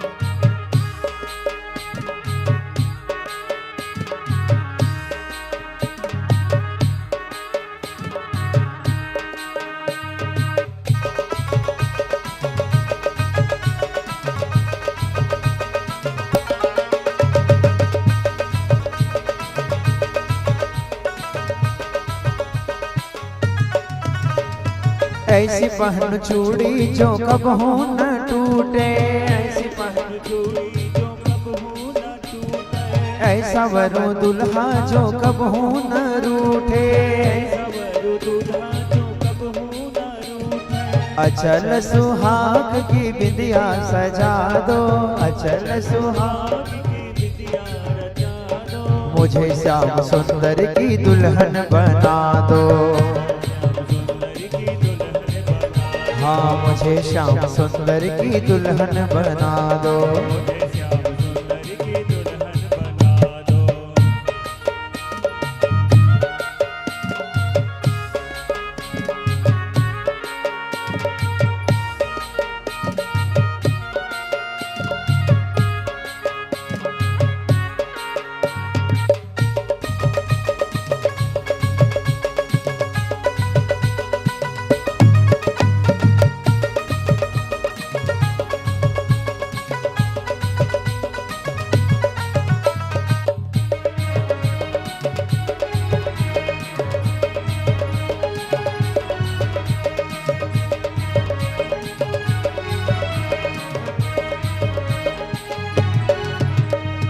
ऐसी ओढ़ चुनरी जो रंग नाही छूटे, ऐसी ओढ़ चुनरी जो, ऐसी ओढ़ चुनरी जो रंग नाही छूटे, ऐसा वरो दुल्हा जो कबहू न रूठे, ऐसा वरो दुल्हा अचल सुहाग की बिंदिया सजा दो, अचल सुहाग की बिंदिया रचा दो। मुझे श्याम सुंदर की दुल्हन बना दो, मुझे श्याम सुंदर की दुल्हन बना दो, मुझे श्याम सुंदर की। आओ मेरी सखियां मुझे हल्दी लगा दो, आओ मेरी हल्दी लगा दो, मुझे मेहंदी लगा दो, मुझे श्याम सुंदर की दुल्हन बना दो, मुझे श्याम सुंदर की दुल्हन बना दो, मुझे श्याम सुंदर की दुल्हन बना दो, मुझे श्याम सुंदर की दुल्हन बना दो।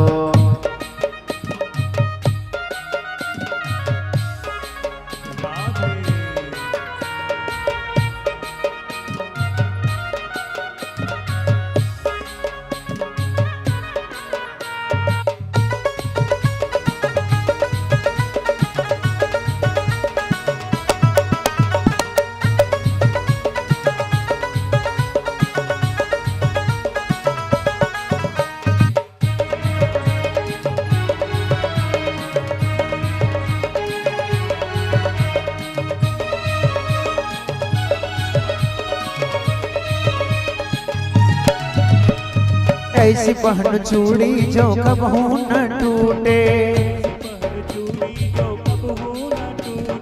ऐसा वरो दुल्हा जो कबहू न रूठे, अचल सुहाग की बिंदिया सजा दो, अचल सुहाग की बिंदिया सजा दो, अचल सुहाग की। मुझे श्याम सुंदर की दुल्हन बना दो, मुझे श्याम,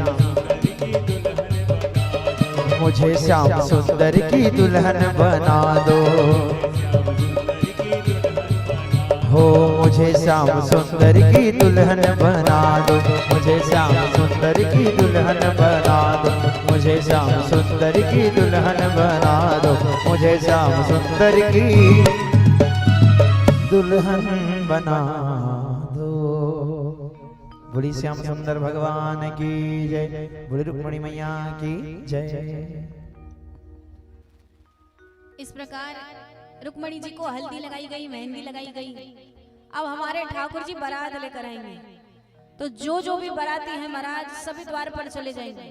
जितने भी बाराती हैं और जितने घराती हैं सब यहाँ रहेंगे और सभी बाराती द्वार पर चले जाएंगे। आइए सभी मिलकर के ठाकुर जी के बारात में सम्मिलित होते हैं।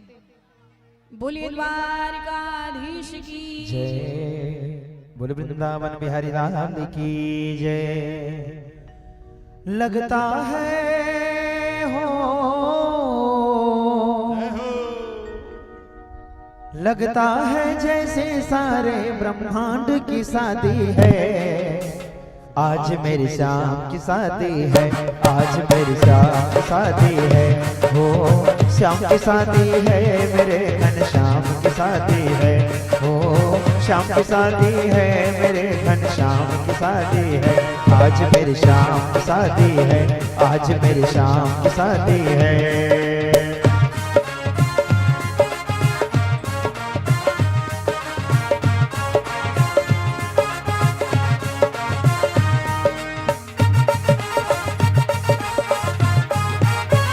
वक्त है खूबसूरत, बड़ा शुभ लग्न मुहूर्त।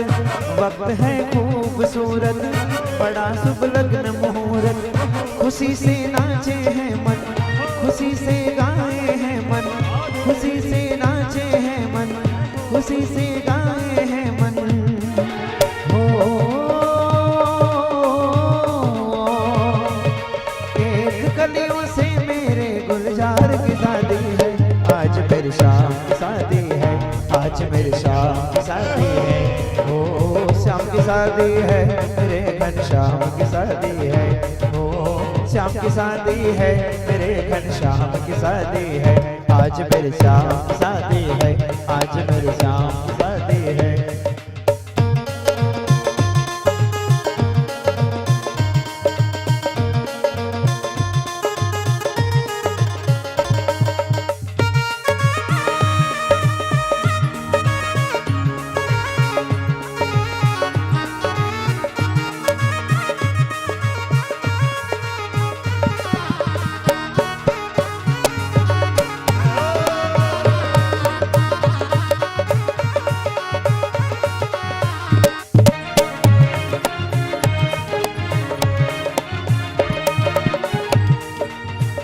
बनी है खूब जोड़ी कृष्ण रुक्मणी की जोड़ी। बनी है खूब जोड़ी कृष्ण रुक्मणी की जोड़ी। खुशी से नाचे हैं मन, खुशी से गाए हैं मन। खुशी से नाचे हैं मन, मिला सजनी को साजन। हो किसी के सपनों के 16 श्रृंगार की शादी है। आज मेरी शाम की शादी है, आज मेरी शाम की शादी है। हो श्याम की शादी है, मेरे घनश्याम की शादी है। हो श्याम की शादी है, मेरे घनश्याम की शादी है। आज मेरी शाम की शादी है। कान्हा का सेहरा सुहाना लगता है, रुक्मिणी जी का दिल दीवाना लगता है। कान्हा का सेहरा सुहाना लगता है, रुक्मिणी जी का दिल दीवाना लगता है। पल भर में कैसे बदलते हैं रिश्ते, अब तो हर अपना बेगाना लगता है। श्याम का सेहरा सुहाना लगता है, रुक्मिणी जी का दिल दीवाना लगता है। श्याम का सेहरा सुहाना लगता है, रुक्मिणी जी का दिल दीवाना लगता है। तेरे घर आया मैं आया तुझको लेने, दिल के बदले में दिल का नजराना देने। तेरे घर आया मैं आया तुझको लेने, दिल के बदले में दिल का नजराना देने। माथे की बिंदिया क्या बोले हैं सुन सुन सुन। कान्हा जी घर आए रुक्मिणी क्यों शर्माए। कान्हा जी घर आए रुक्मिणी क्यों शर्माए। हो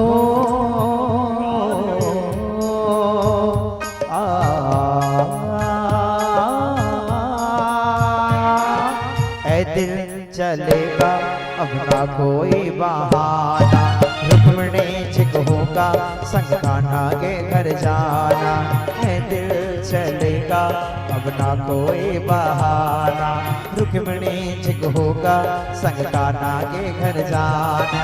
दिल की हर धड़कन क्या बोले हैं सुन सुन सुन। कान्हा जी घर आए रुक्मणी क्यों शर्माए, मेरे कान्हा जी घर आए रुक्मणी क्यों शर्माए, मेरे कान्हा जी घर आए रुक्मणी क्यों शर्माए, कान्हा जी घर आए रुक्मणी क्यों शर्माए, कान्हा जी घर आए रुक्मणी क्यों शर्माए, मेरे कान्हा जी घर आए रुक्मणी क्यों शर्माए। बोलिए रुक्मणी रमण भगवान की। जय हो।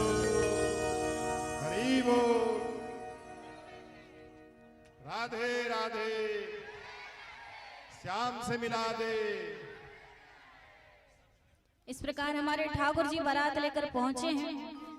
तो आइए, बारात आ गई है तो जयमाला करेंगे और सभी बैठ जाइए, क्योंकि आप सभी बैठेंगे तो आप लोगों को अच्छे से दिखेगा, सभी बैठेंगे तो अच्छे से देख पाएंगे।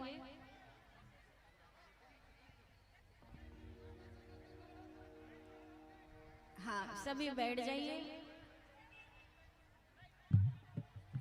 ठाकुर जी के साथ जो बाराती आए हैं, एक दो बाराती साथ में रहेंगे, रुक्मणी जी के साथ एक दो उनकी सखियां रहेंगी, बाकी सभी बैठ जाइए।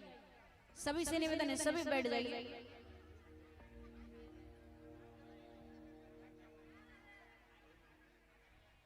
सभी बैठ जाएं अपने अपने स्थान में।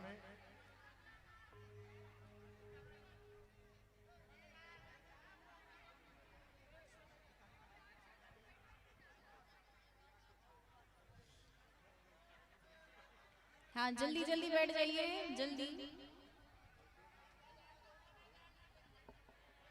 हाँ, इधर बहुत जगह है, सभी जो भी बाराती खड़े हैं बैठ जाइए सभी। बच्चे बैठ जाएं जो सामने खड़े हैं।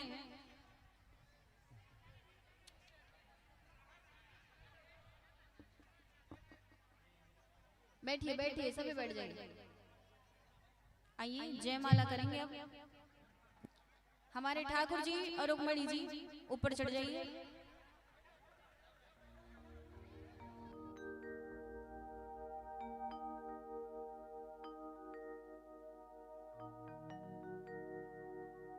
बड़ी वृंदावन बिहारी लाल की जय। सभी तालियों की सेवा देंगे और बोलेंगे क्या?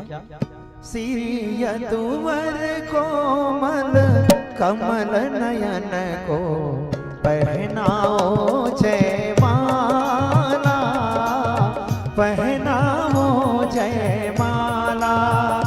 यह पुण्य मुहूर्त स्वर्णिम अवसर फिर नहीं आए दोबारा, पहनाओ जयमाला। श्री यदुवर कोमल कमल नयन को पहनाओ जयमाला, पहनाओ जयमाला। राम राम जय राजा राम, राम राम जय सीताराम, राम राम जय राजा राम, राम राम जय सीताराम, राम राम जय राजा राम, राम राम जय सीताराम, राम राम जय राजा राम, राम राम जय सीताराम, राम राम जय राजा राम, राम राम जय सीताराम, राम राम जय राजा राम, राम राम जय सीताराम। तदेव लग्नं सुदिनं तदेव ताराबलं चंद्र बलं तदेव, विद्या बलं देव बलं तदेव। लक्ष्मीपति तेरे युगमस्मरामि, लक्ष्मीपति तेरे युगमस्मरामि, लक्ष्मीपति तेरे युगमस्मरामि। बोलो रुक्मणी रमण भगवान की जय। बोलो राधा रमण भगवान की जय हो। रुक्मणी रमण भगवान की जय। बुलबुली तो एक बार दे दो। हरि बोल। साहू जी सीताराम।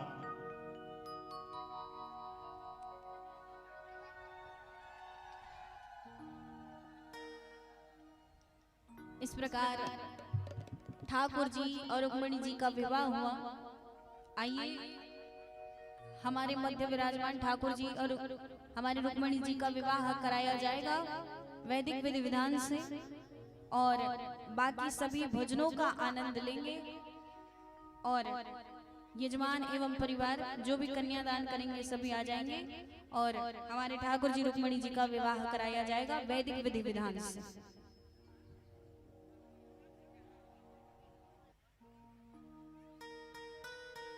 और क्योंकि समय हो रहा है तो भजनों के दौरान जो भी माताएं या भक्त टिकावन करना चाहते हैं तो आप सभी आकर के कर सकते हैं। इधर भजन चलता रहेगा, बाकी अभी आप सभी आ सकते हैं। आइए सभी खड़े हो जाइए अपने अपने स्थान पर, सभी खूब नृत्य करेंगे।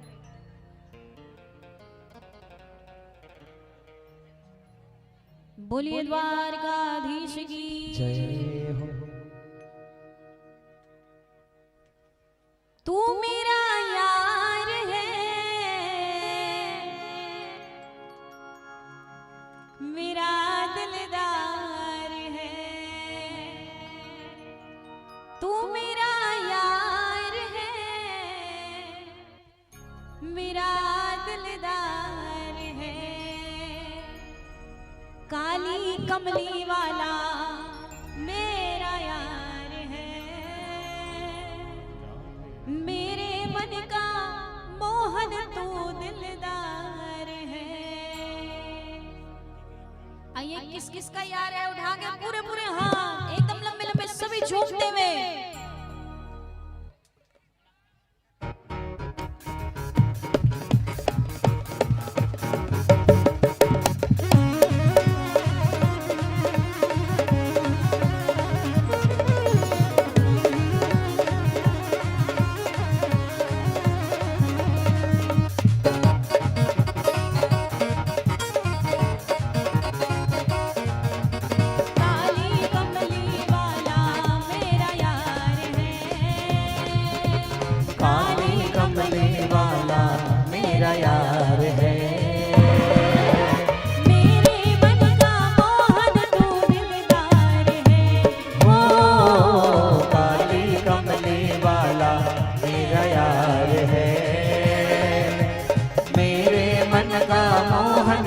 दिलदार है, तू मेरा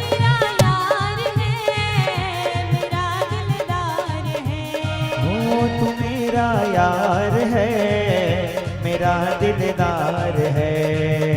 तू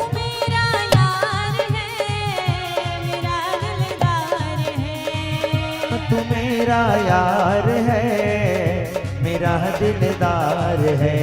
ओए ओए ओए काली कमली वाला मेरा यार है, मेरे मन का मोहन तू दिलदार है।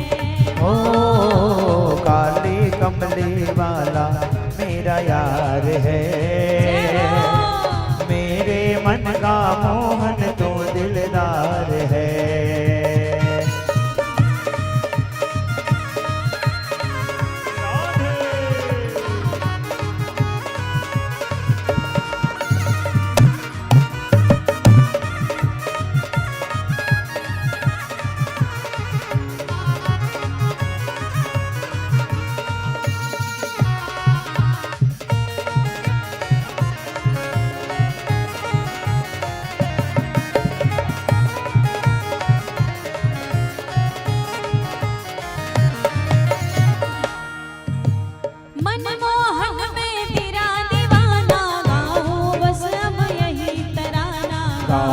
बस अब यही तराना गाऊं, बस अब यही तराना।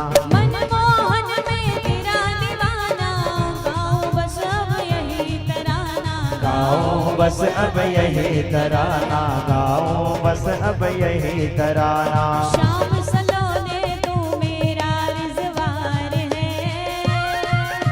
शाम सलोने तू मेरा रिजवार है।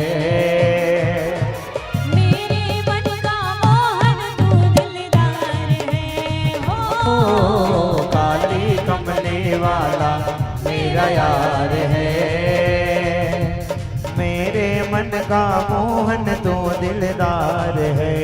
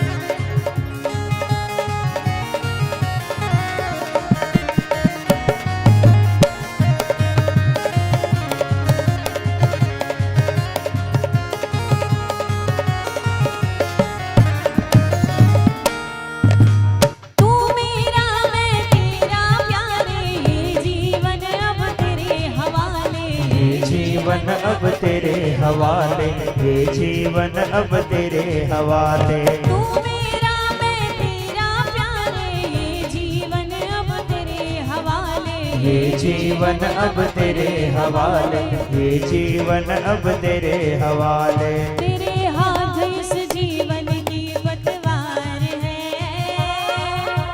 तेरे हाथ इस जीवन की पतवार है। मेरे मन का मोहन तू दिलदार है। हो काली कमले वाला मेरा यार है, मेरे मन का मोहन तो दिलदार है।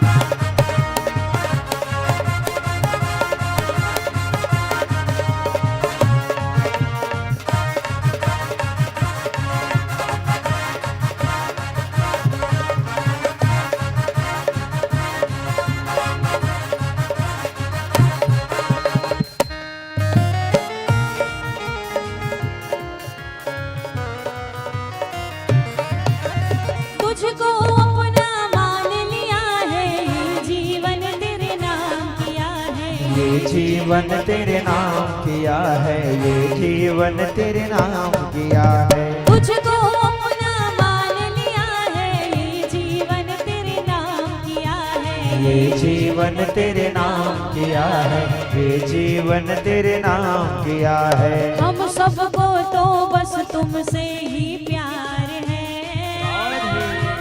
हम सबको तो बस तुमसे ही प्यार है। मेरे मन का मोहन तू दिलदार है। हाँ काली कमले वाला मेरा यार है, मेरे मन का मोहन तो दिलदार है। तू मेरा यार है, मेरा दिलदार है। हो तू मेरा यार है, मेरा दिलदार है।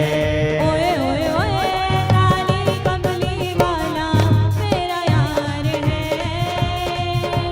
मेरे मन का मोहन तू दिलदार है।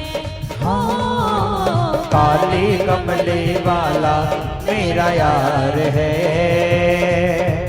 मेरे मन का मोहन तो दिलदार है। मेरे मन का मोहन तो दिलदार है, मेरे मन का मोहन तो दिलदार है। मेरे मन का मोहन तू दिलदार है। बोलिए काली कमली वाले की, बोलिए द्वारिकाधीश की, बोलिए रुक्मणी मैया की। आइए पहले विवाह कराया जाएगा, उसके बाद आप सभी नृत्य करेंगे। पहले विवाह संपन्न हो जाए। हाँ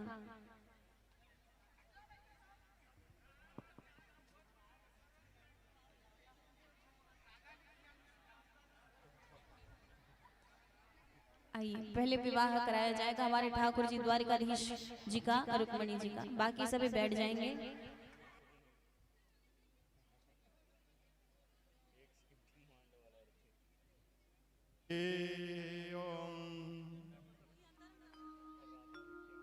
मंगलम भगवान विष्णु मंगलम गरुड़ध्वज मंगलम पुंडरीकाक्ष मंगलाय तनो हरि। ओम पवित्रः पवित्रवा सर्वावस्थांगतोऽपि वा यस्मरेत् पुण्डरीकाक्षं सबाह्यभ्यन्तरः शुचि। केशवाय नमः माधवाय नमः न्याय नमः प्रियाचम्य हस्तौ प्रक्षाल्य केशाय नमः हस्ते पुष्पाक्षदादिकं गृहीत्वा ओम स्वस्ति न इन्द्रो वृधस्रवाः स्वस्ति न पूषा विश्ववेदाः स्वस्ति नस्तारक्ष्यो अरिष्टनेमि स्वस्ति नो बृहस्पति दधातु पयः पृथिव्याम् ओखदेषु पयो दिव्यन्तरिक्षे पयोधाः पयस्पति प्रदिशः सन्तु मह्यं विष्णोरराटमसि विष्णोष्णपत्रेष्ठो विष्णुशुरसि विष्णुध्रुवोऽसि वैष्णवमसि विष्णवे त्वा अग्निर्देवता